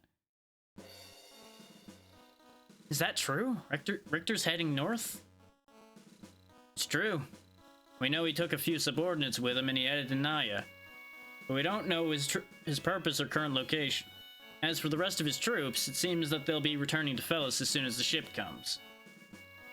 He must be acting on his own. That means Fellis was also looking for the spear. Yes, Richter admitted as much. He said his troops had a different mission from the beginning. But how much does the Church of Lodis really know? Since we have no way of knowing the true power of the spear, all I can do for now is make assumptions. If the Duke of Fellis obtains the spear and doesn't hand it over to the church, it's possible that the church elders will send troops to arrest him for treason.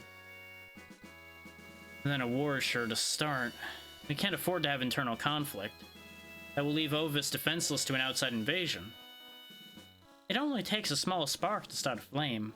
The Duke may have already learned of our presence on this island.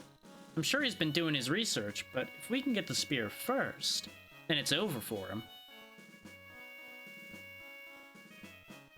I think it'll still end up in you getting stabbed.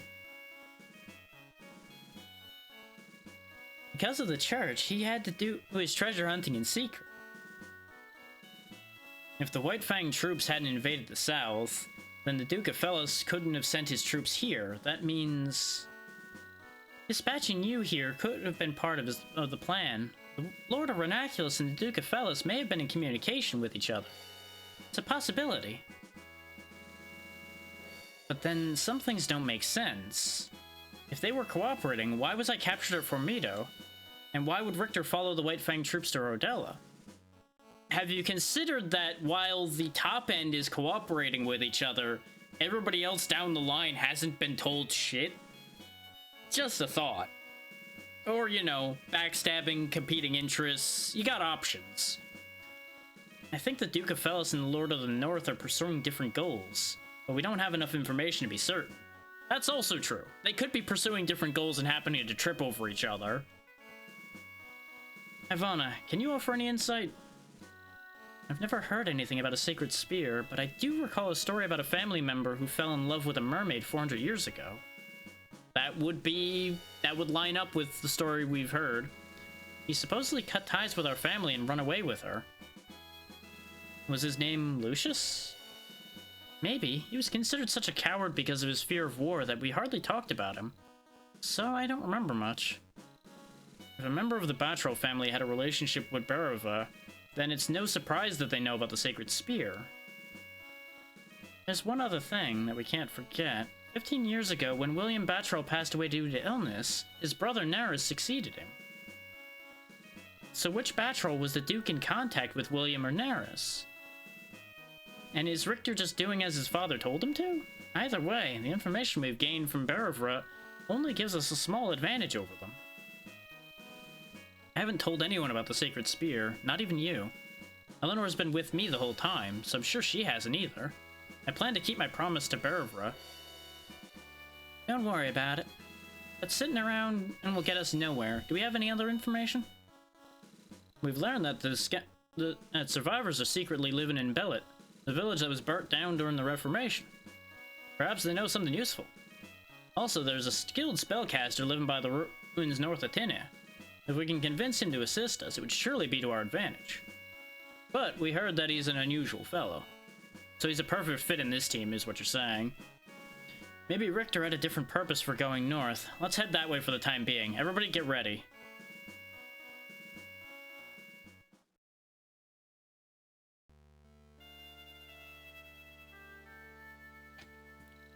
Heading north through Naya Forest? Yes, the shrine on the beach where Barovra hid the spear, a report about Richter going to Naya, the mysterious death of the former Lord William, and the reformation to Lodisism 15 years ago. Every clue points to Renaculus. The north side of the forest is very different from this side. There it starts snowing at the end of fall, and the ground is usually covered with deep snow. You still want to go there? Snow's not really the biggest of our problems. I can't just sit here and do nothing. I need to find out what Richter's been scheming. You know, I'm not very anxious to go there. You don't have to. Your part in this is kind of done already. Track, I don't think you could ever understand how scary it was escaping from the forest. It was so dark and I got lost many times. I hate snow. Snow is so cold and harsh and it hides everything in existence. Eleanor, you're not alone anymore. But if you really don't want to come, you can stay behind. That's even worse. I'm sorry, Drac. Sorry for being so selfish. I know I've said this before, but I don't want to be a burden. I want to be strong so I can fight by your side. Hey, you're right. Thank you for the raid. What were you up to today? How was your stream? Welcome in, everybody. Hopefully everybody's doing well. Yeah. you can very easily compare this to like Final Fantasy Tactics, both in the way the plot is presented in some ways and everything else. Ah, you were doing Final Fantasy VII. Okay. Because, you know, there's never really a Final Fantasy. It never ends. But hopefully that all went well for you. Drac, I want to be acknowledged as a soldier. I want to be your comrade. Sure, I already agreed to this idea. I'm sorry, I misunderstood. With us being together, I guess I took things for granted. You don't have to understand everything all at once, just little by little. Let's go together, Eleanor. Thank you, Drac. Please watch over me. Hey, Jackie, how you doing?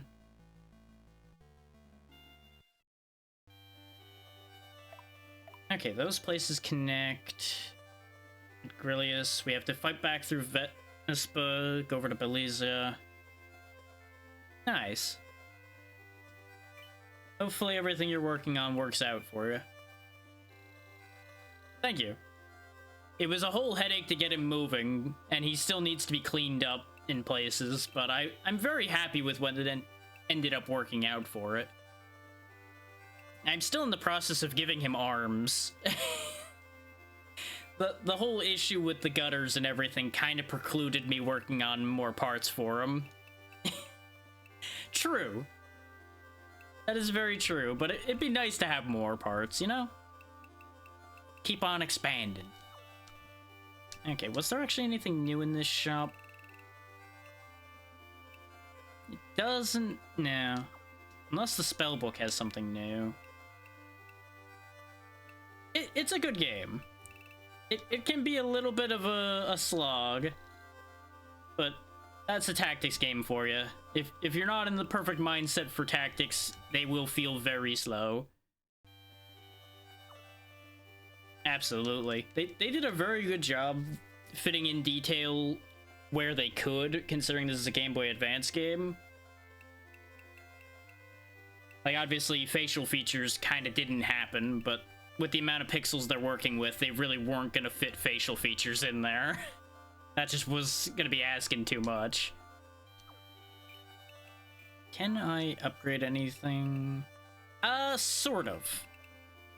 If everything works out, this will be the first time I'm finishing the game, and we are actually approaching the point where I will be blind, because it will be past where I stopped playing when I was younger. But I have played a good chunk of it in the past. Specifically, to right about now. I actually think we are right at the point where usually I would get distracted and stop playing.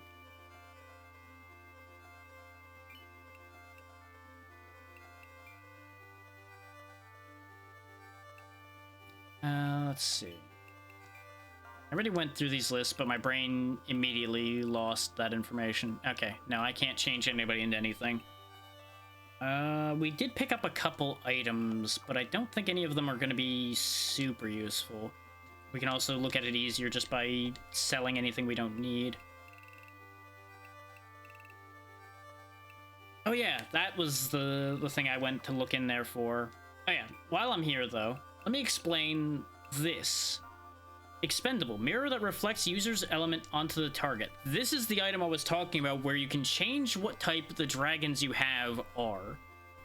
If you say have somebody of the fire element hold the mirror up to this blue dragon right here, he would turn into a red dragon. Because the base element of the dragon is what determines what type dragon it is. So if you're looking for a specific one with specific stats, you want to actually change them with a Mirror of the Gods to suit your needs. This also works for, of course, changing normal humans into a different element. Should you, say, have too many Earth people or something, and you want somebody to have a different element to them. But it has less of an effect. Now, before we proceed further, I'm going to get up again for just a quick second, so I'll be right back for y'all. Just bear with me one moment.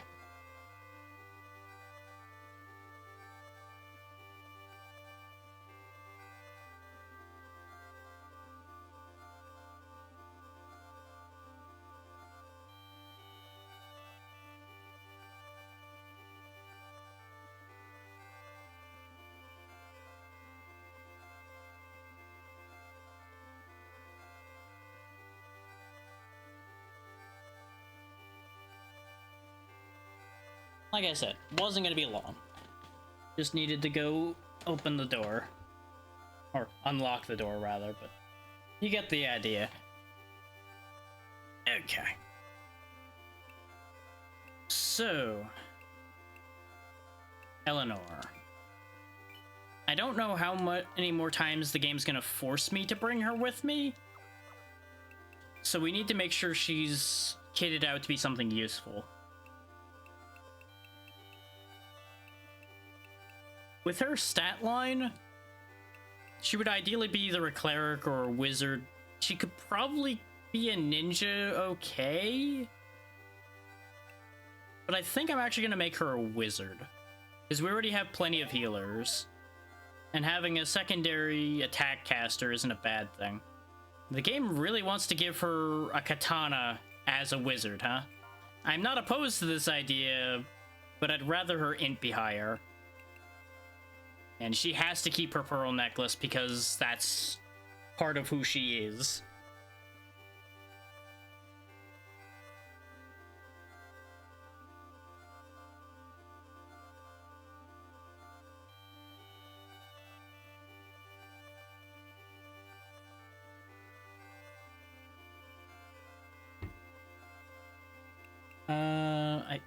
I have... No, that is all I have left, but that's fine. She'll be okay with that. Give her a bandana to make her smarter. And she, I think, has higher intelligence than our regular wizard now, doesn't she? No, our regular wizard's doing better still. This does mean I'm gonna need to get magic for her, but for now, you can have that and that. This is all single target kind of Garbo spells, but it'll at least give her something to use if the time comes before I get her ready properly. I don't know what the point of going here is. Because this is where we need to go. Let's go here first. 'Cause I'm kind of suspicious why there's this weird split here. We were told that there was a spellcaster to the north that we could potentially get to help us. Which I presume would be up there. Unless maybe this is a choice between the two people they were talking about. Because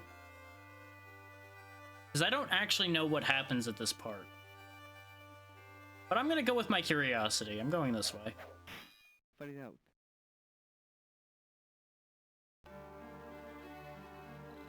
The souls of the dead are gathering here. We can't afford to stay long. Oh yeah, those are definitely dead people. You can tell because they're all purple. And the very obvious ghost over here.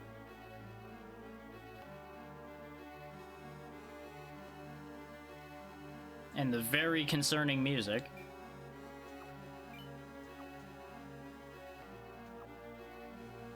Apparently in this universe, I assume it's meant to show that that's either their bones or like desiccated flesh. And with the palette they have, purple ended up being what it is. I don't know, it's not easy being green though. Okay, they've got Nightmare. That's to be expected.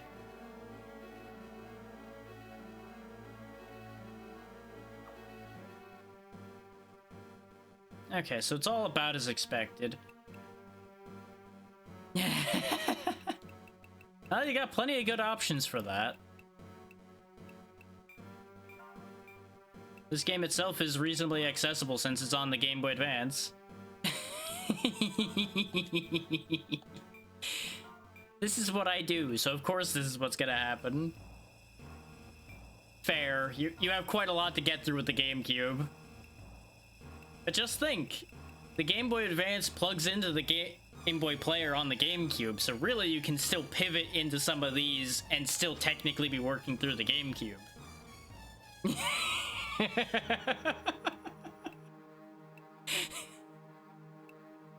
Workarounds.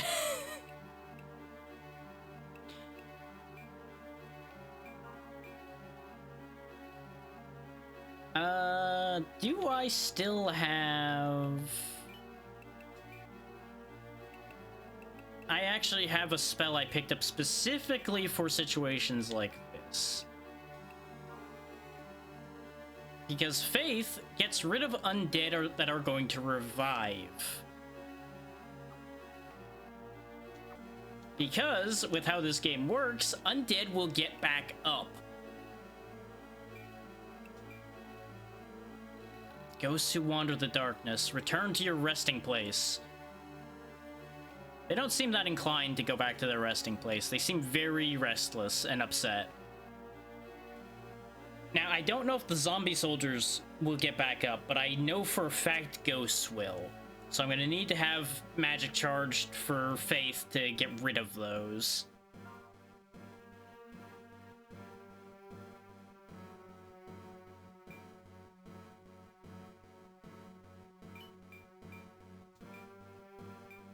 Okay, hit rate on them's not great. Ow. Okay, that didn't work.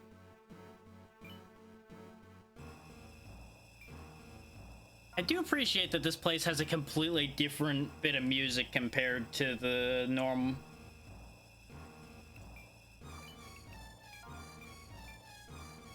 Ooh, random hidden treasure.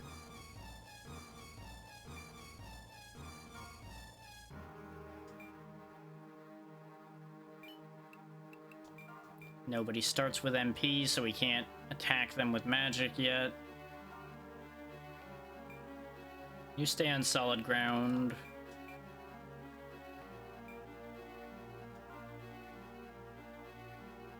You have a bow, but you may as well hop up reasonably close for the moment. This way we don't have... Okay, the shot's still arced wrong anyway. Fair enough, video game. That absolutely had no reason to nearly hit me in the back of the head, but you know what? Fair play.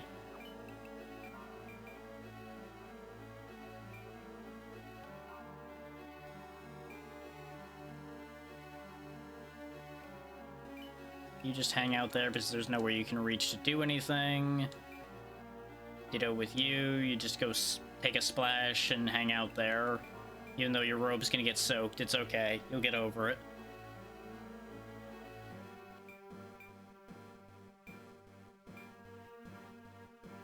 Now we wait for their turn to play out.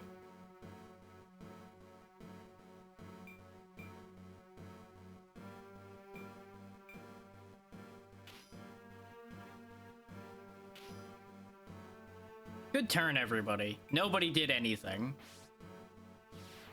That's the neat thing with ghosts. They teleport. I wouldn't mind recruiting one, honestly. I don't know if I'd actually use it much, but, you know. Like, the collector instinct kicks in. It's like, I don't have one of those. I will get one.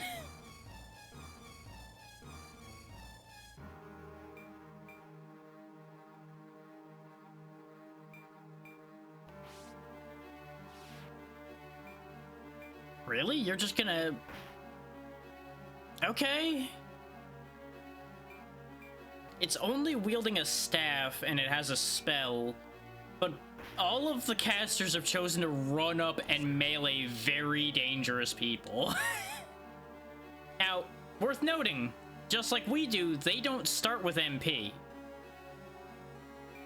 So they have to wait, and I guess their AI didn't like the idea of waiting, so that's why they ran up and basically died.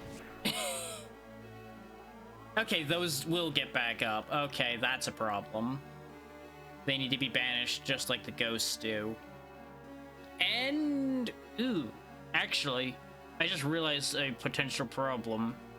I don't know if banishing them counts as killing them.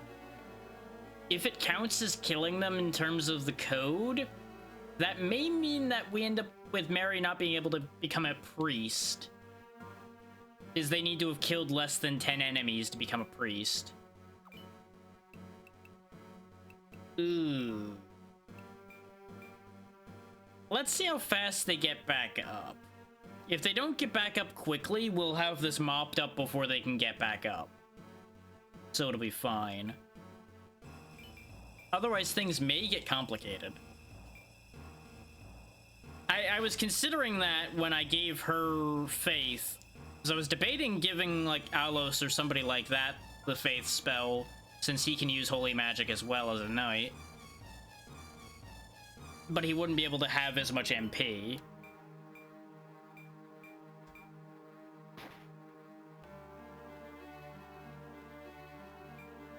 So I made a decision, and I'm starting to suspect that that decision may not have been my wisest course. You still don't have enough MP to use any of your spells. Now, another thing that's worth noting is I do believe... No, that actually just straight up doesn't do anything to those. Okay. I thought that healing hurt the undead in this game, but I think I'm thinking of the wrong one.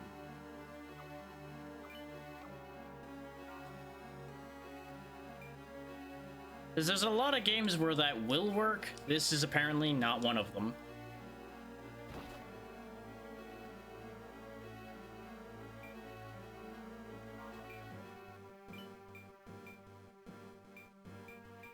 Thankfully, these ghosts don't seem to be super durable.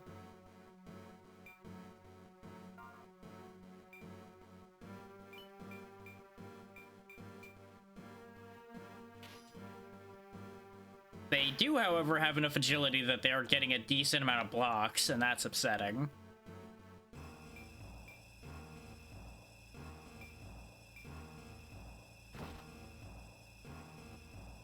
But the fact that they will get back up across the board is probably why they didn't give these undead soldiers good equipment. So that while you're learning how they work, they don't just destroy you straight away.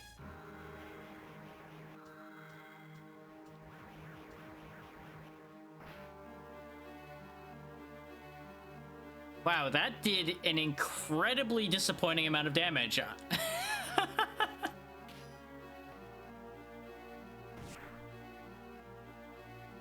Okay, if they keep attacking me and getting countered, this will actually work out great. Which is exactly... What the hell are you doing? I was gonna say, which is exactly why they're gonna hit me from behind, and then they... That was an archer who walked up next to me. The AI continues to confuse me.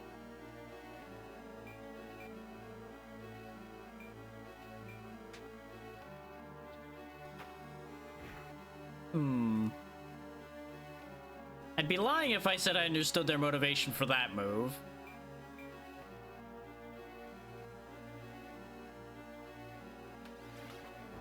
See, now we're getting to things that make sense. Throwing fireball at me. That makes sense. Okay, so he's down to 100. You're probably in one-hit range.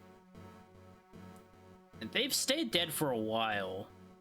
So I think I've got a good amount of time here to clean this all out. So I'm not super worried. 21, 24.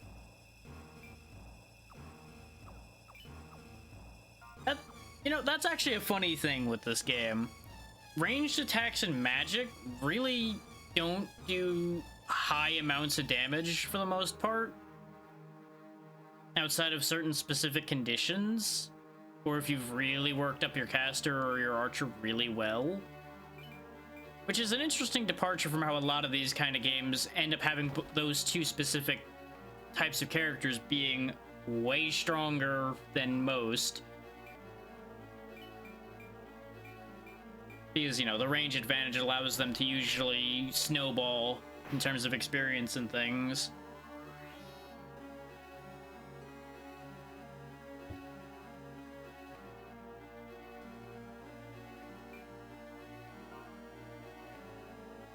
Okay, go ahead and move here. This way you'll have your choice of who you want to hit.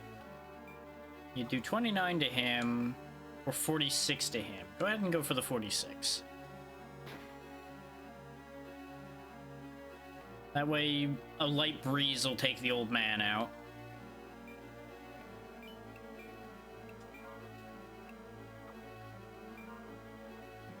Oh, that appears to be... Oh, it's a global support spell. So I actually want to wait and have more of them be downed first before I use that, probably. So actually, let's do an experiment. That's the wrong spot. Thank you for the bits, Tiny. And absolutely, always happy to have you here. Hopefully, wherever you're running off to do things, all goes well for you. There we go. Let's down the other mage. Now, let's see what happens when we cast Faith. Presumably, it will remove both of them.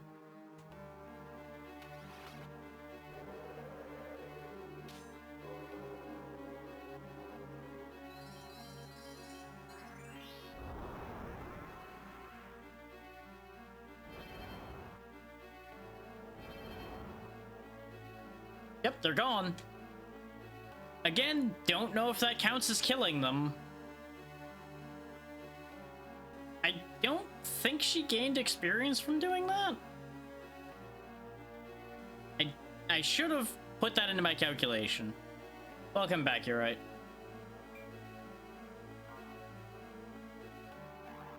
Just been slowly chopping my way through the undead. Learning how getting rid of them works. Okay, that ghost is a sneeze away from dying now, so I don't need to worry about him. Dying again, I guess, technically.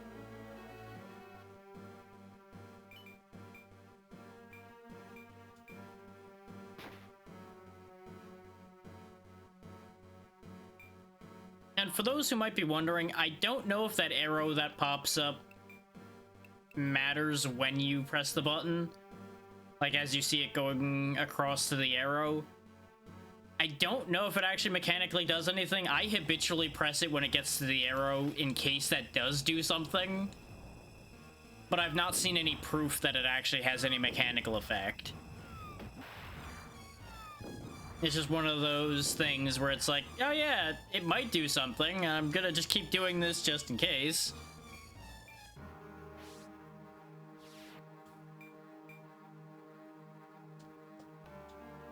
I don't like the sound of that. No, I've turned gray. I'm already gray. You don't need to make me more gray. Oh, that's a lifesteal move. Huh. Don't like that. That is not what I would have assumed with Enfeeble.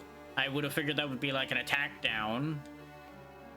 But I guess it's a vitality drain, which would still enfeeble somebody, so it still makes sense.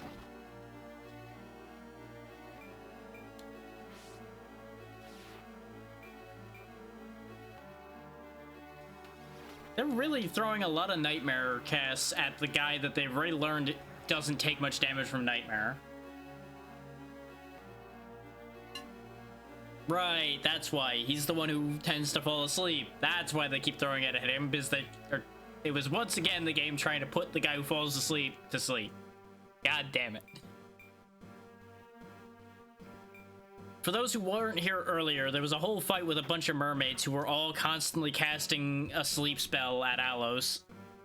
Over and over and over again. So he'd get up, fall asleep, get up, fall asleep, get up, fall asleep. He accomplished very little in that fight, aside from being fantastic spell bait.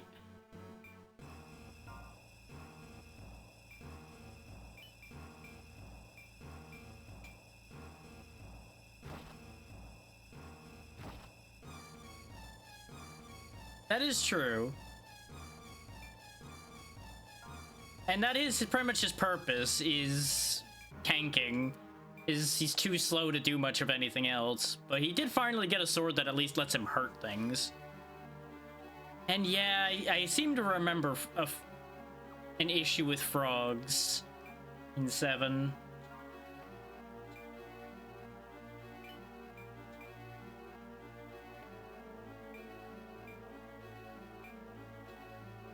You'll hit one of the two. There you go. I didn't really care which of the two she hit. She just needed to hit one of them.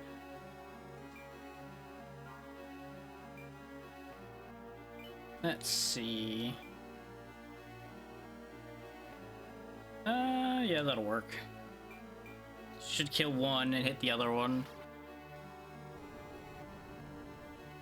Isn't there like more than one remake at this point?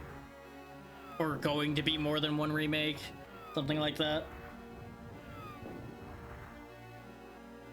I'll be the first to say I've only been very, very vaguely paying attention to anything relating to 7 at this point. It's definitely one of those overexposed games. So it just reaches a point where I just stop listening.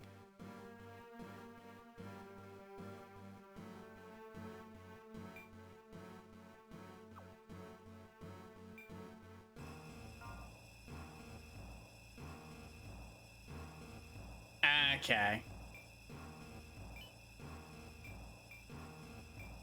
So what you're saying is they chose to split it in half to milk more money out of it.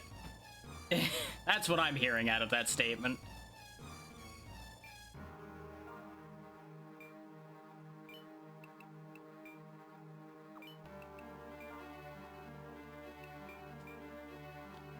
You get the idea. Half is just the short version of how to say it.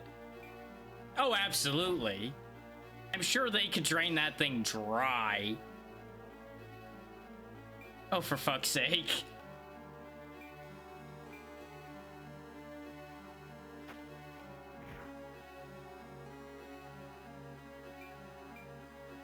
So what you're saying is I'm gonna keep hearing Final Fantasy VII for the next 10 years, and I'm going to be so tired of the number 7 that I'm gonna want to rip it out of the list of numbers and set it on fire.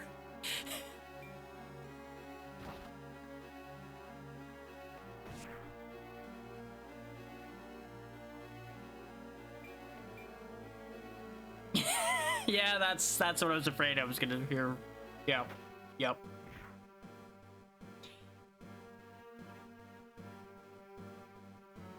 Well, yeah, there's nothing wrong with it aside from people won't shut up about it. That's the only problem with it. It's the classic people like something so much that everyone and their mother goes gaga talking about it, and you just get sick of hearing it. It's the same thing that ruined Undertale for a bunch of people.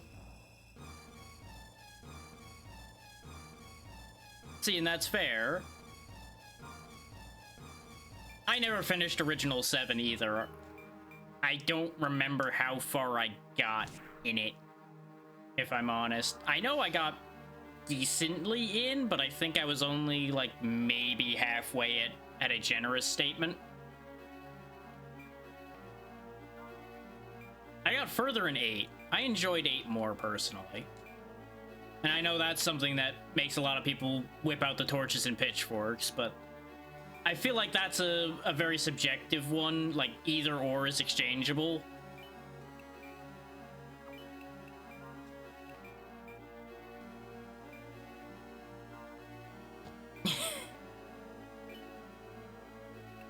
See, that's exactly the thing, is I didn't mind the way it worked, and I enjoyed what was happening. So it's just like, this works better for me.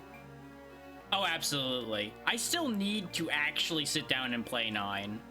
I have heard so many good things about it, but not to the degree I keep hearing people talk about 7, so it hasn't hit the point where I'm like, I'm done with this idea before I even start.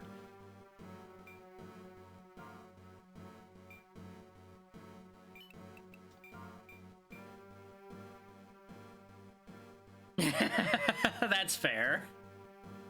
Oh good, more of them are showing up. That's what I needed. Is more enemies to just randomly show up. This is the first time that's happened in this game, is enemies just showing up as the fight progresses, I think. But this is supposed to be a spooky forest full of undead, and it's supposed to be hard to get through, so it makes sense that they are trying to bury me in undead. They're just not doing a very good job of it. Now, once these all start getting up, that's where it might become a problem. Yeah, that too. Especially since if I'm gonna sit down and play a very long RPG, I want to get around to actually finishing Legend of Dragoon. If I'm gonna prioritize a RPG that's gonna take me multiple discs to get through, it would be that. Like, that's a higher priority for me. I highly recommend it. Just understand, in a very similar case, you're gonna be in it for the long haul. I still have my copy. Oh, no, Evo. The time you stopped hearing me talk about it was the time I got distracted away from it again. Yeah, I know the feeling on only getting your hands on the first disc and then not being able to get the rest of it. I've had a couple things be that way, where you never actually get to have the whole game in hand.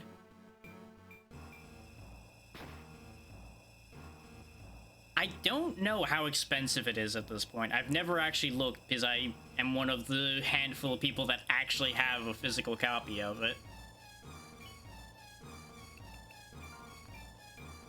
Like, I've had some games where I couldn't finish them because something got spilled on the disc or the disc got broke. I've lost track of what specifically was lost due to what causes, but there's been a few.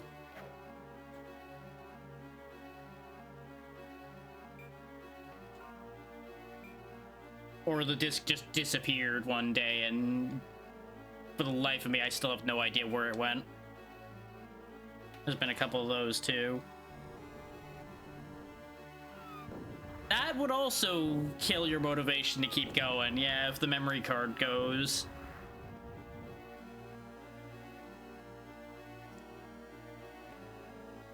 Which I had started the PC version of 8, but I just could not convince myself to play back through that game, at least not in the current mindset. Is there is a version of 8 on Steam for those who have not played it or would want to replay it. It is there. It's not really a remake or a remaster necessarily. I would call it more of a port than a remaster, even though it's kind of claimed to be one. But it works. Okay. Oh yeah, because they did it all of those, didn't they? Yeah.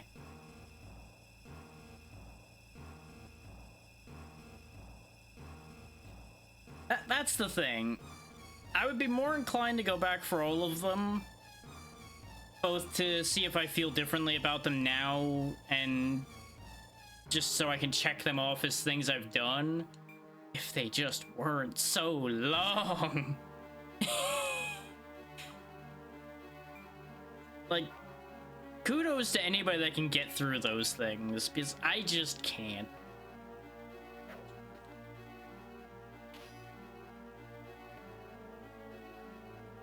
Yeah, see, you finished it, that's the thing.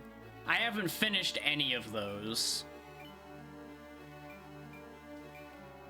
And that's fair, you would want all the Guardians because the game is a lot better with them, honestly. Because, you know, balancing was a suggestion.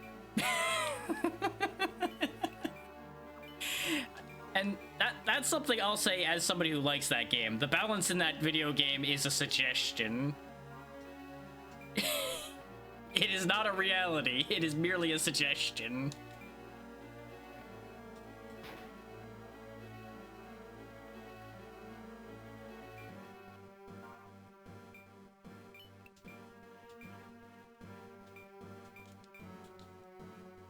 Which one is that? Because there's a few really bullshit strategies for that one. Ah, okay, yeah. 2 full extract. Yeah. And Legend of Heroes, I think I have 1 game out of that series. I started it, and then it just ended up the same way. It's rotting in my inventory. Doesn't seem like there's anything wrong with it. I think it just hit me at the wrong time, and then I never looked back at it.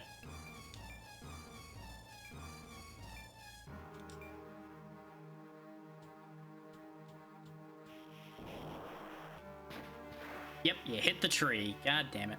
That's fine. Curse you projectile spells.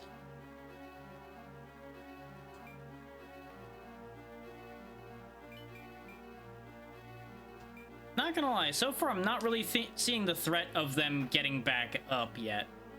Because some of these have been on the ground for a very long time and they haven't gotten back up.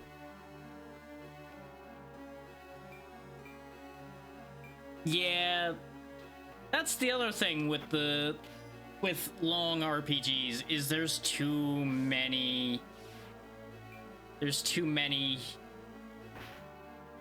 Okay, one of the ghosts finally got back up. So it's what, like 4 or 5 turns for them to get back up? That's plenty of time with the amount of health these guys have.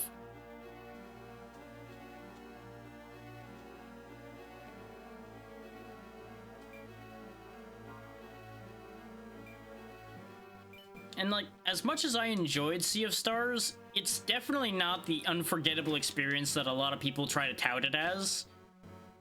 But I'm also the one who will say that about a lot of RPGs, because if it resonates just right with you, you're going to feel like it is that incredible, perfect experience. But from a pure, realistic standpoint, it really isn't.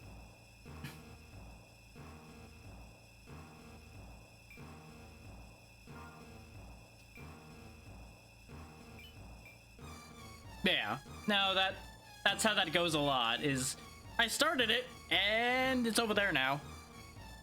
Oh yeah, no, it's a good game. It's just not... It's another case similar to how people would describe things like 7, or if they're really a big fan of 8, similar case of how people would defend 8, where they overhype what it is. Like, the accuracy of their description falls apart in favor of being entirely too generous.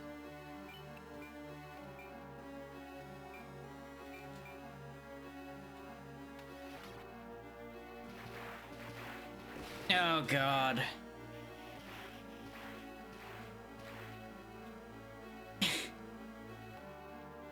I just couldn't get past the writing for 10, honestly. I think the writing's what killed 10 for me. It just pissed me off half the time. And absolutely, things age badly sometimes. That is a whole other layer of things. Like, some things last the test of time and some things don't. That's also fair. I genuinely don't remember the music for 10 at all. But I also played 10 when I was in my teens last, I want to say. Back when it was new.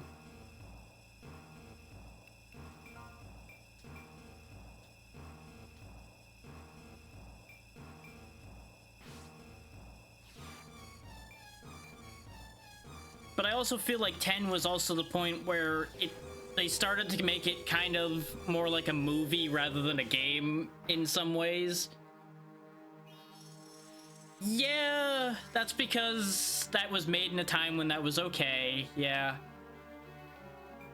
That's one of those things that you kind of gotta be careful with when you go back to older games, is you gotta be prepared for some of the words that come up that changed a lot.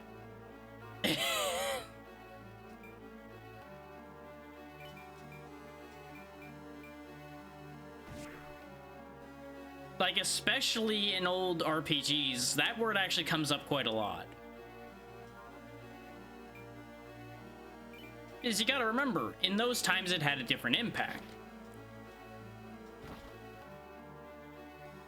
It was a very different situation. That doesn't make it okay. way, but it explains exactly how that happened.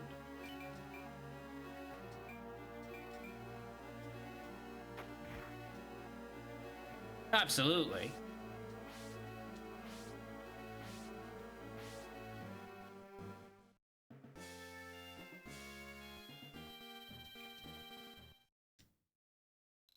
I guess things have settled for a while. Let's get out of this forest.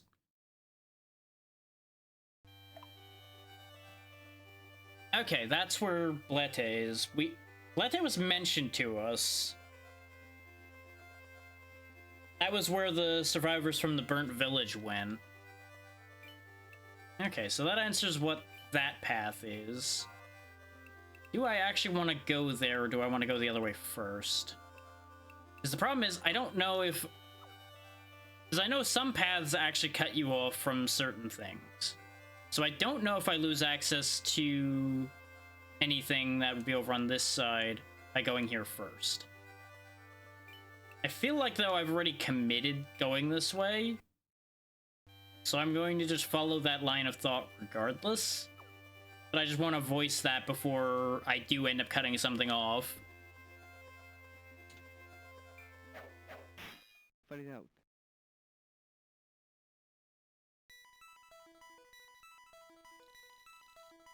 I can't believe that you passed through the forest of the undead unharmed.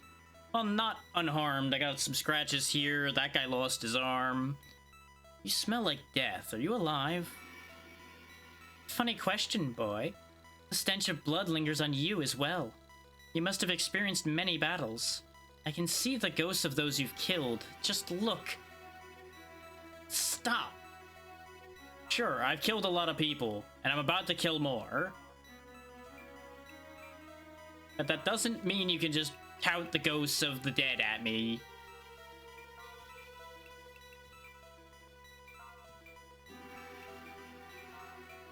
Considering you've got an army of undead, it seems, wandering around in here, I don't think you're any better. Just a hint there. Don't think you're doing any better on the karma wheel there. Speaking of, what are we dealing with here? Undead knights, an undead wizard, Ufare herself. Whatever Asra is. Warlock, okay.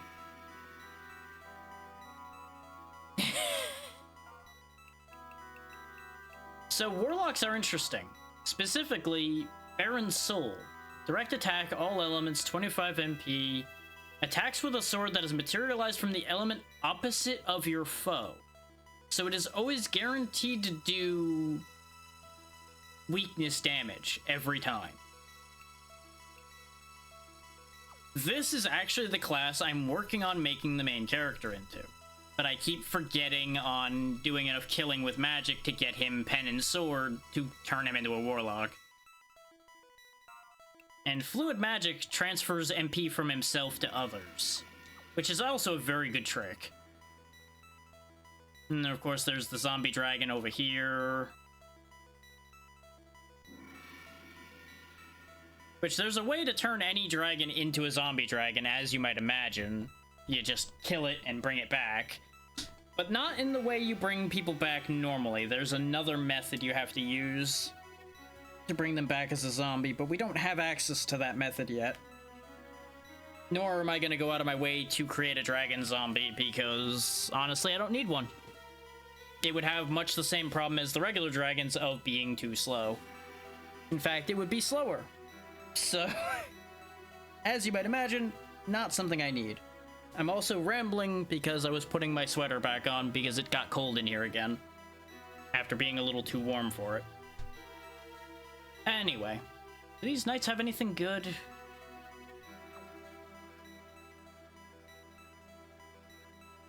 Nope, they seem to have standard knight equipment, nothing fancy. Now, to my knowledge, I believe you can recruit the undead and bring them back to normal life. Not something I'm gonna bother doing, but it is a thing. Ooh, she's a shaman.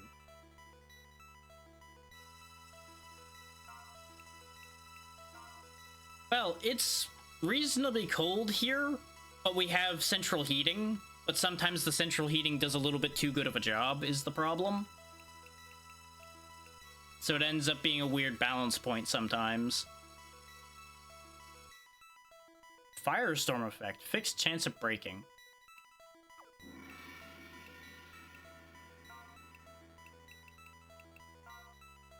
Oh, she has Philosopher's Stone. This is actually the emblem we need to get for Nikita in order for her to become a siren. But we need to manage to kill more than one enemy. And I'm sorry to hear you don't have any heating, you're right.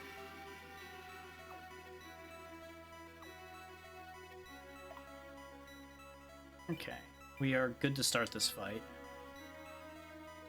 I'll share with you the cold and darkness of the earth. Now come here, boy.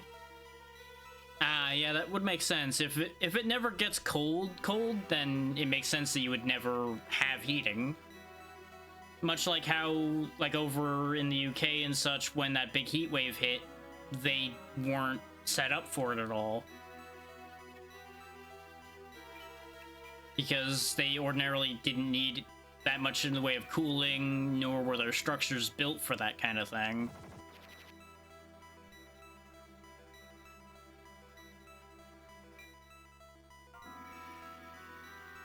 Right.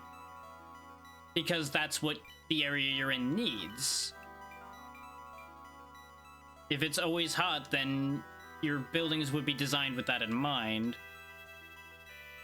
Yeah, I can imagine. I've known people that have gone to Spain and nearly passed out from heat stroke because they didn't realize what they were getting into. I've known multiple people that have had that happen. It's one thing to know it's hotter, it's another to experience it. There's only so much you can do to account for something like that when you've not experienced anything of the like.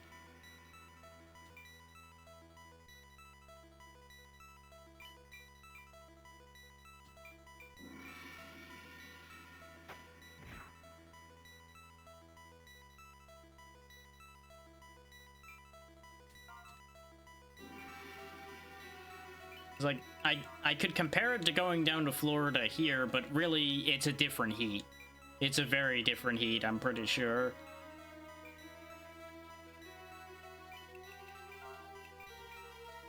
It's also a very different situation. No. Ah, I thought for a second that was another enemy that showed up, but no, that was one that was there already.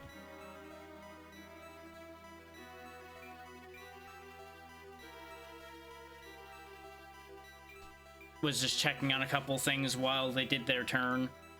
There's really not much of a reason for me to pay close attention to her turn. Humidity I've got here. I fully understand your pain with humidity. Nothing dries out here. Nothing can dry.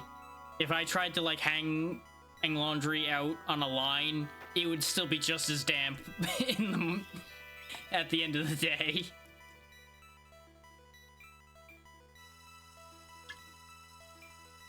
It's horrific. That said, my knight getting Book of Initiation there is fantastic. If I can get his agility up, which it might actually be close already. I need to look at what his agility looks like. He might be the one who turns into a Swordmaster before I do. She's doing energy transfer to give MP to the wizard.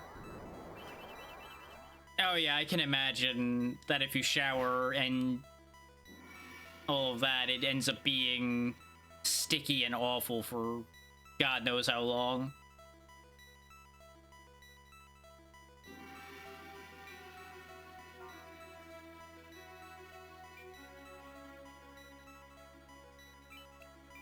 You rinse the layer off and it's all back again before you even know what happened.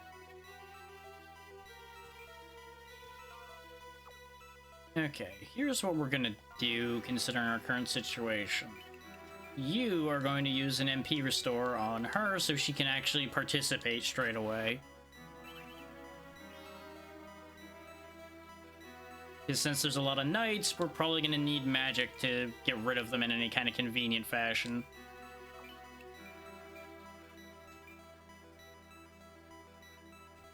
Yep, both of them take about 40 something. That's closer to what I would like.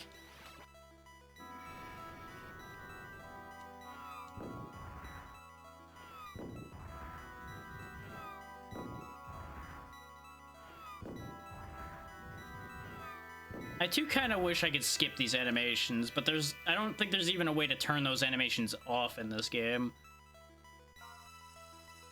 Because, you know, after you see them 1,000 times, you're kind of done with them, but they are a part of the game, so that's just how it is. I could speed it up since this is emulated, but then the music would go weird and it would just be a whole thing. And I'm not opposed to it enough to care that much to set all of that properly.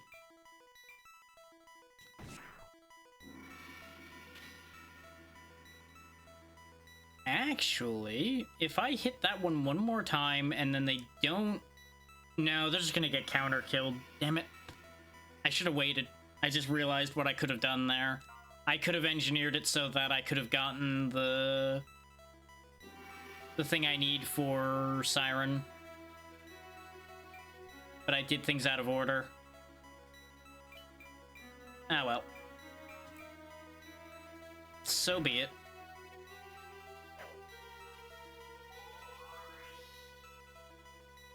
Level 14 for you. I suspect this is going to be a fight where I'm actually going to have to use Faith at least once as well, since they're all going to be hitting the deck and not dying.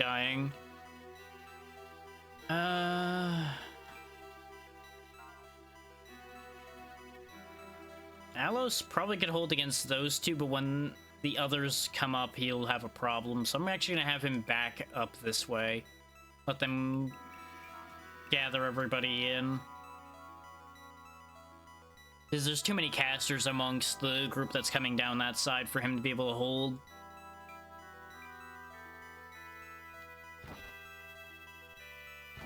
His sword to sword, he'll win.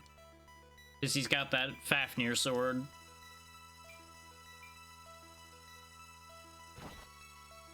Yep. You attack, then you get countered and die. And that's exactly why the plan wasn't gonna work.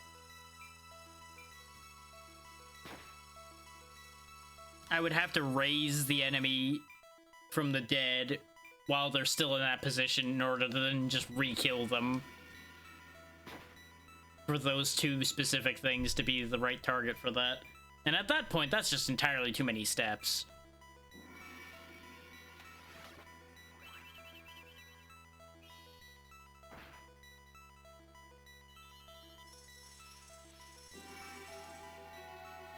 Interesting. She gave her MP to the wizard. The warlock then gave his MP to her. What was the point of this entire exercise in the first place? I'm confused.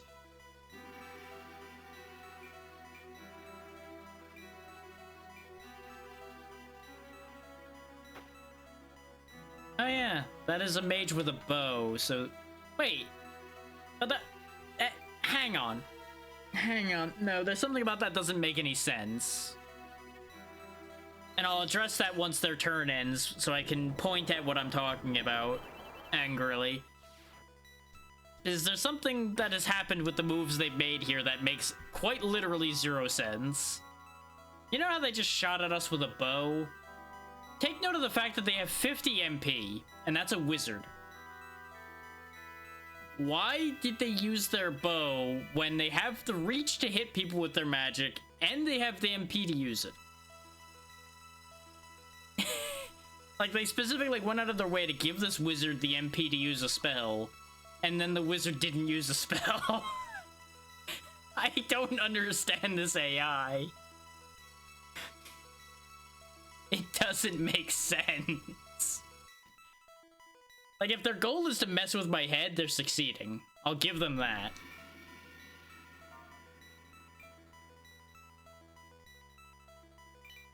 Like, they're successfully confusing the player. I'll give them full credit for confusing me.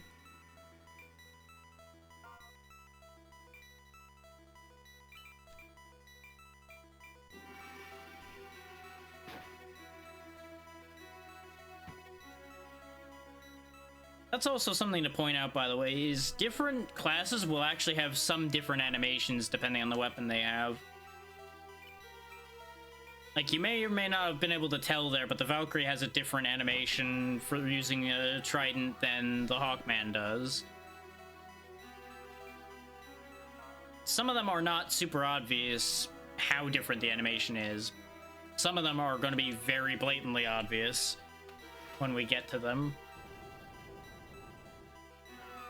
Like, I believe the Swordmaster has a bunch of fancy animations.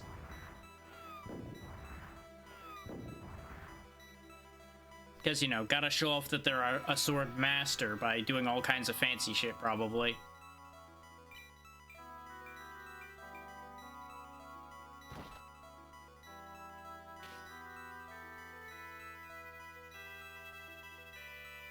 Okay, we're getting a bunch of enemies into a position to be removed fairly easily.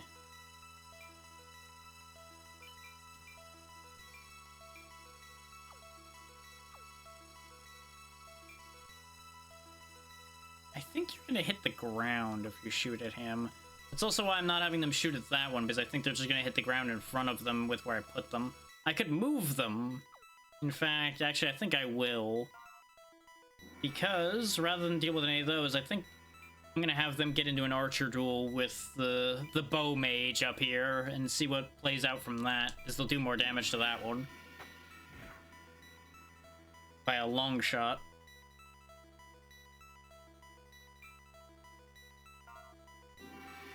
But I do want to get rid of this dragon zombie sooner rather than later as well. But I'm just not that worried about it, because I think next turn we'll have it dealt with. With the positioning I've just chosen, though, there might be a situation in which I end up having some friendly fire happen. Let's see. How many are down at the moment? Only one? Yeah, there's only one enemy down right now, so there's no point using Faith at the moment. I don't think anybody's taken any real damage yet, either. No, nobody's seriously hurt. Laros is missing enough health that it's worth healing, though.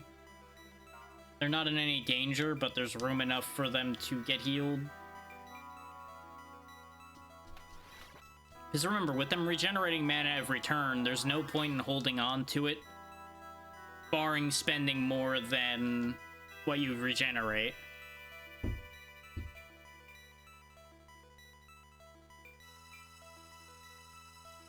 Okay, they're actually using their attack magic finally. Good for them. They're attacking, I think, the two that probably have the highest magic resist on the team, but, you know, at least they hit more than one target. You're gonna attack the only one that can counter you that's nearby. Good job. This AI continues to baffle me at times.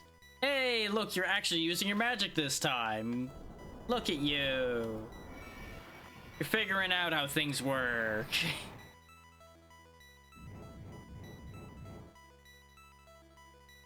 Wow, Firestorm is also a much faster spell than Crag Crush is. Yep, there's the spooky breath.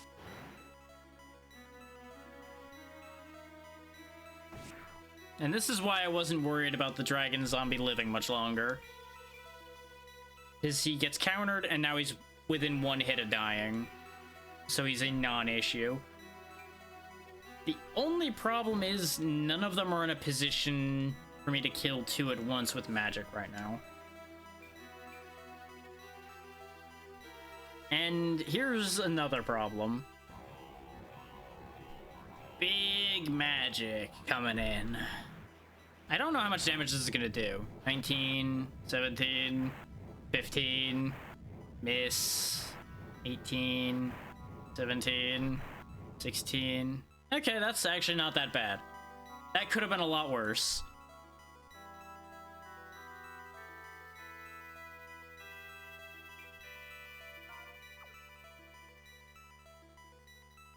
I'm gonna try something. Because there's still one way I can end up getting both of these in one hit. Come on, push. Damn it. Ah, well. It was worth a try. Now and then, your characters will push an enemy when they hit them. I was kind of hoping he'd push this guy down the step here, so that they would both be in magic range, and then I'd be able to get the wait, actually, I'm a fool. Aww. There we go, yeah. I forgot, magic doesn't care about height, so this will actually work, because it'll hit both of them. We finally get Philosopher's Stone for Nikita. We can finally upgrade her. What's wrong with the heater on the hot tub, though? Obviously, it's not working, but do you know exactly what's wrong with it? Oh, actually, undead don't count, huh? Is they're not actually dead? Well, piss. All of that setup was for nothing. I was worried that them being undead was going to be a loophole on that, but I was hoping that it wasn't going to be a problem.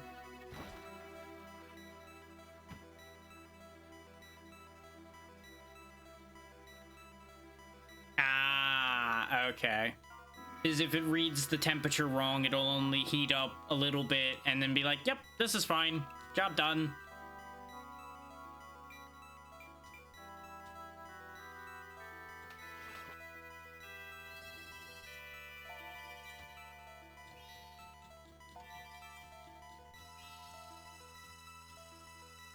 Oh, that sorts the damage on those two out, pretty much. You go ahead and just keep shooting up there. Because that's about the only way we're conveniently dealing with this nuisance up here. Because I can weaken them with that and then hop up myself and end that issue.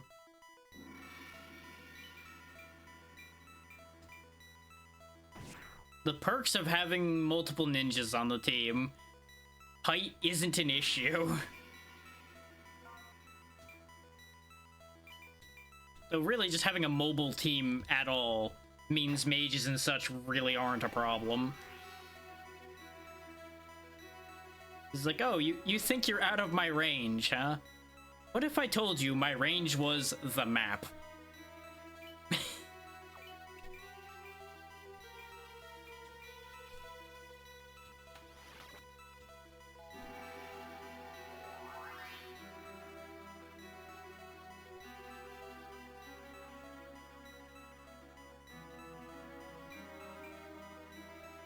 It is interesting how the dragon zombie has a different arrow above it than the dead soldiers.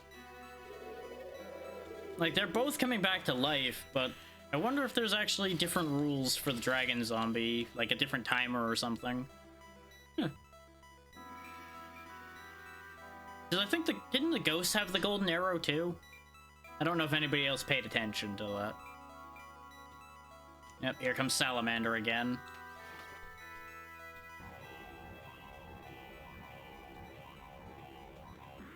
Blah.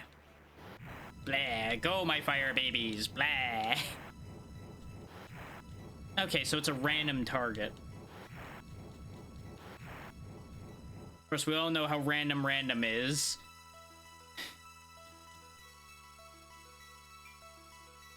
Okay, with where I'm at, let's go beat up the Warlock. We might even be able to sway the Warlock to our side.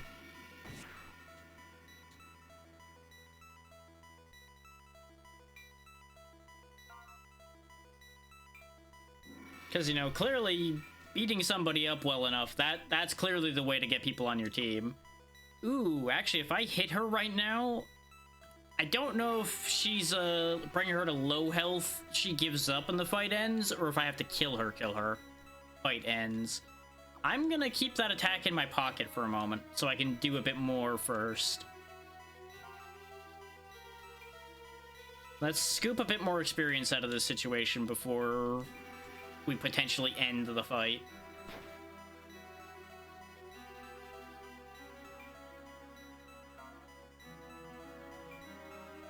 Though that does most likely mean that getting this Warlock on my side is off the table.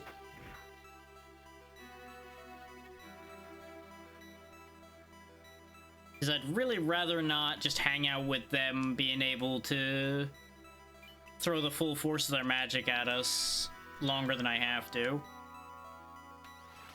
Not that I think anybody would die, but it raises the odds of somebody actually dying if I screw around too long.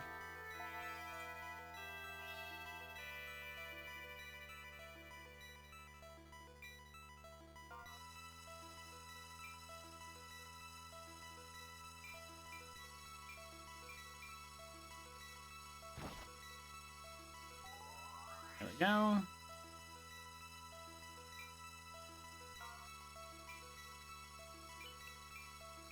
And of course, the problem with me moving people closer is more targets for them to hit with Salamander at once. Which is gonna be an inconvenience, but...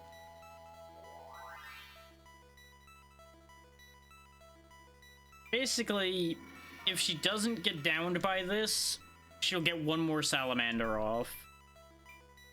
If she does get downed by this, then the fight's over and it doesn't matter. Nope, she will keep on going. Okay.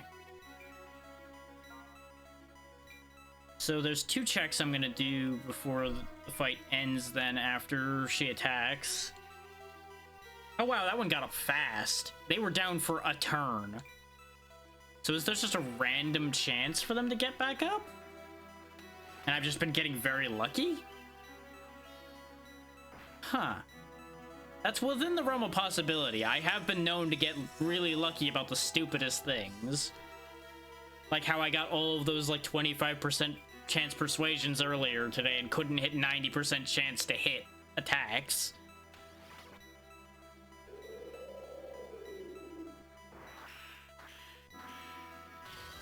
Like, I think most of our successful persuasions have been like sub 50% odds.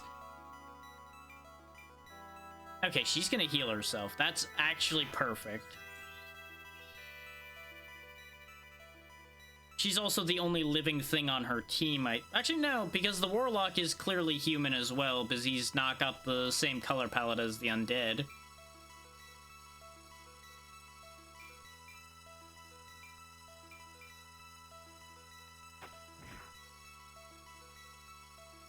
Okay, what are my odds of recruiting you?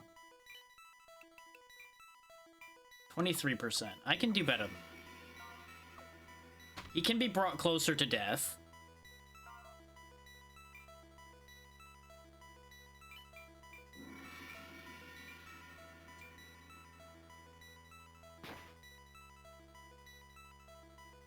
$42 is still not as low as I would like. He could definitely be brought lower than that. But I'm also trying not to compromise our ability to deal with Euphoria this turn. Now, the thing I wanted to check, though, is other than checking the percentage on him, 0%. Since she's a leader, I'm pretty sure I can't recruit her, but I feel like she will join us.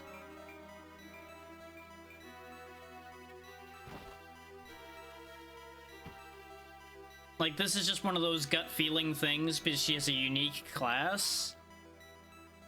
It strikes me as she is likely to be possible recruitment material.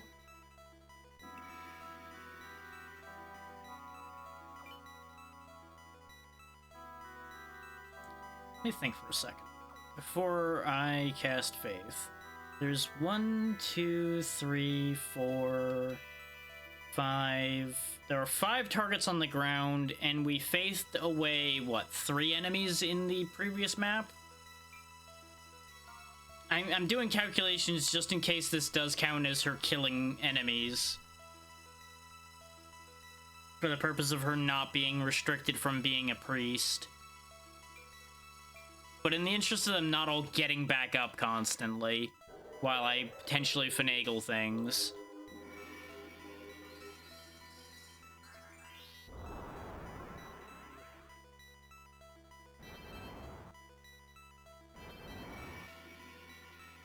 Because I would assume these don't count as killing enemies, because it would be kind of silly for banishing to count as killing. Oh yeah, there's also an emblem for getting rid of the undead.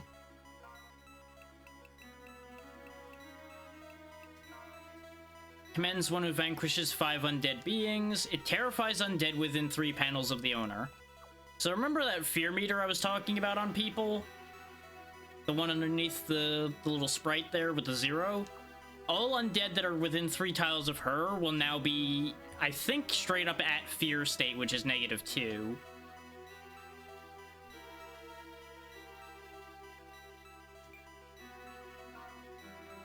So, you know, that's neat. There's not really anything you can do by going there, so don't.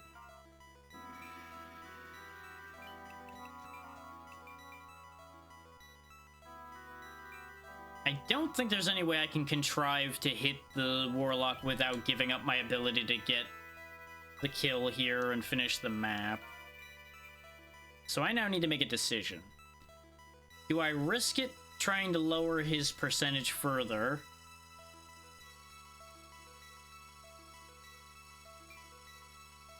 No, I think I take one roll of the dice, and if he joins us, great. If he doesn't, so be it. You get one shot, buddy. Yep, that's about what I figured.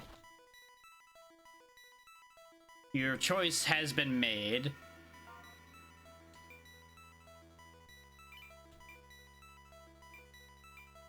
He's not actually gonna do enough damage anyway. Well, I guess his choice hasn't been made.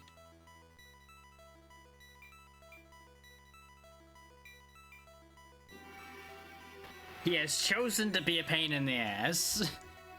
Understood.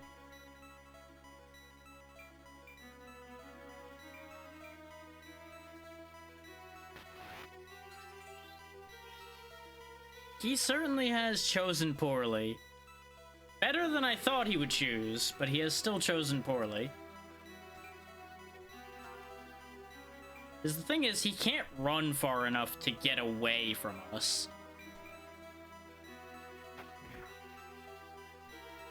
So all this did really was allow me to lower him further and actually get another chance at recruiting him.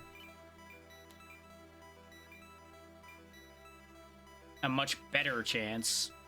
You know, except he guarded the high chance to hit him there, because of course he did.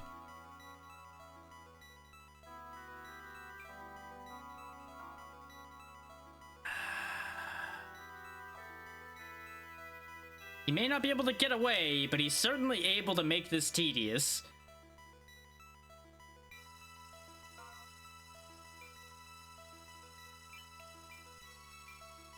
And she can't reach to hit him with magic either, I don't think. I think if she stands here, that's as close as she's gonna get, and that doesn't make it up there. The Hawkman definitely can't fly over. Alos doesn't have attack magic.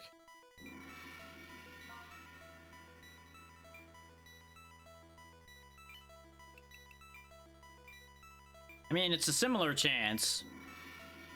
1 in 4, let's go. Hey! He relented after the second try. And now, you die.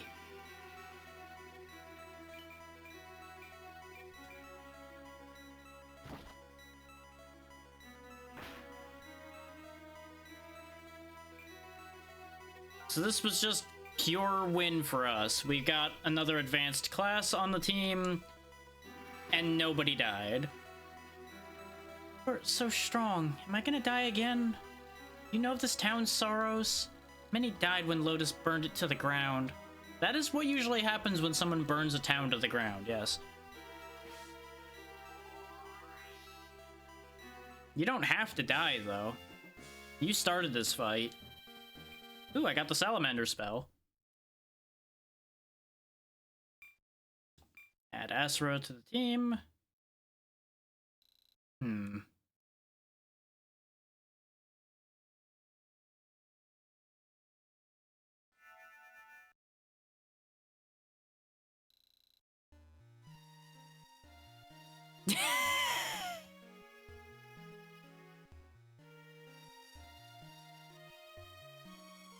Yeah, there's gonna be a lot of digging involved if you're gonna rip down a granite tower. But what happened to your body? My mother's soul was inside of me.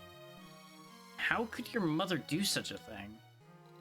A few years after the soldiers from Lodis left, she was killed by bandits that attacked our town. My father called her soul back with a spell and she possessed my body. At first I was happy, but later I learned it was wrong. The dead and the living are not meant to share the same body. I must see my father and tell him that.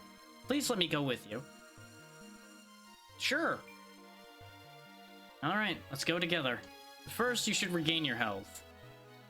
Thank you. Don't worry, I'll be okay. I know that the undead do not belong in this world, but Mother and those who were killed by soldiers of Lodis protected me and the people of this town.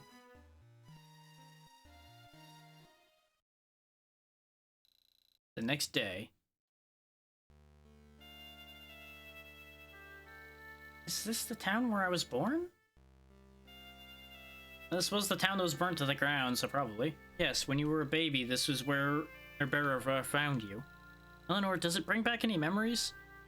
My dude, she was literally born, and then I think within the same year almost, the town was burnt to the ground. I don't think she was alive long enough to really have that many memories here. Nothing at all. What is memory? One day, will my memories of you become uncertain or even fade altogether?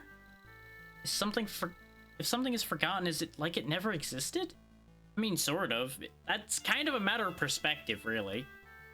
Because you gotta think, if no one around remembers something, then yes, it is as if it never existed. In fact, it did actually exist, but in practical terms, to the perspective of those currently present, then no. It's iffy. Where does memory end and imagination begin? There's someone who's been fading from my memory. My father. I don't want to forget about him. But I don't always trust my memories of him either. Memories will alter over the years as well to either be better or worse. Not even considering whether you forget things, you may change your perspective on things that happened. Let's go, Track. I don't have to remember. We can live without those memories.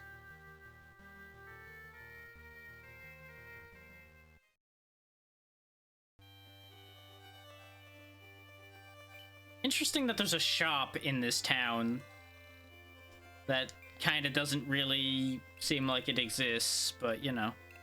Oh, I can buy spell robes. I think I could buy those in the last town, though. I think I did miss something specific by not picking something up in there. Because I believe one of the buried items in there... Oh, hey, you can hire Cerberuses here. Cerberi? I don't know what the plural for Cerberus is, because I don't think there's ever supposed to really be more than one of those, conventionally.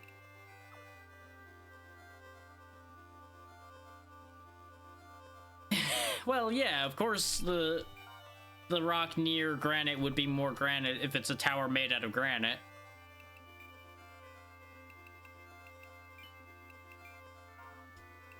That sadly just makes nothing but sense. Though I would assume polished granite's probably even more of a pain to dig through. For video game reasons. Okay, so I can take fluid magic away from him. If I want to use that for other people, I can. The thing with warlocks is they can use support magic. Much like witches can, but they are more effective overall. His warlocks in this game are more or less your battle mages. They can cast magic, but they can also fight on a pretty even footing. Like, if you look at his stats, they're all pretty uniform. Which was the other thing that appealed. Yeah, that's fair.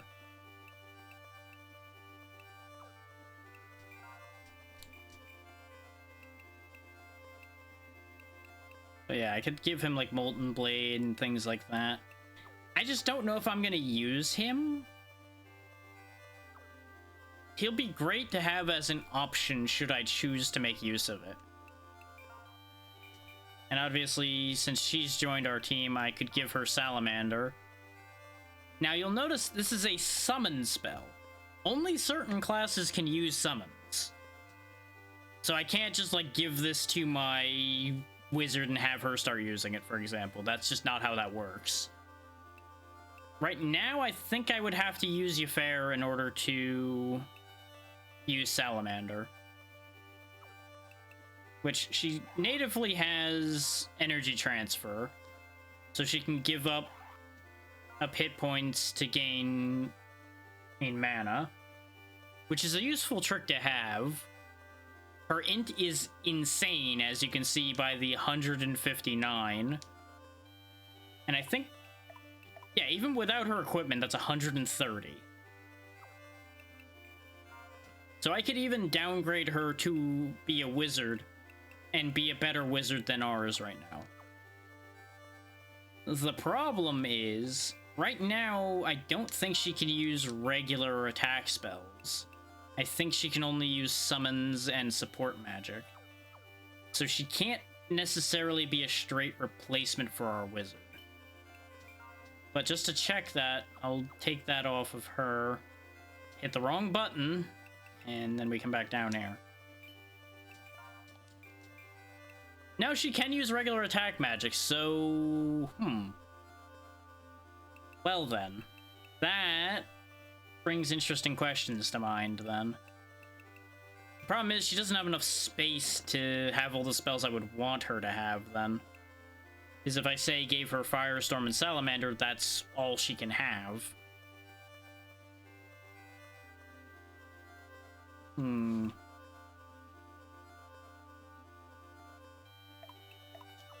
I'll think about it. It's like, for sake of examples of what the trade-out would be if I were to use both of these, Azra would replace Alos, and Nikita would be replaced by Uffair, probably. Or, actually, no, one of them could probably swap out for Ivana. Ivana's just kind of been hanging on at this point. Because Ivana and Alos are basically the same at this stage of things. Except I think Alos' stat line might be a bit better than hers at this point. 92, 50, E8, 86, 92, 62, 80. No, they're pretty interchangeable in terms of stats, too. The main split point in terms of actual function for these two would be Ivana could become a Valkyrie and Alos could become a Swordmaster. That's the main difference practicality-wise for what they could become.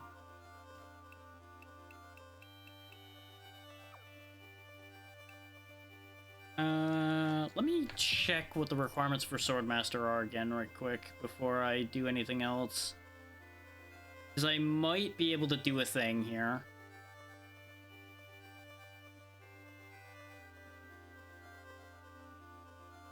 Okay, he needs 3 strength and 25 agility to become the Swordmaster I want him to be.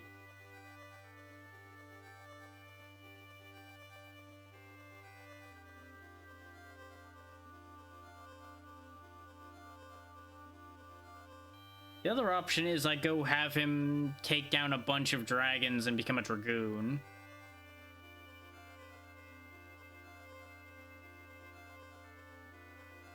Which he's actually, ironically enough, closer to becoming a Dragoon.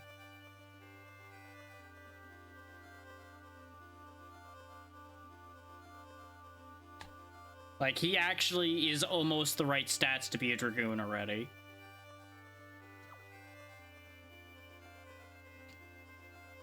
That literally the only thing I would have to have him do is go take down 5 dragons. Which I think I know tiles I could go to guaranteed spawn dragons. So that part's not really an issue, it just would be inconvenient. And I certainly wouldn't grind out doing that while you all are watching. That I don't feel like that's worthwhile content for any of you.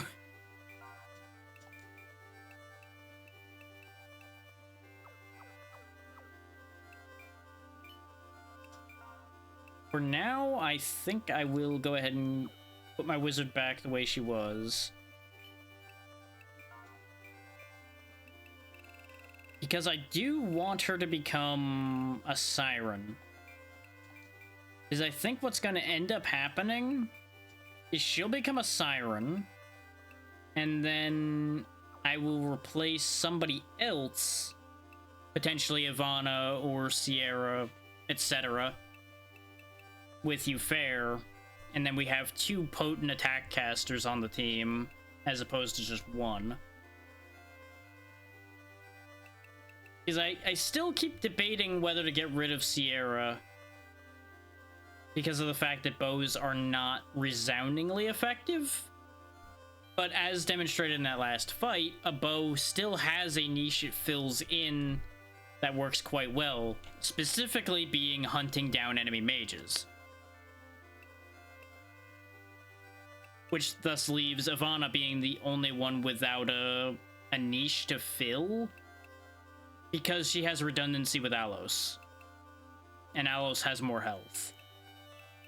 She is better at magic than he is, but he is more durable, thus better suited to his purpose of being the big meat wall that gets in the way.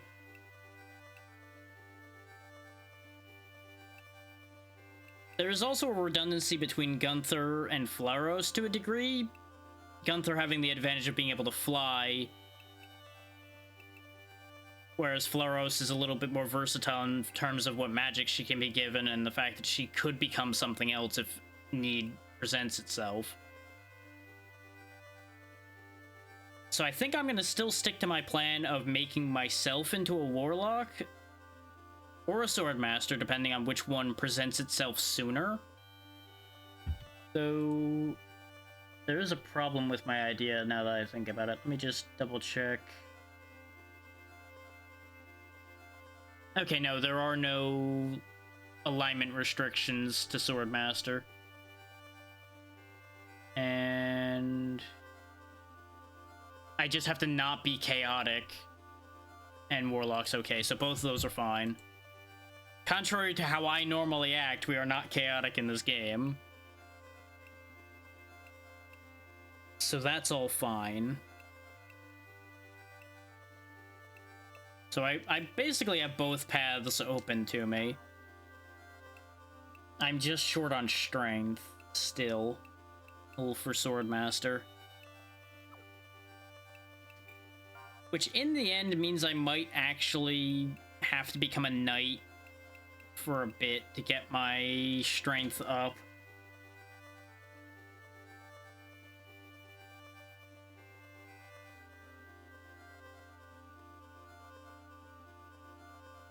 It's gonna really suck being that slow. How much strength am I short?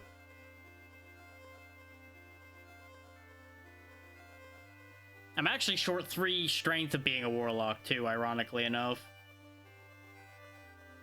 Yeah, I'm 8 strength short. And I don't have enough sword emblems to make that difference up. Otherwise, I would just use sword emblems to fix it. Actually, ooh, I have 4 of them. Actually, I might be able to make that difference up right now. Because they do 1 to 2. So with you all along right now, so you see it happen, I'm going to go into training mode. This also gives me a chance to show you guys what training mode looks like. Basically, you assemble 2 teams, and then you engage. It ends either when you say it ends, or when one side has no fighters left. People cannot permanently die in training mode, so you can wipe people out to your heart's content. What this is really good for is using up items like your stat increase items in a safe environment where you can just sit here and burn turns and raise stats. The only reason Alos is even here is because there has to be somebody on the other team. You can't start training mode with nobody here. So we're quickly gonna use up these sword emblems on myself. I actually probably should use the Stones of Swiftness on Alos while we're doing this. This way they both get to do something. I do not know. I'm usually taking care of hydration and such often enough without people knowing that I'm doing it that it doesn't end up being a thing. But I do appreciate the suggestion there, so I will drink on that.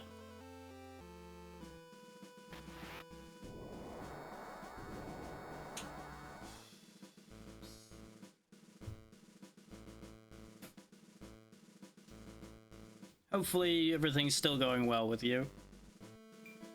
When all of work is smooth and all of that.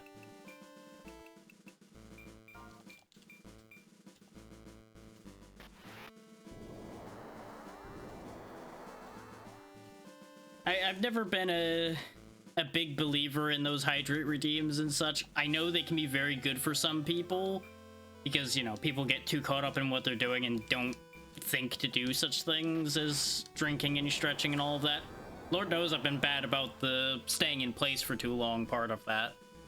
But I have gotten much better about keeping drinking.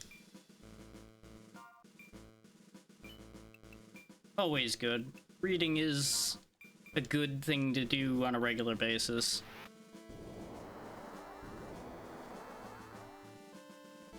I need to find myself some more books to read, honestly. I've read all of the books I have. Right. That just led me to the tangent of saying that.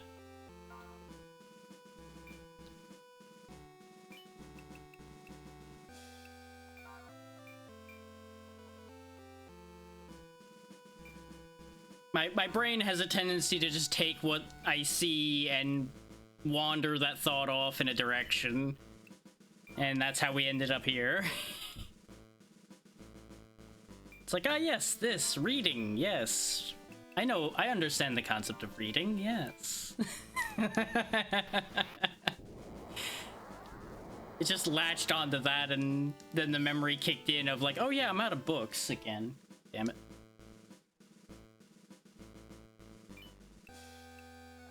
Okay, let's end training because that's all of the strength increases. I don't think I've heard of the Reckoners before.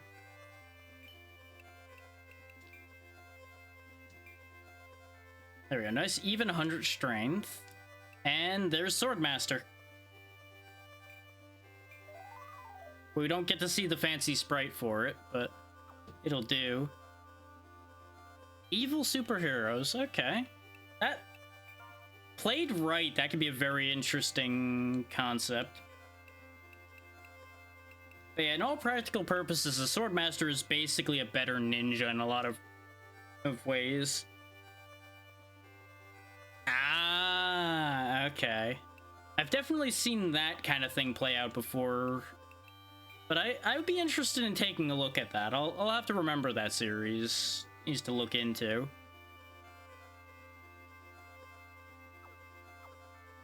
Okay, we can still use our sword. It wants me to use this stupid pumpkin. That slows me down too much. I do not want the pumpkin. I don't really need the Armlet of Agility anymore, so we'll go ahead and take the Dragon Gem for the magic protection and potentially recruiting more dragons. And Molten Blade will be nice to use. Yeah, you sadly did not get enough agility before that ended because I didn't think of that till too late, but your agility is better now. There was another series in a similar line to what you're talking about there. Ah, okay. I am familiar with Brian Sanderson, I believe.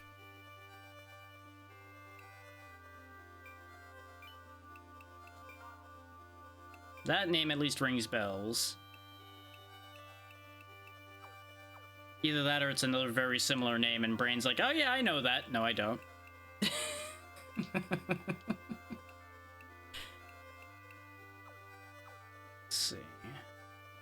You're pretty set at being a Valkyrie. You need the... Actually, can I get the... I don't know if I can get the stone in training or not, and I'm not gonna worry about that right now. That's more thinking about that than I need to put in right now.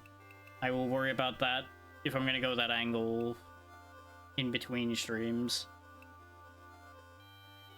Which I am starting to wind down a little bit. That's why I was just kind of scanning through things.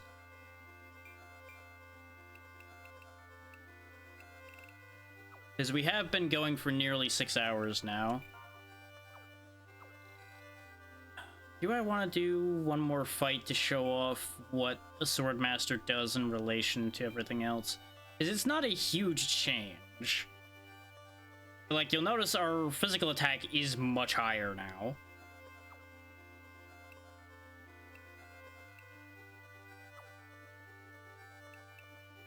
No, I think we will pack it in here so I don't overdo it.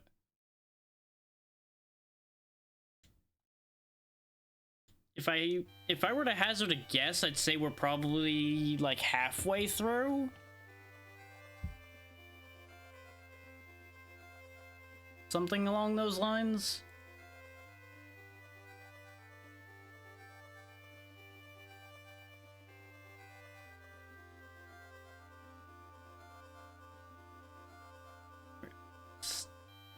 Was trying to make sure I don't end up hearing myself as I pull open the page to pick out a target. A lot of people doing Helldivers 2, which I keep thinking about, but it's like that's a little too pricey right now.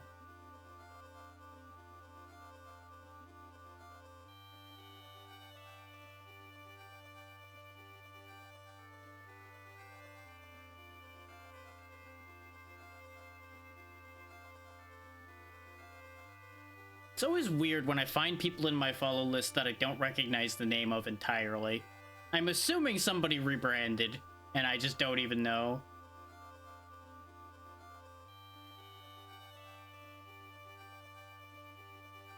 I'll have to figure that out later. Obviously, that's not a thing to figure out right now. Just like well, that's weird.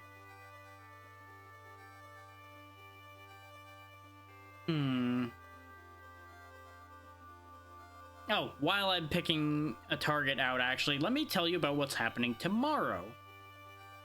Since I've managed to get everything in good working order and all of that, we will be doing an extra stream tomorrow to play Enshrouded with my good friend Xenoriona Moonheart, who you have probably seen on this stream before, but it's been a little while, because she's been dealing with things, I've been busy, etc., things didn't line up for a while. Tomorrow, we're finally going to be able to do something again. That will probably be starting an hour earlier than streams normally do, because time zones and all of that. Keep an eye out for notifications on that whole thing, because that's going to be very played by ear a little bit, because I realized now that we didn't entirely discuss that, because I've been busy all week this week. It's been a weird time. But that is the most likely plan for that, is that it'll be at 1 Eastern instead of the usual 2 Eastern. And going for however long she's able to go for. Because I anticipate that I'll be able to go for a while, but I don't want to put too much on her on that one, if that makes sense. So that'll be a very play-it-by-ear situation there as well. I have narrowed it down to 2 people, I think, to raid. Well, 2? Yeah, 2. I was debating somebody who had invited me to collab today that I told I wasn't going to be available, but they're now still going and I'm ending, so that could have been a thing, but no. That would lead to a lot of awkward conversation I don't want to figure out right now. So I'll just flip the coin between those two and we'll see where we end up. Or the coin is gonna run away. Okay, hang on. This is a mess, but you know, that's how I do. And of course, thank you all for taking the time to be here and putting up with my mess.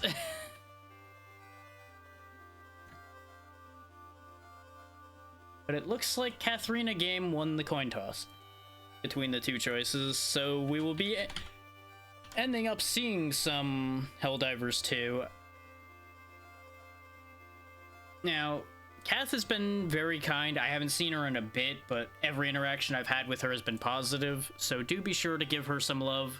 Like I said, thank you all for taking the time to be here. There will be the rare stream tomorrow, where we will be playing Enshrouded.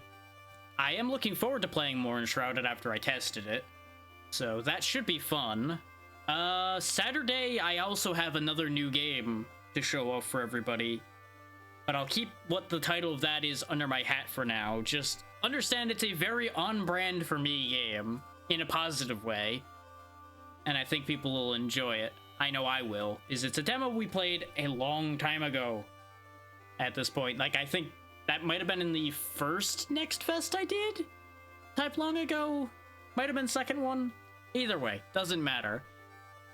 Have a good one, everyone. Be good to Kath. She's good people, like I said. And I will see you all tomorrow. Good night.